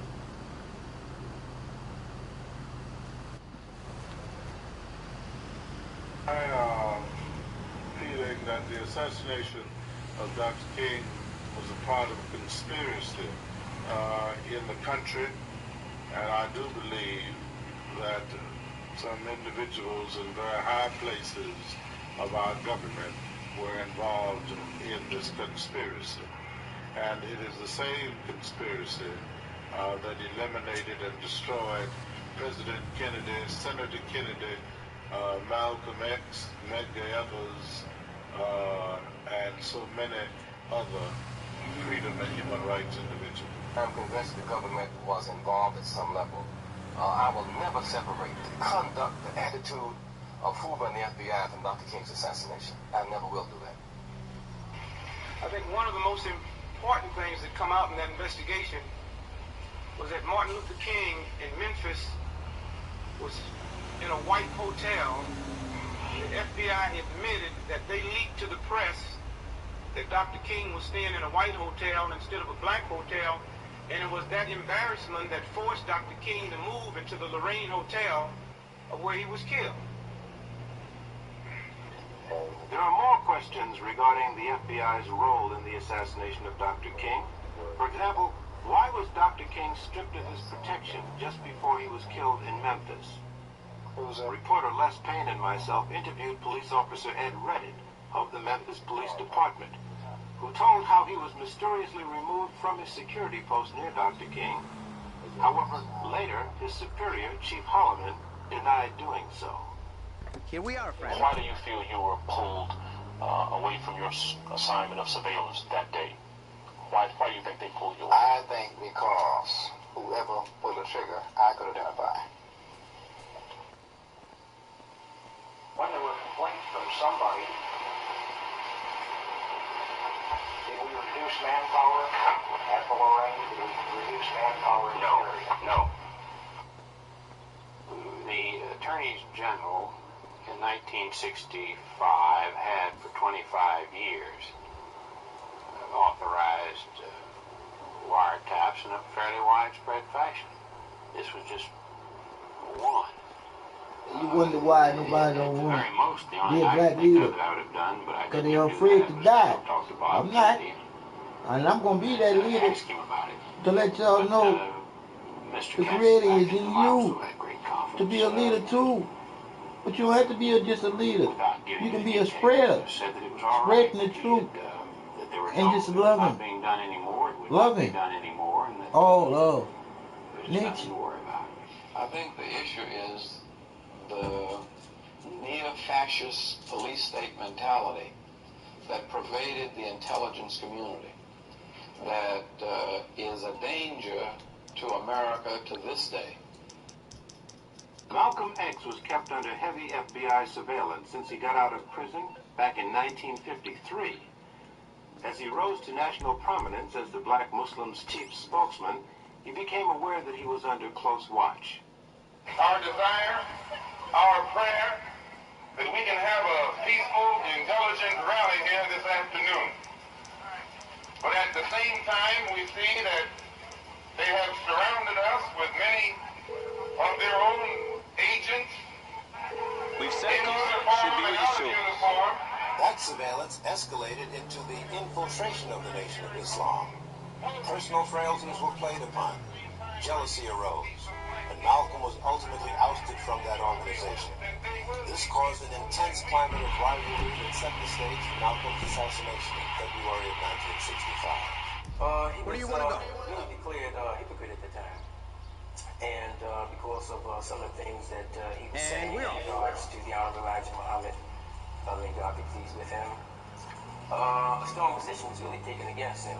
The ministers began to speak out against the things that Malcolm was saying in regards to the Honorable Elijah Muhammad, accusations that he had made about the Honorable Elijah Muhammad. He had accused the Honorable Elijah Muhammad, for instance, of fathering children and etc. And you must understand that at that time, the Honorable Elijah Muhammad, to Muslims then, was held in such high reverence as you would even think of any prophet being held in high reverence. And this is the kind of love and admiration that the Muslims at that time had for the Honorable Elijah Muhammad. So when Mr. Malcolm began to say those things, it was taken as an outright lie. I would say that, take for instance, one time in the Muhammad Speaks at that time, the newspaper printed a big article concerning the chief hypocrite. It actually had a picture of Malcolm's head, rolling or bouncing down the street at the time. And, the way that the picture is depicted, he has little horns on his head and things like this here. So, indirectly, I would say that a very, very strong position was taken against him. Yeah, he's immoral. You can't take 9 teenage women and seduce them and give them babies and not tell me you're and then tell me you're moral. You could do it if you admit it.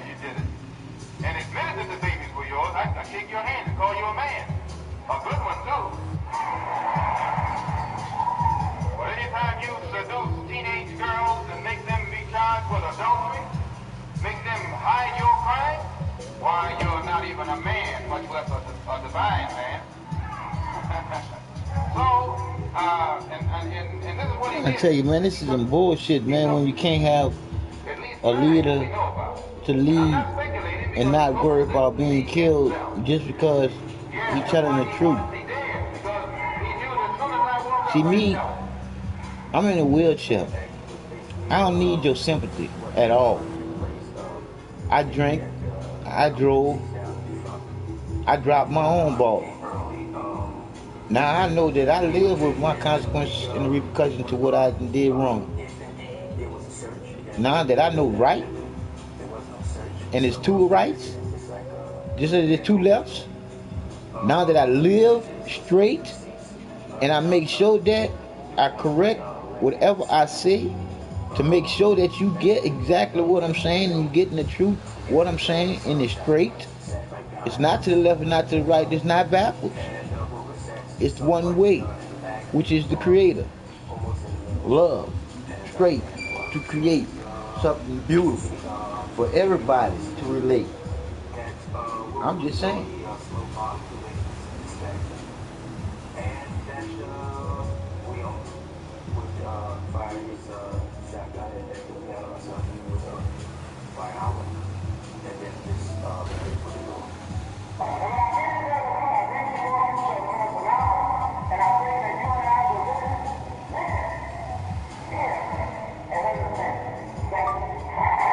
Go check out the video about Martin Luther King assassination.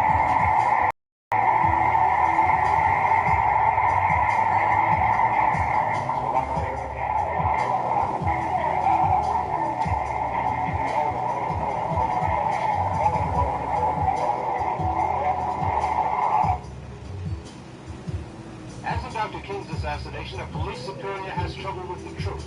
He tells reporters that 2 suspects were arrested at the Audubon. Later, official police reports say that 1 was arrested. Also, listen closely as the police official carefully handles the question about police on the scene.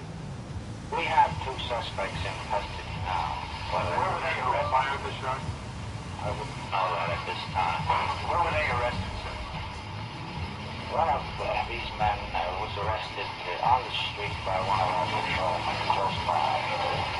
There were no police at this meeting, Brother Inspector. There were no uniformed policemen assigned inside this building. No uniform police on the scene. Does this mean that police out of uniform were there? And if so, why didn't they take action? What were they doing there?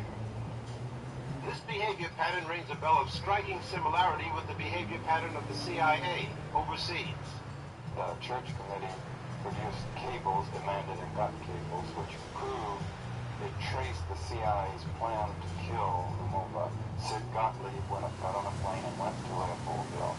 Headquarters sent a cable saying, use the boys. Shame, man, when you sit there and you just think about everything that's happening right now. We got people believing that this is prophecy out of the Bible, when really this is nothing but a whole bunch of people putting some shit together and making it go the way they want it to go. Then there's a gap. No cable. Because the love of the Creator, Then 5 weeks later, being the creator of everything that grows, is just that powerful. Creator allows all creation to choose. We just got a lot of forces that choosing wrong. That's why we as the people got to realize what's straight. What's straight the Creator's way. What's straight and loving, not doing wrong. Straight in loving thyself, to care more for people you don't know. Loving nature. Is for this committee Eating to live, not killing to eat. It's so many different ways you can go straight and not to the left and not to the right and not backwards to live long. Because that's what the Creator wants you to do. The Creator wants you to be the better you that you can do. Knowing the truth is all power is in you, not outside you. I know this now. I gave up on that life of believing in it, the God and the Jesus bullshit. I gave up on that when I didn't know what was happening. When I was going in and out of these hospitals and these doctors wasn't doing shit but making me more miserable. And I was believing in God was going to save me from this shit until the Creator came into me to enlighten me when I went into the light so I can see why the Creator told me to start calling her a her and stop calling God a he. I'm just saying. I see now. I see the whole journey to be who I am right now. See then how the decade of struggle ended. Many of the prominent figures like Malcolm X and Martin Luther King Jr. were assassinated amidst an intense climate of hatred that government agencies were acutely aware of. In fact, and I even must have audio of me calling up the FBI. I got audio of me calling up the FBI, explaining to the FBI about the guys coming outside my house, because I knew there wasn't no women, 3 and 4 o'clock in the morning, whistling, made me afraid, where I fled Houston, Texas, to Louisiana, simply because of the fact that I was scared of what happened to me was so bad, to the point when they found out that I had it on audio, all kind of wrong started happening to me. So I didn't know if they were trying to kill me or what. So I fled Houston and went to Louisiana, where I went to the FBI in Louisiana. I explained to the people in Louisiana what happened.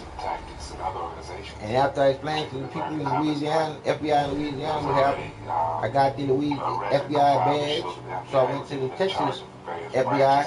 But before I got to the FBI, I did something that I should have never did, but I was just being sarcastic. I lived and called 911 and told the 911 operator, what do you do when you call 911 and the people that's supposed to come and save you don't save you? That woman said, well, you called the right one, baby. That woman sent 2 ambulance trucks, 2 fire trucks, a police officer, and they whipped my ass away from there, boy. I couldn't even explain to them people that I was just calling and being sarcastic.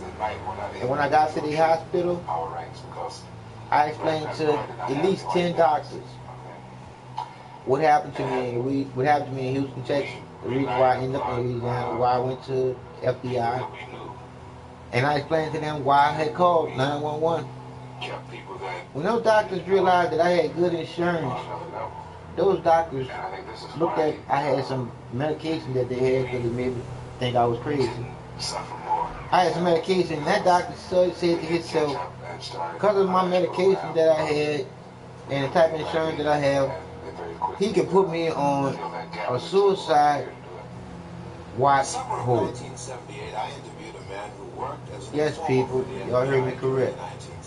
Mr. Glasses was put in an insane asylum on a suicide watch hold after calling the police, after leaving the FBI, after reporting what happened to me dealing with some paramedics here in Houston, Texas. So when I say that I done been through a lot to be where I'm at right now, I can say to you, just like I can say it on YouTube before, if you sit there and you to think about why do people go off and kill everybody, I'm going to give you a prime example. After March 5th, 2013, my civil rights were violated, my human rights were violated, records in danger of my life, and cruel and unusual punishment. That was 4 things that happened to me to change my life again. interested about where you were getting all this extra money from. What happened to me you March always the tell them 5th to go back to the Bureau, and the Bureau will have your cards was on something file. that's going to be etched in I see. my mind Were until there I such die. things as bonuses? Why I say it's going to be etched in my mind until I die? Because Bonuses were paid for, March 5th, 2013 was another day that changed my life once again, like my accident of drinking and driving, to put me in a wheelchair. So I say March the 5th, 2013, I woke up to feeling like I was dying.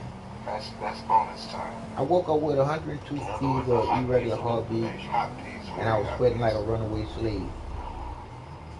And I did what any rational, conscious thinking, afraid to die, living life, human, being here, experiencing a life experience with a lot of other people here.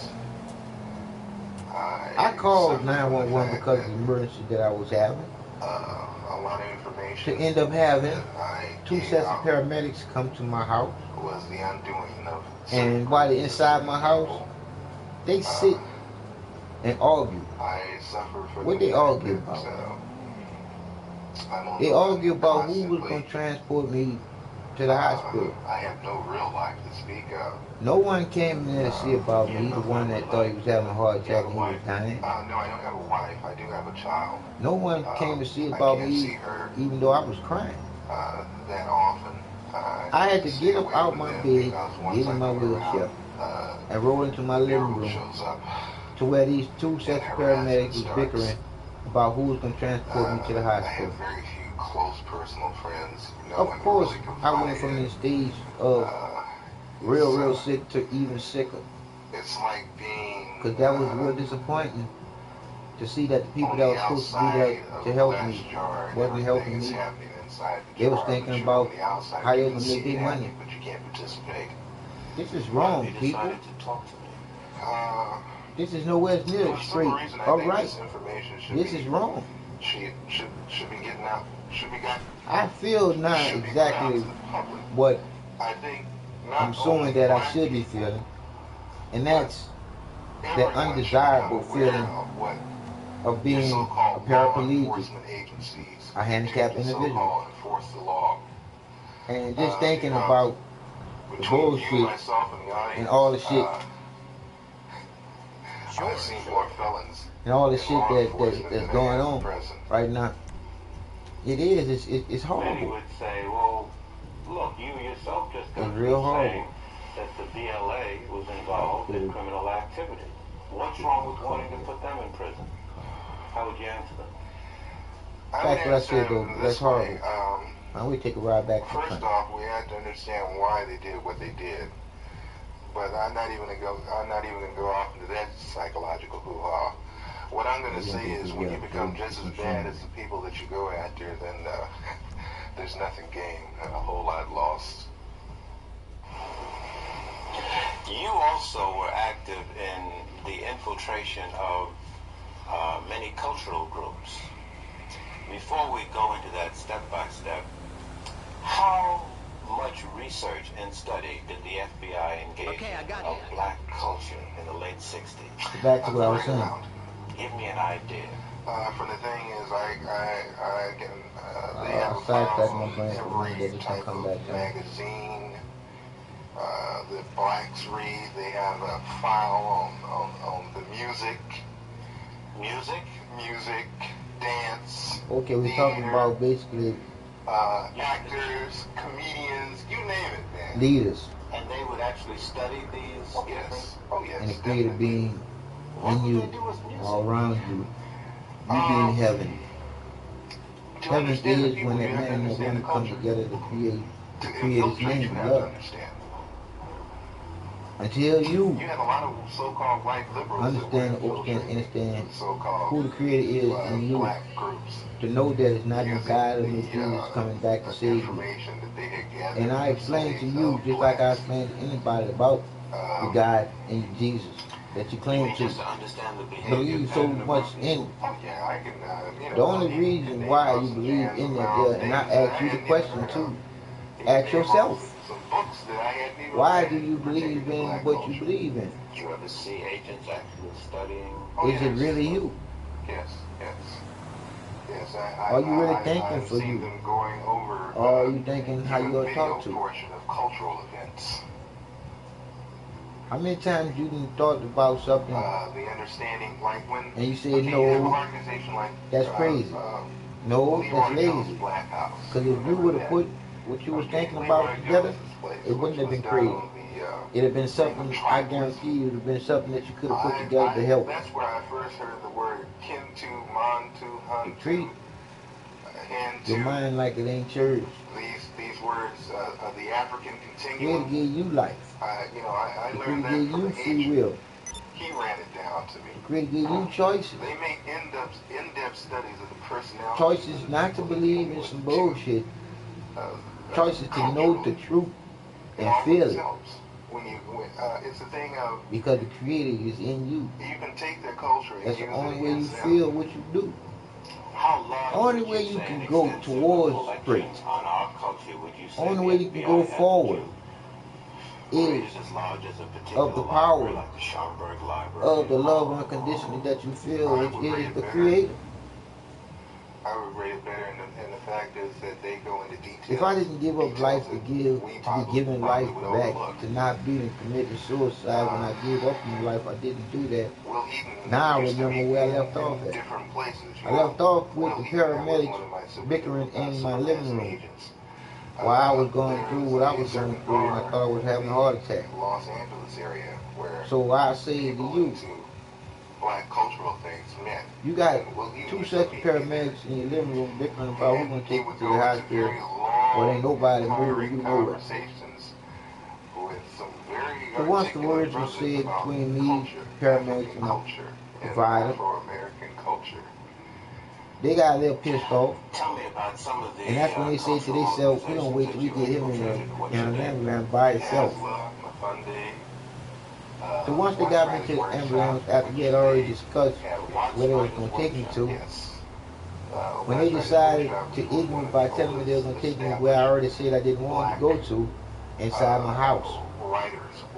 So when these two paramedics, one driving, one in the back with me, one of them said, next stop, West Houston Medical Center.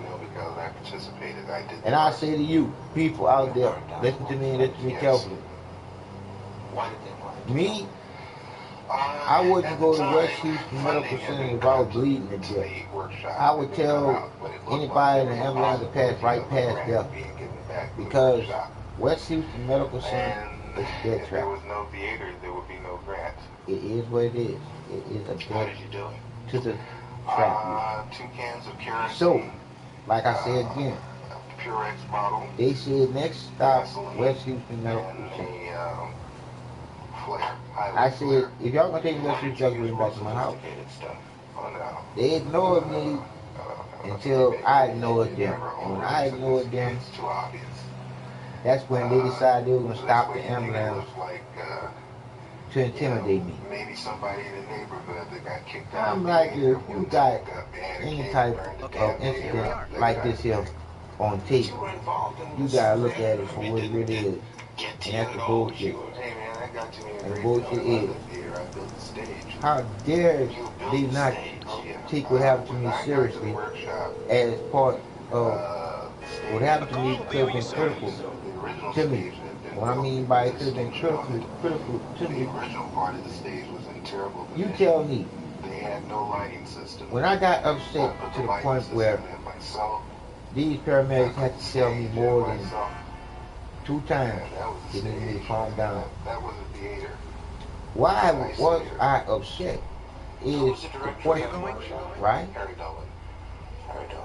So therefore, if some very well-known artists supported, they don't get me calmed down, and I go into a cardiac arrest, do you actually think that these paramedics are going to tell the truth about what happened in that whole mess? No, he won't. First of all, negligence was he stopped the ambulance en route to the hospital when I was the one that called 911. The civil rights was violated because everybody got civil rights to call 911 for medical attention. My medical attention stopped when they stopped that ambulance. And that was the reckless endangering of my life. The profiles of celebrities who were supportive. You see, and when you look at it, true and unusual person. And especially, like I said, psychological backgrounds, weaknesses. It's horrible, man. Did he have a weakness for I recorded these Did things. he have a weakness for money? So to say I recorded all these things and these other things happened to me, like I got audio and video of paramedics shaking me unconscious in an ambulance that I never want to show nobody because I feel like this is something that somebody kill you. Sexual activity. Because I don't think the paramedic knew that I have tape of him yanking my arm out the socket. But I do. And I do have the audio of the nurses not doing nothing about me explaining to them what happened to me, which nobody's caring about. But I say this to you. Look what happened in March the 5th, 2013. They allowed it to happen to me again. August 27th, 2013. To set up all the fucking complaining. And it was worse. It was worse than March the 5th. But this was 4 paramedics that interrogated me, wanted to know why I was in GameStop after hours, what I was doing, knowing the guy with dreadlocks. Who is he? What was we doing? Is that a paramedic's job now? So I'm saying for Molina Healthcare, paramedics on dispatching, whatever you call that, I investigate current affairs, I put it on here. Investigate current affairs, and the FBI, and all these different people, organizations that I went to for help, and didn't get no help from. For me to be in the state where I am now, with me to be here saying to you again, once again, something else can happen to me. You would think to yourself, enough is enough. What do you mean, thank God? I know I'm one of the undesirables, and I feel like one now. But I'm not going to go out quiet in the night without a fight. I ain't built like that. But I'm not going to fight you with no violence. Because I'm definitely not built like that. I'm going to fight you with love and kindness. But if you slap me in my face, I'm going to slap you back. I'm just letting you know that. But you ain't never worry about me killing nobody. That'll never happen. Never. So, back to what I'm saying to you. People. You can't allow people to step all over you. But you can't get angry either. Because sometimes you need to be stepped on and get checked. You have to start thinking consciously with your own mind. Stop thinking like you was taught to think. And that's behind.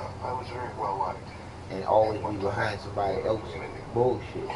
Would you say to American citizens that this situation of surveillance my material motive is for you to know the truth. On the dimension that you experience to know the truth. 100% truth. That's why I'm telling you this. There's nobody here, anybody that's been where I've been, and now I'm back. I'm just doing what I'm supposed to do so I can go back. I got a place. You mentioned I'm Sammy straight. Davis Jr., who at one time I'm was just doing y'all reported facts. gave money to the Black Panther Party, I believe. I'm praying that you get it because I can't write it on paper. Yes, I can't read or write to give you that.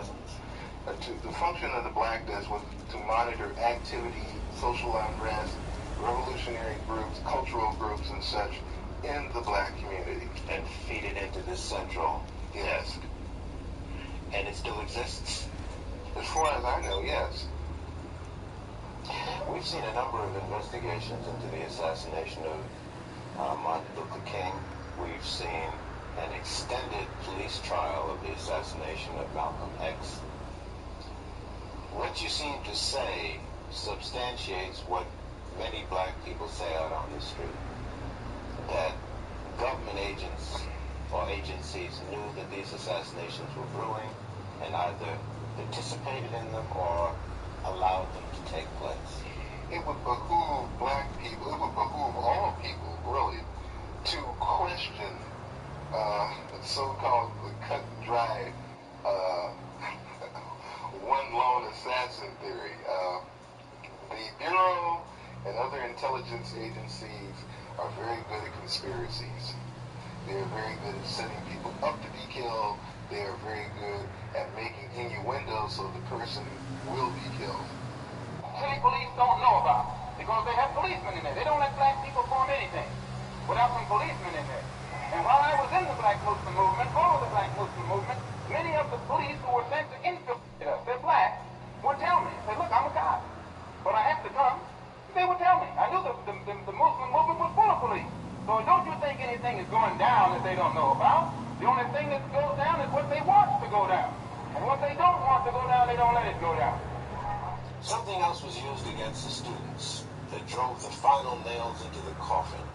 That's how they doing me. They don't want the truth to go down about what's going on here in Houston, Texas. But they ain't got no other choice. They don't have to kill me to silence me, man. Because for this doctor to tell me that I was HIV positive and I'm not, and him to get ready to put me on medication and everything, and me to think that doctors know best, man, it's on and popping. And deliberately organized, widespread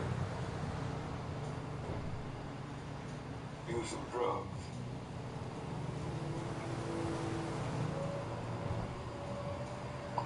The fact that a decision was made, and I think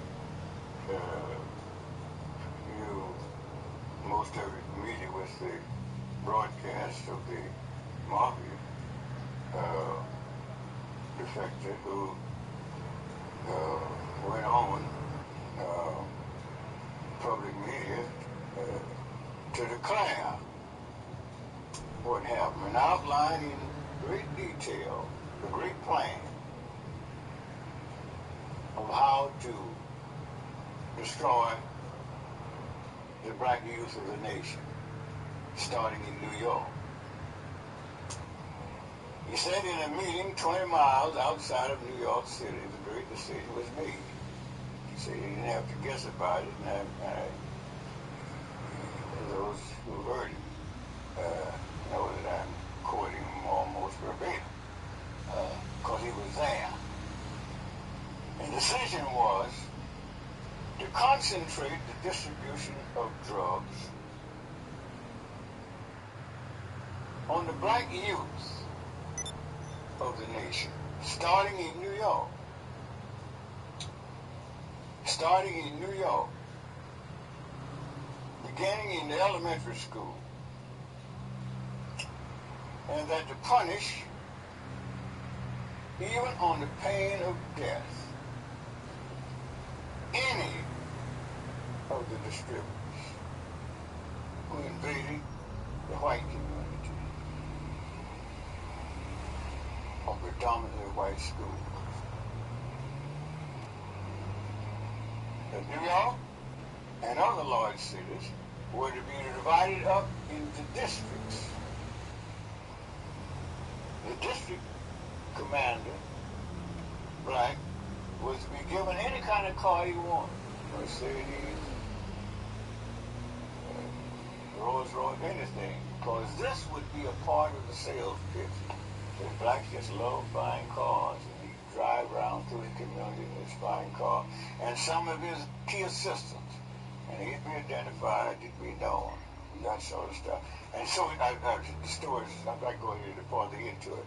But thus it began, and the spread over the country.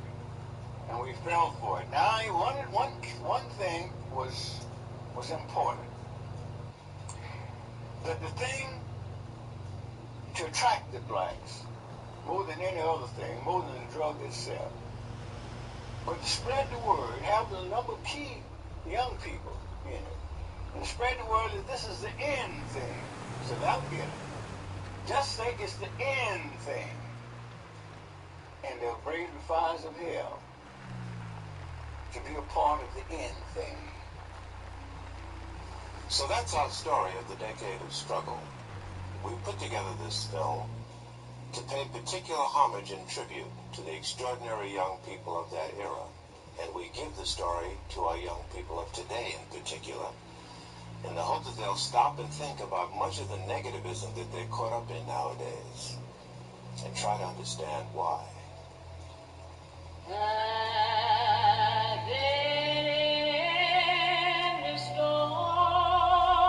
you go. Have a good one. Yeah, good people. That was as real as it is what it is. Can't have no brown man trying to be a leader unless somebody can kill him when he's talking the truth. But I say to you right now, I ain't got no fear in death. I've been where you trying to go to. I'm just trying to go back. So all I can do is tell the truth. So I ain't got no fear in these crackers. So they do what they do. Like I said again, it's messed up. It's messed up that they actually set this thing in motion. Just how it is. That's the way it's going. They said it just how it's going. They did this. They actually did this on purpose. All the bad that's happening is them making them. Then they make coincidence. This is what it is.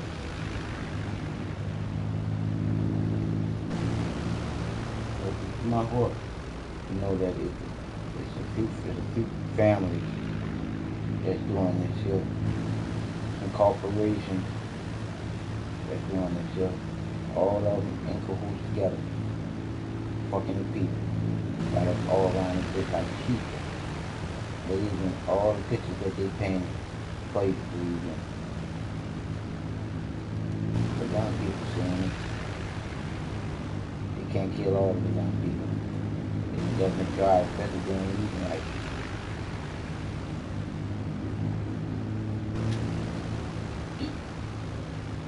It's a shame what's happening to us. That's all people.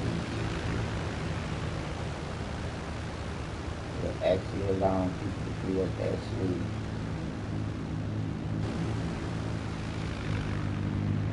And the hurt that the Creator gave each and every one of us. The Creator is the same in each and every one of us. The love unconditional you feel is the same in each and every one of us. It's the motivation to go straight. You got choices. You got two lives, you got two lives. You're straight is only one way to create. And you create in the love, in the name of the creed. How you think it's love making? It ain't God making. It's love making. You're making the creator. Out of the creator's name.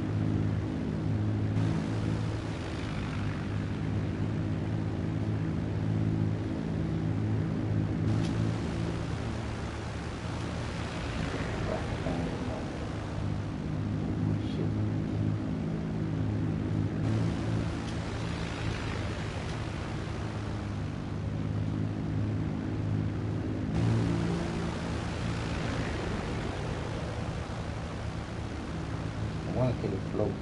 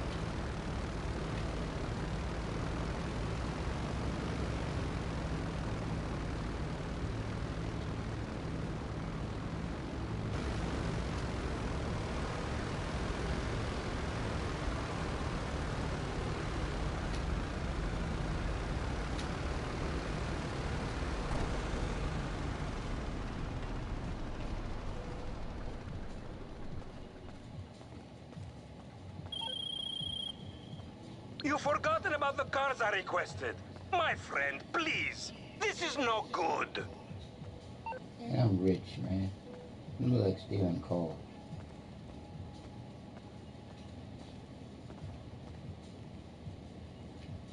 Come on, get in my car now.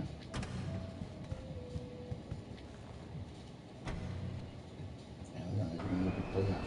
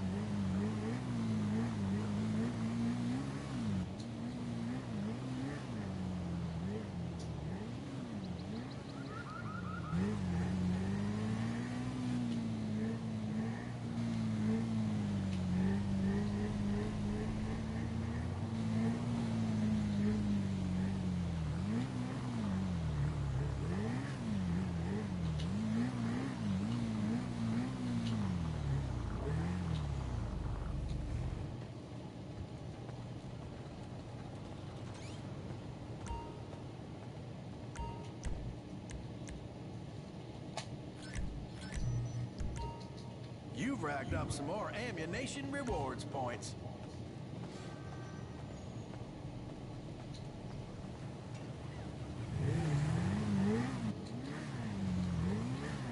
Everyone says all true artists are dead.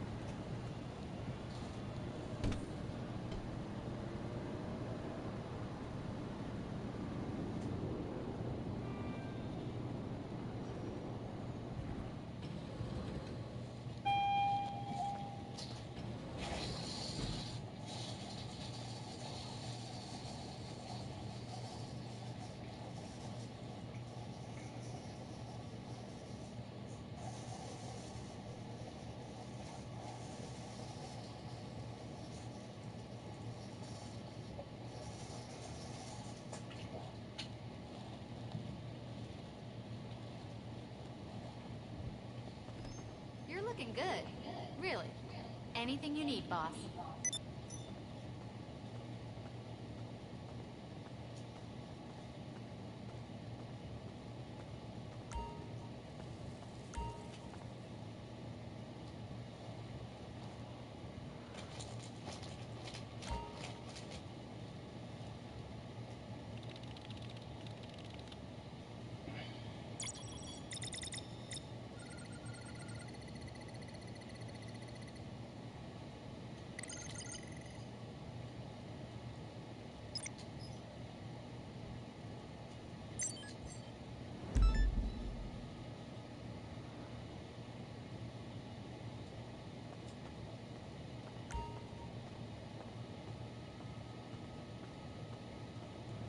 You thought about giving me some shares, boss?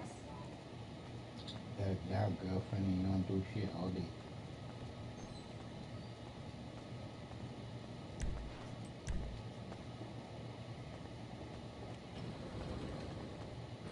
I'm working my ass off.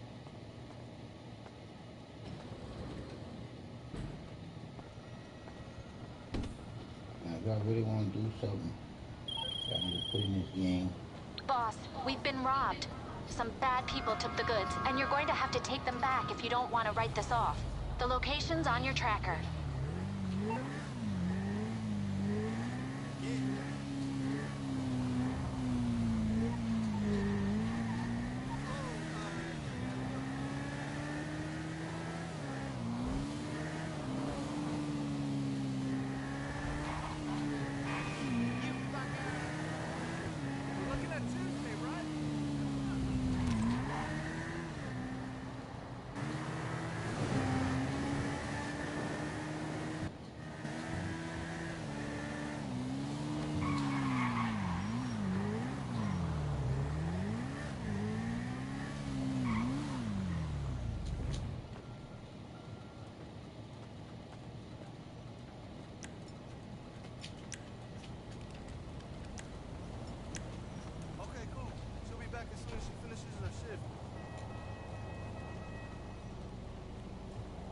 No, Tina, she's not a bad mother. Ufa, you're driving us both crazy.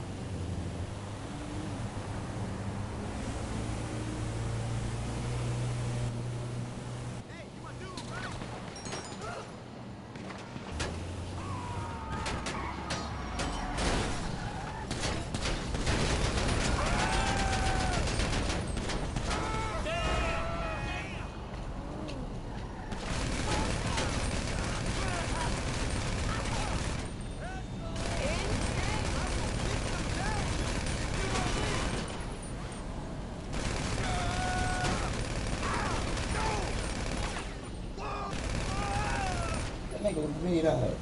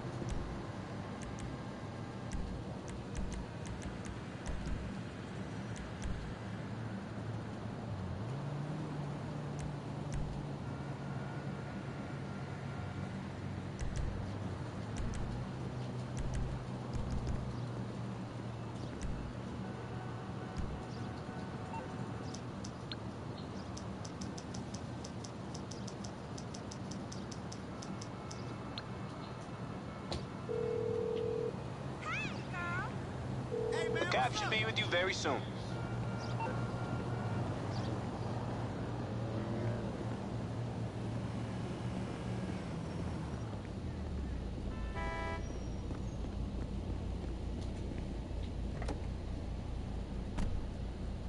Where to, friend?